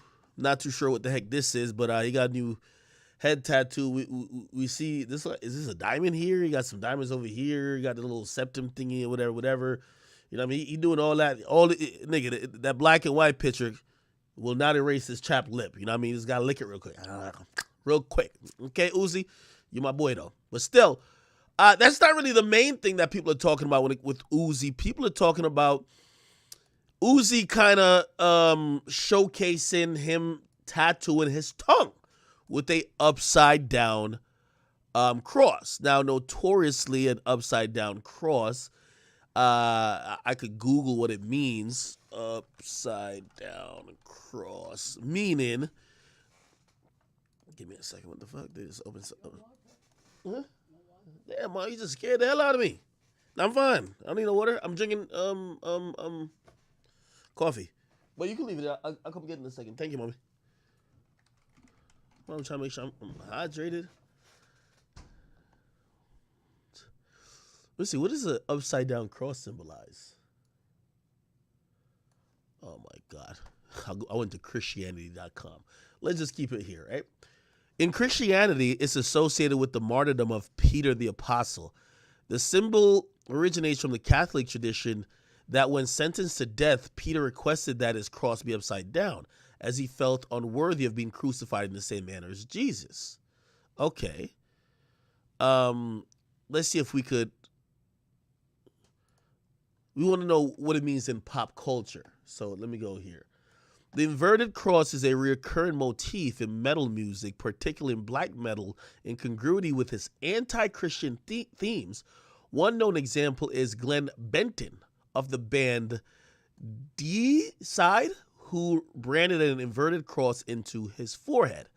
Former Black Sabbath drummer Bill Ward suggested that the use of an inverted cross on the inner gatefold sleeve of their debut album by their label may have been a promotional ploy or a misunderstanding of the nature, okay? Many horror films use it as a part of their imagery and marketing, especially the film involves demonic themes, especially The Conjuring and Paranormal Activity. Okay, somebody says, and this is Wikipedia, so they're going to add real modern stuff. Playboy Cardi is known to wear 2 diamond-encrusted pendants of the cross during his poor performance. Okay. All right. So it basically is like seen in pop culture to stand for some antichrist and anti-spiritualist, or let's just say antichrist, Christian type of symbol. Now, this is Uzi getting it tatted here. By the way, back in the day, Uzi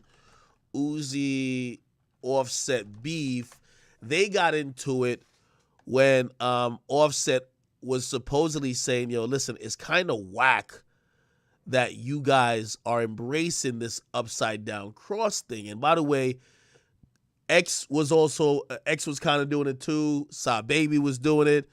And look,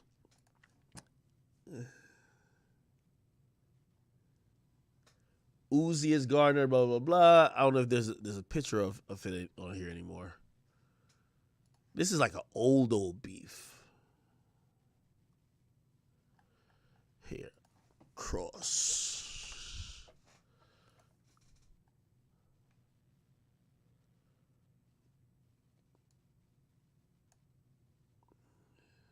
Here it goes. And then Uzi starts trolling him. Then he has 666 right here. A lot of like, demonic type of stuff. Offset was in the comments like, I'll pray for you. Essentially, Uzi has been really embracing this demonic energy, right? I've told you that people that are around Uzi, they claim he's not worshiping the devil. He doesn't like. I hate to burst people's bubble, but he's only doing this to fuck with y'all. Like, you know what I mean? He's not that type of person, right? So let me see if I can pull up the video. Actually, here's the video. Here's the video of the cross. And I guess, in reality, if you ask me, I hate to say this, but Uzi's 27 years of age, to still trying to be somewhat edgy and doing some stuff that you've been doing 5-6 years ago, I just don't get it. You get what I mean? Like, I think Uzi's almost showing that he's stunted his growth. Uzi's 27 but wants to act 18. He wants to act 21. Now, granted, his music is the youth. His influence is the youth. But you're growing, and you're not showing, obviously he's a great musician, so he's always going to make great music. But every artist wants to have some edginess. His edginess just seems to be very stagnant in something that I'm calling cap that he doesn't believe in. I don't believe that. First of all, here's another thing too. if Uzi was this demonic devil worshiping person, when XXXTentacion died, and by the way, he was buried, and there was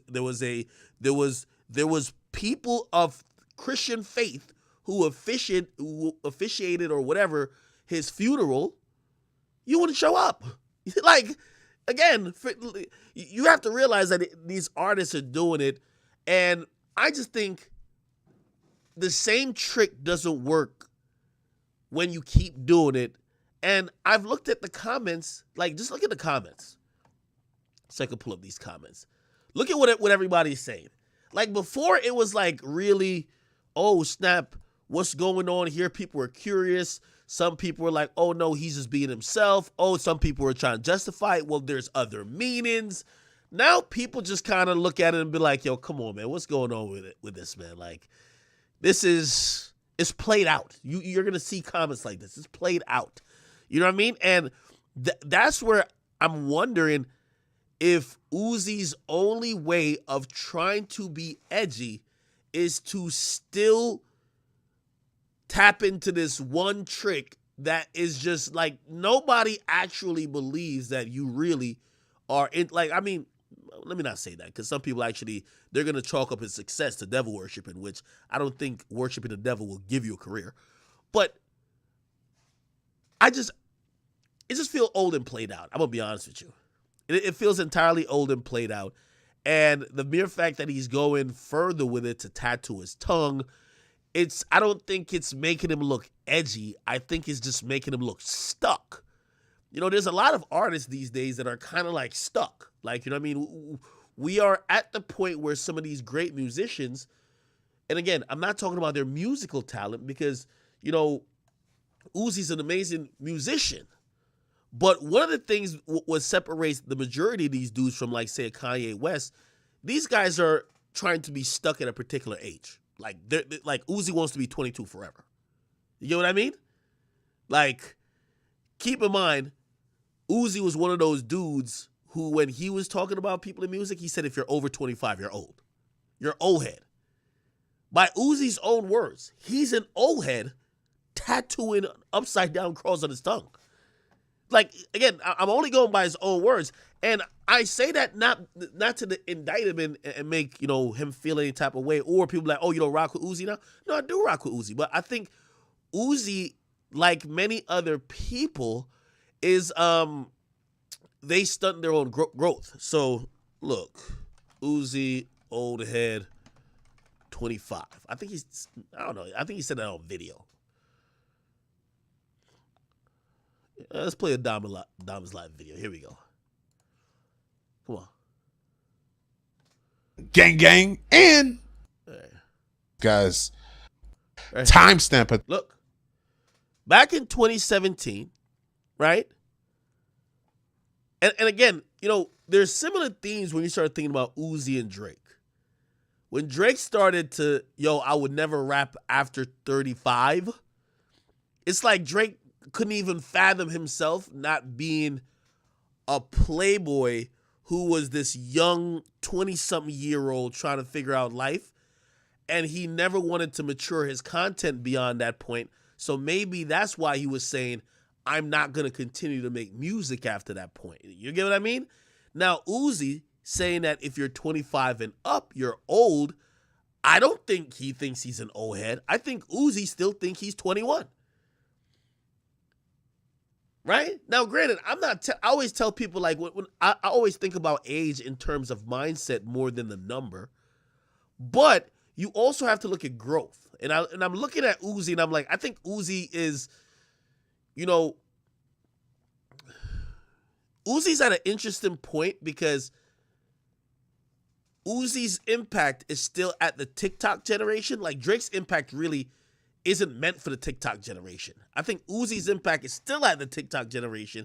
And also, like, songs like I Just Wanna Rock, kind of, it's a good fork in the road for Uzi, because Uzi was one of them dudes he started dancing a lot early, and everything kind of came full circle with this, I Wanna Rock type of movement.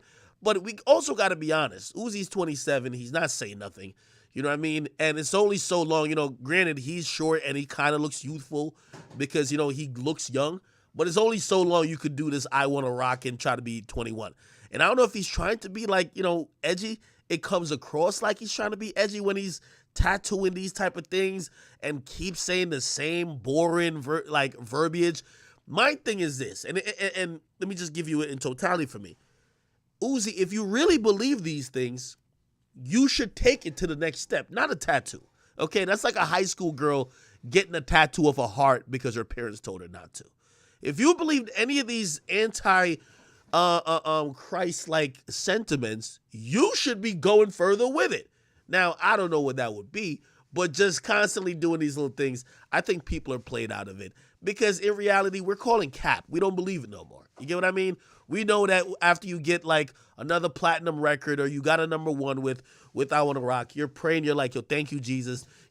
I'm so happy. We don't believe this no more. So it kind of looks like, it looks forced. And when we think about forced, I think that's what you meant in the sense of being an old nigga. Where if you're, again, I don't care, I don't think it's about age, but it feels like you're trying to hold on to this edgy youthfulness like a rebellious teenager. And a rebellious teenager is just not what you are anymore. And it's okay not to be the rebellious teenager anymore. You're a leader of a generation, but you're a vet. You get what I mean? Like you're a whole veteran, right? And again, I am all for people to be edgy to promote and help their artistic creativity. But let's be honest. You looked ridiculous dressing up as the devil and doing the I Wanna Rock dance. The devil is not doing that. Like the devil probably sent you deeper than hell after seeing you do the TikTok dance, I Wanna Rock dance while dressing up as him. So if it's supposed to be artistic or creative, it's falling flat. If it's supposed to be edgy, we're kind of looking at you like, is this it? You've been doing this for 5 years? We're trying to find the next type of wave.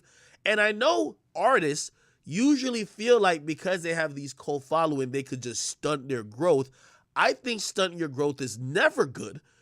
And I think this is why we have people like Kanye. Because no matter what you can say about Kanye, he's gone through a lot of different phases. He's always embraced growth. And if it was anybody who could have stunted their growth and still gone out like an extreme legend, would be Kanye. You'd think if Kanye didn't hold on to this whole soul sample with the boom bap beats or whatever the case is, people wouldn't love him.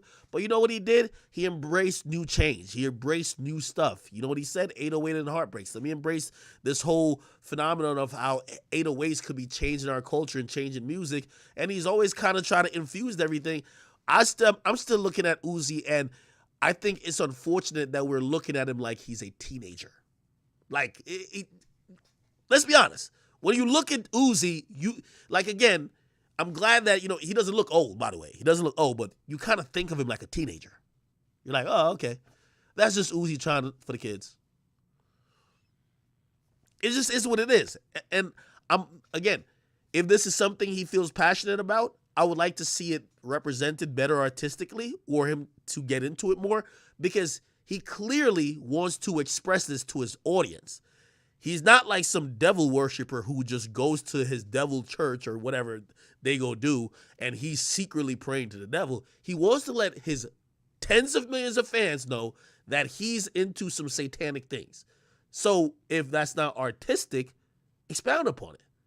But again, I think this is just a way for him to try to keep his edge. I just think the edge is gone if that's what you're trying to do. We all know you're the wannabe Lucifer guy, okay? The wannabe Lucifer guy who is not ready to die. You know what I mean? Like after a certain point, you know what I mean? People grow up and it's like, it just looks ridiculous, right? You're so infatuated with the devil and devilish symbols, but you ain't ready to die. You are like, come on, right? It's just crazy. So I'm sorry to say, maybe that's me growing up, right? And that's probably maybe a reflection of me. And I want to be very fair with this critique. It might be a reflection of myself more than him, because I think Uzi, even though he's 27 and according to him he'd be an old nigga, he's still trying to make music and do things for the 15-year-old. He wants an audience from 15 to 20.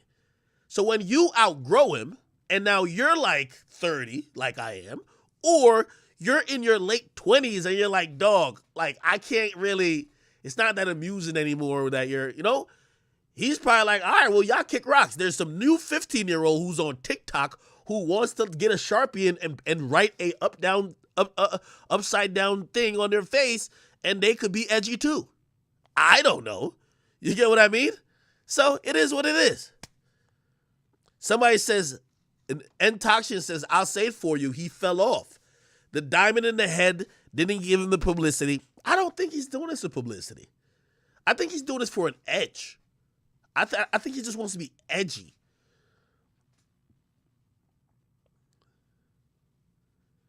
It's been interesting. I'll give this take, which I do believe. I think in the last 2 to 3 years, my observation of rappers, Playboi Carti and Uzi, two guys who are, without a doubt, founding fathers of the new clout era that happened in music, which basically was the shift of the older rappers acknowledging the new youth and the new wave, and these new rappers becoming superstars. In the last 2 years, it became a little bit interesting as people were looking at these guys to see if they're still as creative, are they going to fall off? And I'll say this, Playboi Carti knocked it out the park. Playboi Carti has been, like, again, the way I hear people talk about Playboi Carti now, and not only fans, his peers, they talk about him as an artist. They're appreciating his artistry. They didn't used to talk about him when like this back in 2016. That wasn't the thought. They thought he was cool. They thought he made some good songs, but they didn't, like, they're talking about him like he's a genius. So I think he answered that call. There's also been questions for Uzi. And I think for Uzi, it's been more of, is he dropping stuff that's not sticking? And a lot of times I don't see these leaks. So there's still like a group of fans that are watching the leaks. I'm waiting for the album, right? That's why I've had these discussions with a lot of people about, did he fall off? I'm waiting for the album. So to me, he didn't fall off. But some people feel like, he's been missing here and there. However he does his thing, he found another one. So this I Wanna Rock thing, he's answered that question yet again. Now, will he follow it up with another hit? When will the album come in? I don't know. But just me saying what I believe about, his career, I think him and Carti been in a searching period for the last 2-3 years. I think Carti answered the question and knocked it out the park. And I think Uzi has recently just answered the question. And I think that's why you're seeing a new, new recommitment to doing the weird stuff to still seem edgy and confusing rather than just seem like a regular artist putting out songs that just wasn't connecting until this I Wanna Rock song. And now we're waiting for the album, right? Like, you want to tell me that we're waiting for the pink tape for however long, but every 2 days he's in a tattoo shop saying, hey, tattoo a devil right here. Hey, tattoo this upside down cross right here. Hey, come on now. Come on. You get what I mean? So that's what I believe. You guys can let me know. All right. Somebody says he fell off, not falling off. No. Uzi, again, I love his music. So, I just can't admit that he fell off. And I keep saying, how could we say an artist fell off without them dropping official material? How did he fall off? Being absent doesn't mean you fell off, right? Especially when your last project was so good. Somebody said engagement-wise, he's falling off. How? Anthony Robinson, you gotta tell me what that means. Since you mentioned engagement-wise, let's go to his Instagram. I love using Instagram as Lil Uzi Vert. If you ask me, I think Uzi and Carti are still in competition. And I think Carti got to this position that Uzi isn't at, where I don't think people look at Uzi as this, generational, they're almost looking at it, they look at him like how they look at Kanye, Travis, Young Thug, Cardi. It's like, it's different. I don't even know how to explain it. They look at Kanye, Travis, Young Thug, Cardi as like some, I don't even know what that word is. But Cardi's in that mix, right? And I think with Uzi, we all look at him as a hit maker, but that's about it. You get what I mean? Somebody said, nah, Ak is drunk. Nah, man. Really? Somebody says Uzi's an old man now. He can't keep up with the youngins. Nah, he's 27. He's not old at all. He's not old at all. My thing when I mention his age is that, like, it's only so many times you could do the same trick. If every day I came on here and I made, I don't know, like I made a coin disappear, the very first time is like, wow. Maybe even the fifth time is still like, wow, how is he doing this? Maybe the 10th time you're like, yo, this guy, I still can't figure it out. After doing this for 5 years, you're like, bro, we literally see you put the coin on the opposite side. You never show us behind here. Then you do some weird, like, you know what I mean? You figure out the magic trick, right? The best part of the magic trick is when nobody knows. I feel Uzi just keeps doing the same. And I imagine he would probably say, no, I'm not doing this for any type of, musical reasons. But I think this devilish stuff, again, there's not one person who's ever been around Uzi that says Uzi does anything weird. And what I mean by anything weird, like Azalea Banks, I don't know which country she's from, but she literally showed off a closet where she sacrificed chickens. She cut off the heads of animals and have them there. She's weird. Like, she's not pretending. She is. With Uzi, I've never heard anyone say, yeah, I ain't gonna lie, I walked in and Uzi was praying to the devil. Like, everyone says he's regular. He's just a Philly dude. Which just kind of tells me, bro, he's just doing this stuff in music. It's like, imagine Future, who was all about lean. Imagine if nobody had a story of Future ever sipping lean outside of a music video or like when the cameras was on in studio. You'd be like, yo, I mean, that's the storyline he's selling y'all, but like, he's a regular dude.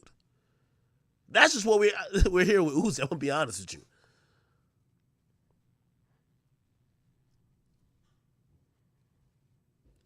Like, all these little outfits, they're cute. Like, this, I guess it's cute. You know what I mean? But it's like, he's a regular person, man. He's like a regular person. So, it is what it is. All right.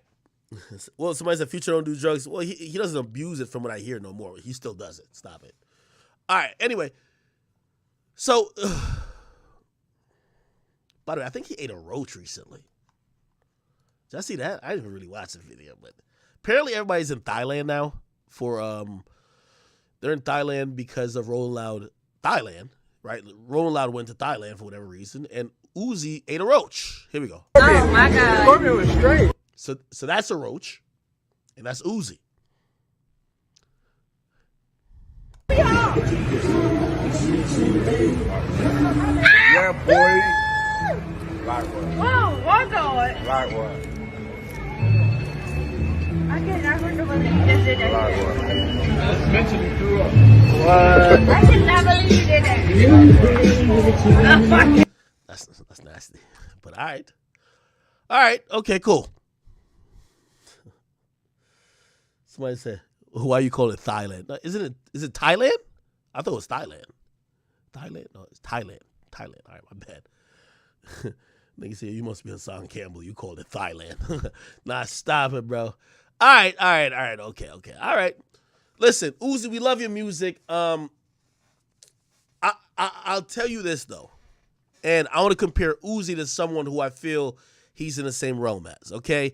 I don't think Uzi's in the realm of the Young Thugs and Kanye's or whatever, but I think he could be possibly in the realm of, I don't even know if this is a fair comparison, but still, like, Nah, this ain't a fair comparison.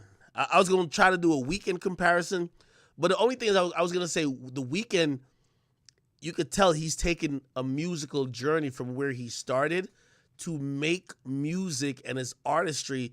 Even with Dawn FM, it might not be a knockout the park.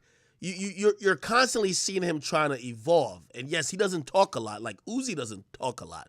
And is the Weeknd weird? Yes. Is Uzi weird? Supposedly, yes. But you see his art and his way of trying to get attention or the edge that he's trying to keep.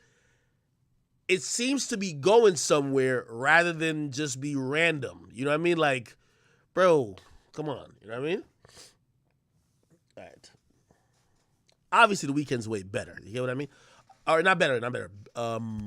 Bigger, as you said. But I love Uzi's music. I just want him to find a new gimmick. Or, if you love the devil so much, make an album about the devil. Right? Like, you know what I mean? Like, brother, it's only so long you can start tattoo. Like, make an album about it. If you love the devil so much, make an album about the devil. We'll listen. And if it's trash, we'll throw it away too. All right. Okay. Interestingly enough, Whoa Vicky has came out. And by the way, everybody on YouTube, we're about to go over to Rumble for the rest of the stream in a bit. So please make your way over there. Go register a username while we still on this bitch. Because we're going to be over there kind of doing the rest of the topics.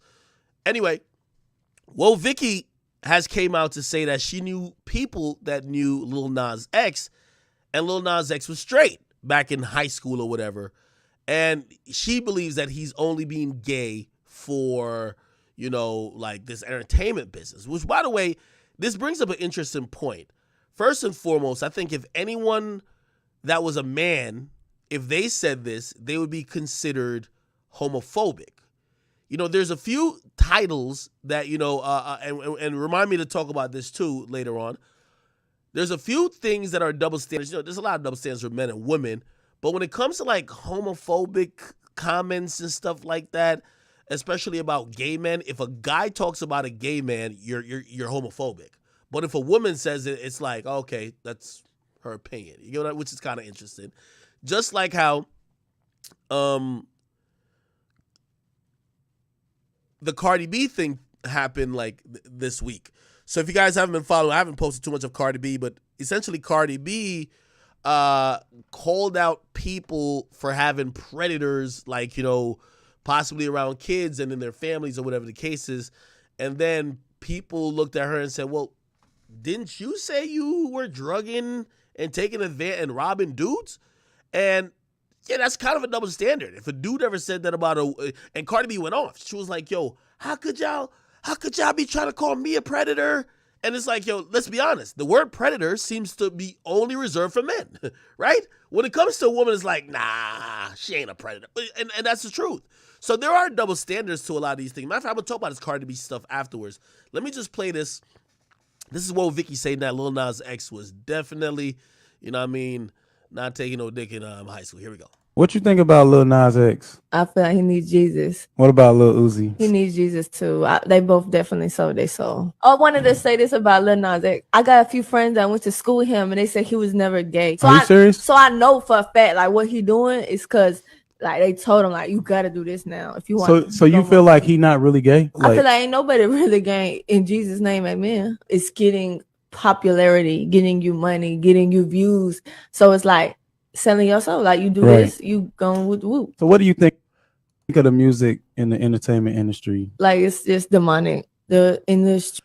Okay, let me stop it there. So basically, she said he wasn't gay. I'm gonna be honest with you, that nigga gay. Like, I don't listen. There is 0 in 0 planets or universes. That nigga is as gay as a $2 bill. Trust me. Looking at Lil Nas X, come on, man, bruh, come on, like, bruh. Trust me, he deserves an Oscar if he's straight and acting like that. Listen, we all know, like, come on, bro. Like, come on. Like, there's not a straight bone in that boy body. Pause. Straight up, let's be honest. He's gay. Now, maybe he didn't act out somewhat, like, he's becoming more flamboyant since going to industry. That's one thing I'll agree with her on. The industry actually rewards people who are fluid. You know, it goes back to the conversation with the Bad Bunny situation. We ain't got no pictures of Bad Bunny kissing no men. We got pictures of his ex-girlfriends, this and third, but once he gets to that peak where he's performing at the biggest award shows, he's got to kiss dudes. He got to show he's kissing dudes and women because he's bi now, right? And again, maybe he is. I'm not going to say he is or he isn't, but it is incentivized, and you do get kind of rewarded by, you know, being accepted and also promoted to another extreme when you seem to be fluid. You know, I constantly ask the question about, you know, I said, well, I didn't ask the question. I made the statement. I said, the only way Drake could pass Bad Bunny, but he never could because hip-hop would disown him, Drake got to be gay. If Drake came out and Drake admitted, or he's saying like, I don't know, the Marvin's Room, and he basically admitted, he gave Marvin's Room remix, and he said, yo, actually, I knew a nigga named Marvin, and I sucked him off in the room. Biggest thing ever, but hip-hop wouldn't rock with him no more, right? Because he talked a little bit too spicy for people to accept him being in the LGBTQ community, right? So, you know, I think, and if we look at Drake, Drake values being a rapper first more than he values being a pop star. Now, granted, from what I've heard about Bad Bunny, because I listen to his music, but I don't know his whole, like, you know, plight, they say he don't talk tough, like, and well, right? Like, he's a Latin trap artist. He talks tough. He's with the gangster stuff. If he talks about he likes some gay stuff or some in the middle stuff, they're going to run him out of here. You get what I mean? Like, at least his country. Like, you know, Puerto Rico is not going to accept him. Bad Bunny never talked crazy. He's always been like that perfect mix. Like, I'm going to be honest with you. You know who I think could come out? And I've been waiting for him low-key a little bit to kind of come out and say he's gay.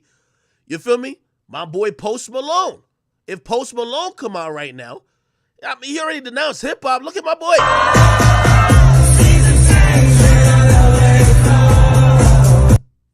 Yo, and Post Malone had White Iverson. He ain't never moved like this. Let's keep it a bean. Like, you got to understand what it is, bro. Like, you got to, look. Brother, you got to understand what it is. Like, so I'm not going to go as far with what Vicky's saying, but all these people realize that, like, you know, if you're exuding too much masculinity, or if you're, you know what I mean, if you don't seem a little bit questionable, it kind of caps the ceiling you could get to. Like, I think Drake has capped the ceiling. Like, you know, Drake is half white, so he gets a, you know, and Drake has privilege over, like, a Kendrick. Like, Drake is half white. If you don't, you know, I've been telling y'all, colorism, there's so many isms that play a part, and you'd be an idiot to not acknowledge that. The lighter skin you are, especially if you're a female, it helps a lot. Just like the bigger your butt is, it helps a lot. If you're white, it helps a lot. Jack Harlow's going to get further to a particular spot than somebody else that's a little bit darker, or definitely someone who is completely dark, you know what I mean? And skin complexion, right?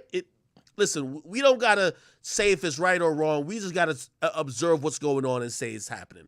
Is that the only reason why Drake is where he's at and Kendrick's where he's at? No. I think Drake played off of it as well. If Drake was talking that, like, you know, Black Lives Matter stuff, bro, we look at him like Sean King. Like, you know, Sean King be like, you looking at Sean King like, yo, bro, you got to comb over, dog. Like, we don't want to hear all this Black Lives Matter stuff from you. You know what I mean? Because we all know this. We know a lot of, like, you know, mixed breed people who be going way too pro-black. And we looking at them like, man, you just doing the most to overcompensate. But, you know, things help people and hurt other people. Like, you know, if Drake was preaching the pro-black stuff, we'd be like, man, get out of here. So he kept it ambiguous and he focused on the girls and the other stuff. That's why his career went where it is. If Kendrick was rapping about he's in his feelings, he's awkward, we'd call him a nerd. Like, let's be honest. You a black dude from the hood who say you mad uncomfortable around girls? Nigga, you gay. Like, let's be honest, right? Like, if switch Kendrick and Drake's catalog, right? All you know is that Kendrick came from Compton, right? And all you hear about is him singing how he's uncomfortable with girls. You like, this dude is gay, right? Why? You're a dark-skinned dude from the hood. People look at Drake from Degrassi. You give him a little more break. Yo, he's light-skinned too. He's like half black, half white. He could get away with being like, yo, I don't know how to do the double cheek kiss. So, all right, brother, we can work it out. We have to be honest about how people look and just the realities of everything, right? Like, for example, Lil Nas X, I believe he was always gay, to get back on topic, right? I believe Lil Nas X always was gay. I think Lil Nas X, once he came in the industry, realized there is a benefit in being zesty, okay? When I mean being zesty, that means a little bit flamboyant with it. You feel me? Again, with all due respect to the LGBT community, there's a lot of, like, by the way, there's not only flamboyant homosexuals, there's like people who are just, they're regular people, right? But the version of the LGBT community sometimes you see more published in pop culture is going to be the flamboyance, right? So, yes, I believe Lil Nas X is gay. I don't believe he's capping or nothing. I think he's gay. But is he rewarded for twerking naked in a bathroom scene with some random? Yes. You get what I mean? Like, didn't you see the whole thing where he did the thing with Jack Harlow while they're in like, yeah, he's gonna play up on those stereotypes, right? And by the way, I'm not saying like, moral, like most of these guys have had to probably have that moral check. Hey, listen, you could get 10x the money you get now, but is this violating your morals, right? I don't think that Lil Nas X hates the Lord or hates religion, but I do know that he has accepted that if he's going to operate like himself, there's going to be scrutiny from those communities. What does he do? Just like what 6ix9ine does. It's a marketing thing to have the rainbow kid troll the gangster community. Oh, he's gangster too. Oh, here's a gay guy, and he's talking about the Lord, or he's playing upon this. Y'all said gay people are going to hell. Obviously certain religions and certain radical people say, y'all say gay people are going to go to hell. Well, he's flirting with the devil. He's twerking on him. Of course, these guys are incentivized, right? It's going to get them more attention. Also, if you have an opinion that says you're not with that, you're going to be labeled a homophobe. You're going to be labeled some type of phobe. No matter what you're not with. If you're not with progression these days, is, for example, now, if you were to say you didn't understand people who are transphobic, you're a transphobe. Like you don't understand. What you mean you don't understand this nigga? Like, you know what? There's a problem with you, right? So again, it's all about accepting and pushing the boundaries, and I think these guys are realizing, it's helpful to do that. And one of the people who I think maybe on a subtle level, it probably helped, not in the hip-hop community, even though it got him a lot of attention, I thought it helped Young Thug a little bit. I thought it made him palatable to some white faces. To the white pop community, I think him rocking a dress and all that, just like comedians. Bro, all the comedians talk about it. Yo, you funny roasting dudes in the hood. You doing your mama jokes and you got jokes, whatever, you get to a certain level, they come in. Yo, we got this dress for you right here.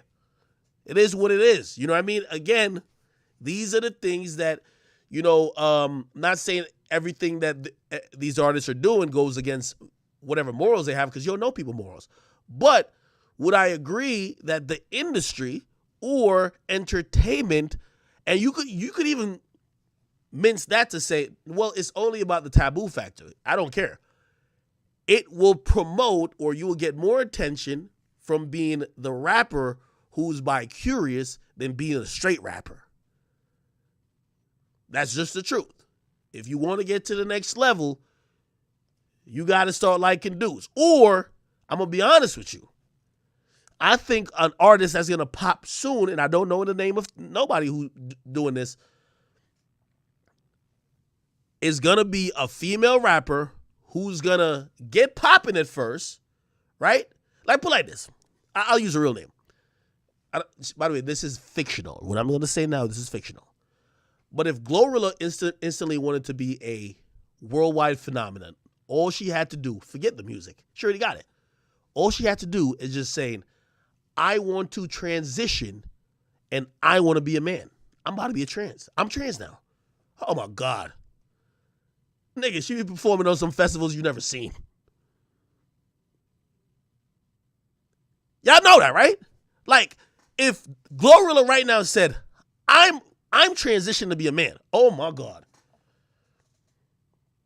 bigger than Meg Thee Stallion. Let's keep it real.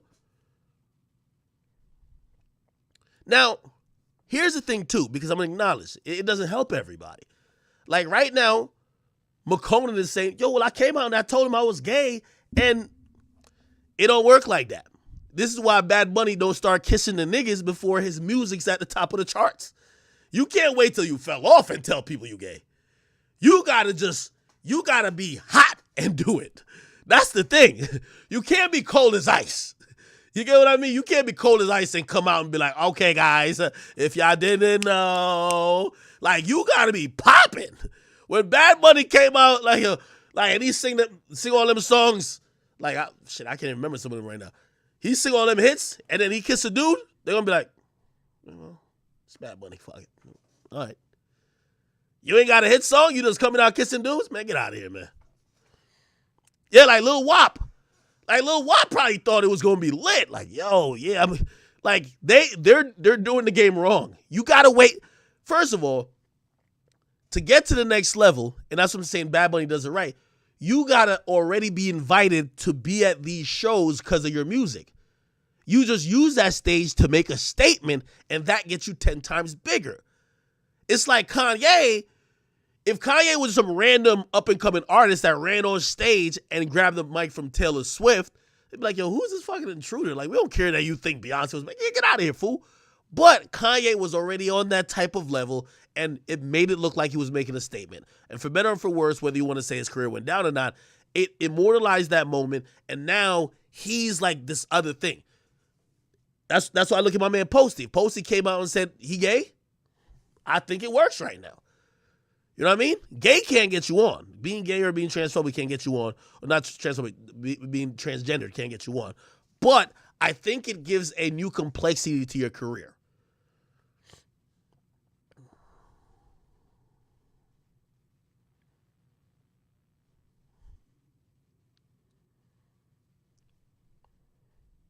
I ain't gonna lie, Glorilla got a deep voice already when she want to.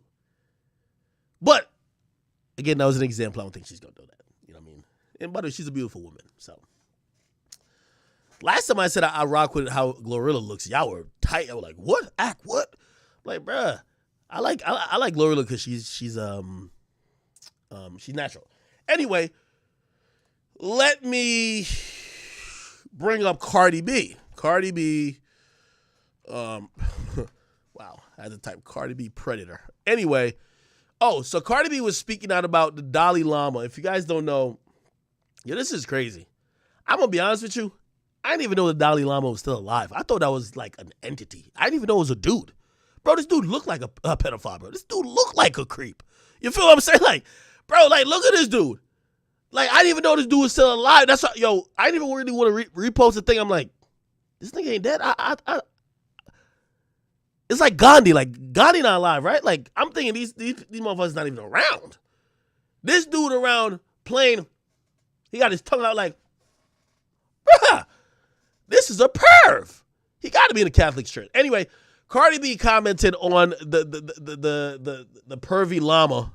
First of all, any nigga with llama in their name, you should already know. They're on some different type of timing. She commented on him kissing a boy, like literally trying to tongue kiss the boy, was sucking on the boy's tongue or had the boy suck on his tongue. It was some weird stuff. Like, I couldn't even really watch the clip. Anyway, people called out Cardi B. They said, Cardi B, yeah, he's weird and creepy and definitely a predator. But what about you, Cardi B? You admitted back in the day that you used to drug and rob men. That seemed pretty predatorial. Cardi B had a response for that, okay? Let me see if I can play her response, hopefully in full. Does this have it? Got 3 kids and I got 2. Here we go. So me and one of my high school friends, we don't really I'm gonna take a piss while this plays. Talk much, but by the way, everybody start coming over to Rumble because I am gonna cut the stream pretty much after this topic.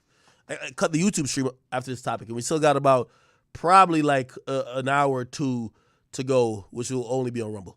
Sometimes we do be speaking, and like she's really like a conspiracy. She's like a very woke person. Sometimes she believes certain conspiracy, and sometimes we would debate about it. But it's crazy because we was just talking about how fucking sick. There's like a lot of predators out there, and like we both are mothers. She got 3 kids and I got 2 kids, and we was just talking about predators, and we was just talking about how like and fucking people that like desire are like literally everywhere. Like it could be your next door neighbors, it could be teachers, it could be a bum in the street, and it could also be a fucking billionaire. It could be a mayor. It could be a person that runs a church. Actually, a lot of times it's a lot of people that take advantage of religion, and they will take advantage of religion, and because they have that power, they will take advantage of our. And you know what they are? People that are always running these religions and these beliefs, they're usually men. But don't get it twisted. There's a lot of women. So me and my friend was talking about that, and I'm gonna put that screenshot too. Let me see if I could put it up. I don't want to think. Let me skip past. I don't want to put the wrong one. Some people take advantage of religion and start doing the things to our. So I posted a tweet about it, right? So I posted a tweet about it because it's just like, yo, we really have to protect our kids any way possible. And we have to like let our kids know to be alert and like know that there's a violation when people touch, when it comes to family, when it talks to friends, when it comes to teachers, or when it comes to other kids. You know what I'm saying? Because there's some kids that are more advanced than others. So I put the tweet up, right? I put the tweet up, and now people want to come at me like, oh, bitch, you're the wrong messenger. You're the wrong messenger. Then you robbing, man. And it's like, listen. Y'all not going to keep doing this because when it comes to fucking weird ass and shit, I'm really like, I don't play that shit. I really don't fucking play that shit. And for y'all to like trying to say that I'm like some girl, I'm some weird bitch because they wanted to buy from me, and a lot of y'all be like, oh, these were vulnerable men you took advantage of. These were not no fucking vulnerable men. These are some freak ass that like to go to the club, that like to get drunk. I love Cardi B. Me and her have talked a bunch of times. We have a pretty cordial relationship. But I will tell her, you see, how she describes men that go to the strip club, these are some weird pervy dudes. No, a lot of those dudes that you're talking about were men with sex addiction. If we're going to be all the way woke, let's be all the way woke. Don't only be woke when it comes to things that are, because you said, you know, she also said, hey, she was a young woman who she feels they were trying to take advantage of. These were a lot of guys with issues who sometimes are spending their last dollar in the strip club to feed an insatiable appetite of sometimes a sex addiction. And essentially, you took advantage of that. But also, they were trying to take advantage probably to a certain extent too. So it's one of those things where it's not, you're not the like being a stripper, you're not like some helpless. This is a profession. When you become a sex worker, granted, there might be situations and scenarios that have allowed you or led you to that path in life, but you're not somebody who have been trafficked into this profession. You're not like a victim of being human trafficking. You're choosing this as your way of how to make your income. But just like how there's probably pervy men probably trying to take advantage, you're right. There are also dudes who have a sex addiction who are also going broke over this stuff. Now, what people accuse her of with drugging, this also gets into another, it's a little dicey because that's if someone said they want to buy pussy, by the way, that's illegal pretty much everywhere, but that essentially is a bartered transaction where you must have agreed to get paid something, possibly to have sex or do some type of sexual favor, which means you're in agreement to some extent. This is before the drugging. It's not that they're coming on to you and your only way to escape is because you drugged them. You're just saying, well, y'all are both pretty much trying to play a game of finessing each other.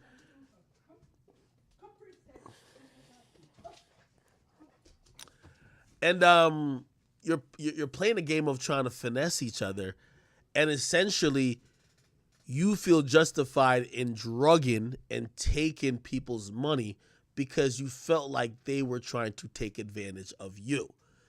It's an interesting situation, but I have to pause when she says this because what she's saying does not validate men being drugged, especially when you're not saying you were being drugged at all. Like, it seems you're the one making a decision, and you're the only person who might be making decisions without I won't say intoxication, without being coerced or being under the influence unknowingly, right? Again, we all know strip club culture too, so I'm not defending men in there that's doing some weird shit.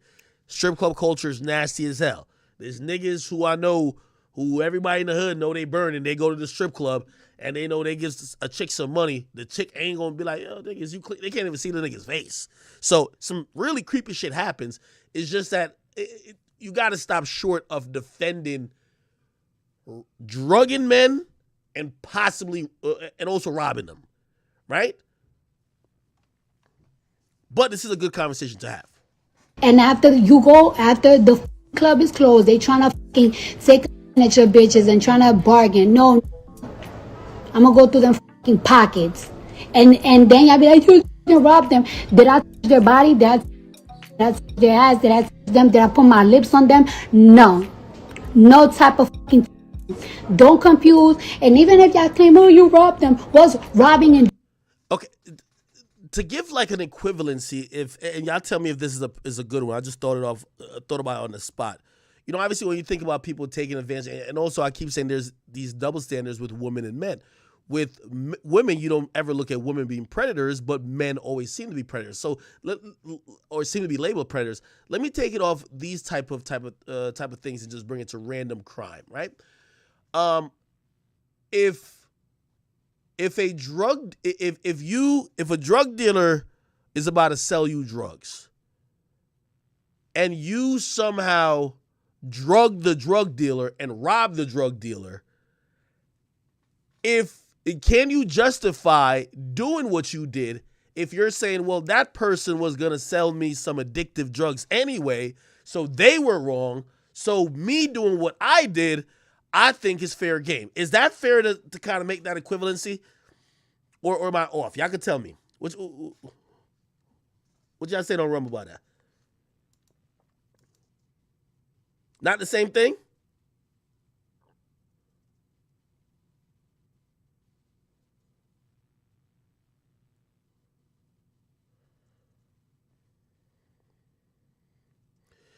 Well, I know y'all, a lot of y'all say not the same thing. The reason why I use that explanation is because here's the truth.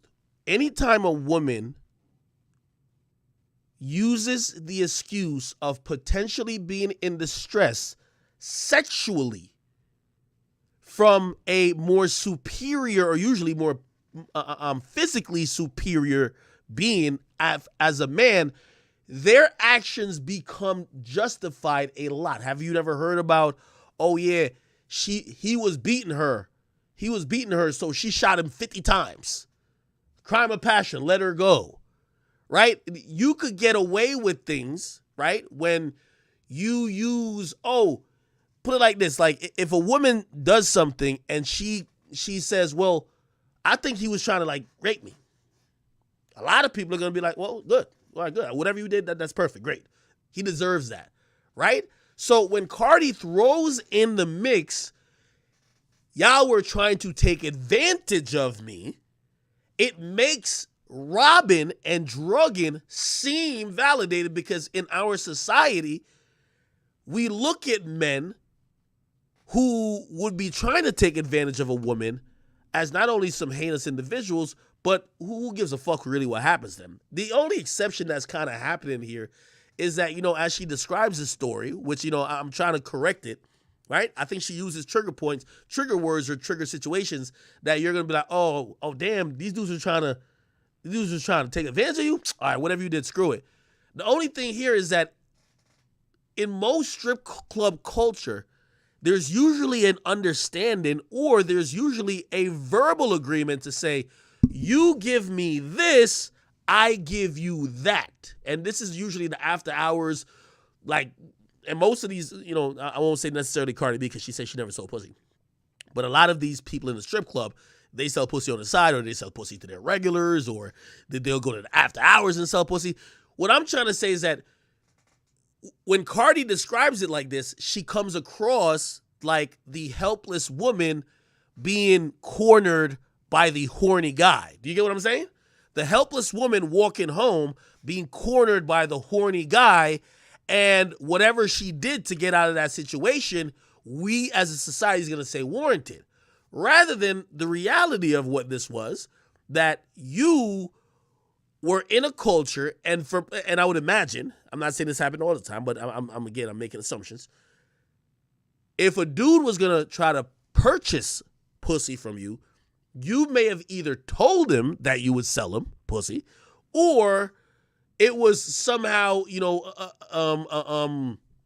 presented in the air as it was going to be a transaction that was going to be done, not necessarily someone was trying to just force themselves on you. Because again, what I'm trying to say is that when she explains it, if she is explaining somebody trying to actually rape her, we're not going to be like, oh, why did you rob? No, you can do whatever to that person you want, right? But if you were selling pussy, which now that's just a transaction, and especially happens frequently sometimes in the back room of the strip club, now you're just kind of, you're explaining, you're using the woman get out of jail free card to get out of a situation where if that person's wrong, you're not right either. You know what I mean? Y'all are both wrong, even if they were being creepy, right? I hope that made sense. Robbing and is two different type of shit. So don't call me no. Don't fucking play with my name like that, because I don't play that shit. And because of that tweet, people talking about like, oh, but you the wrong messenger. How am I the wrong messenger, bitch? I'm the right messenger because I'm a fucking mom. I agree with her with that too. I do think that, because she has kids, she probably saw her kids with this creep over here. And she could just imagine, this probably happens a lot when single mothers, or sometimes single fathers, or even two-parent households, they'll send their kids to church or send their kids to the synagogue or wherever, and they're saying, well, they're under the care of a religious leader, nothing could go wrong, but this dude over here is trying to play, tongue twister with your fucking kid. You know what I mean? That's weird. So I don't think she's the wrong messenger. I think people might just be frustrated with her, thinking that she's still playing victim in the situation where she admitted that she robbed and drugged men. I think that's what people probably feel. I'm a fucking mom. And I'm a fucking woman. And I'm a girl that as a teenager, my body got up. I don't talk about that shit because it's like, that's another story for another time. But just the whole fact that it's like, for y'all to even try me, because I want y'all to protect y'all, because y'all need to be more careful with y'all sick, and it makes me feel like y'all party y'all self. The fuck.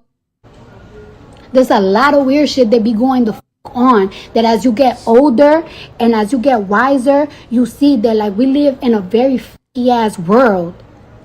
Be sure to like, comment, and subscribe. Yeah, I'll end it here with this whole Cardi thing. I think Cardi's sincere. The Dalai Lama is a fucking creep. I think she has a right message to say, yo, listen, you got to watch your kids, because even spiritual leaders could take advantage of them. Do I think she's a wrong messenger? No, she definitely has kids, very young kids. That's probably one of the biggest concerns as she moves around and, like, shoot. Again, parents, a lot of times, they used to allow the TV to babysit their kids. Sometimes they allow, sometimes even the church or other places where they, or other institutions where they trust the system involved, whether it be the school or even be a church or something like that. So I don't think she's the wrong person to speak on this at all. I just believe that, the story she told, I don't think she sees it from the other angle, right? Or maybe she's just not being vivid enough. Like, the dudes that you say you were robbing and drugging, like, again, within that environment, how are they trying to purchase something that wasn't on sale? You know what I mean? So, again, that's why people are looking at that to say, nah, something don't sound right. Right? Like, and by the way, here's the thing, too. I don't know Cardi's situation, but shoot, didn't I give you this example? And Cardi, if you ever see this, like, maybe your story is specific where you were actually a victim of whatever with those men, and hopefully it's a finite, small amount of men you're talking about, but you blanketly put it out on the internet. Didn't I tell you a story about how some chick was trying to set me up, trying to get me drunk, trying to get me robbed? Like, I wasn't purchasing anything. I thought like we were just having a good time. In her mind, she's thinking, well, I know he has money. I'm going to actually try to backdoor this dude that he could get robbed, that the money I think he be having, we could all break it down. So again, you can't really, it's hard to ever really stomach the message of validating robbing and drugging men, because many of men have lost their life from a woman who men used to look at as harmless, getting either drugged or setting them up to being robbed. This is no joke. Look how many situations we're talking about where a woman may have been involved in somebody losing their life. So again, that's serious. And I think Cardi, she probably got some trauma from the strip club, so she probably can't see beyond her own situations. But she should probably understand why, like, people ain't going to be jacking that. Like, no one will ever be like, oh, yeah, no. Now, that makes sense why you did that. No. Like, if we ever acknowledge that women drugging men and having them robbed was cool, that's how men lose their lives. And in most of these situations where we're talking about, the women are always untouched. Some people believe there was a woman who gave up the drop, or it was whatever when it came to the whole Pop Smoke situation. Who's the person that died? It was only one, it's a man. So again, you can't really jack that type of stuff. And I know she's trying to make it personal and kind of go back to some trauma she had, but it don't sound like no stuff that we could co-sign at all. Robbing and drugging, nah, It's a lot of dudes who've died out here because a girl, like I kid you not, I'll give you on some realistic stuff. A girl who I was dealing with, she told me the same thing. I swear. A girl who I was dealing with, but she wasn't a dancer. I didn't even know she was a dancer. So when I met her, I never knew she was a dancer. But she told me later, she said, yo, I'm going to be honest. And I always I eventually trusted her a bit because she wasn't in that life anymore. But that was kind of alarming that she would just nonchalantly, admit that to me. So this is what she said. She said, yo, her whole thing was just that she wasn't green, right? She said, yo, I never really stripped, but I used to act like I was a stripper.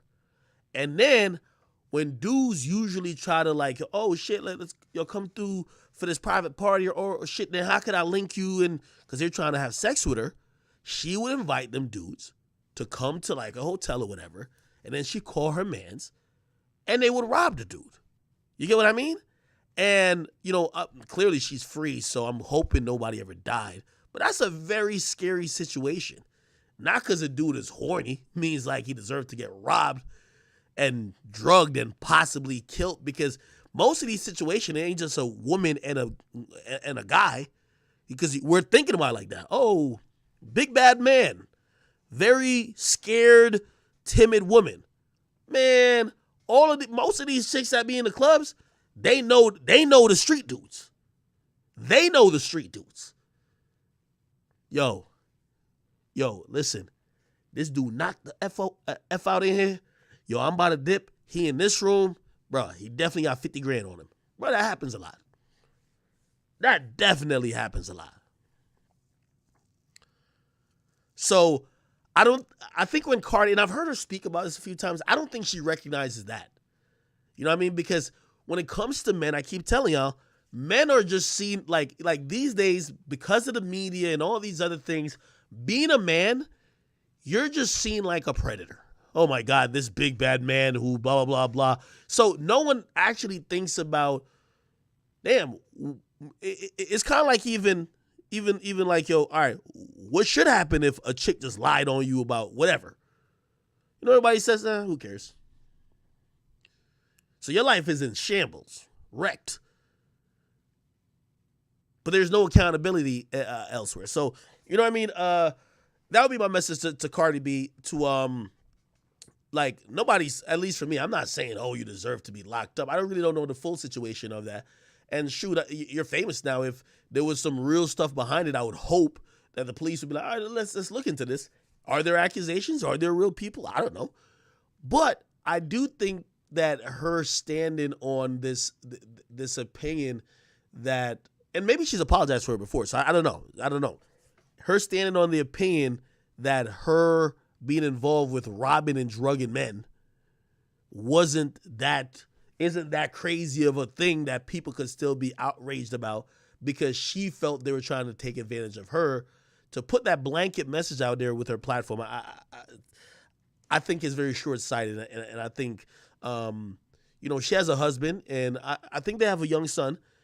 She's probably going to realize what the ramification of that is sooner, hopefully not later, right? Somebody said Cardi B fell off. Nah, Cardi B never fell off. I ain't gonna lie to you. Cardi B's been like, Cardi B's like a weird thing in music. She's never fell off, bro. Like, as soon as she got on, she don't even put out music.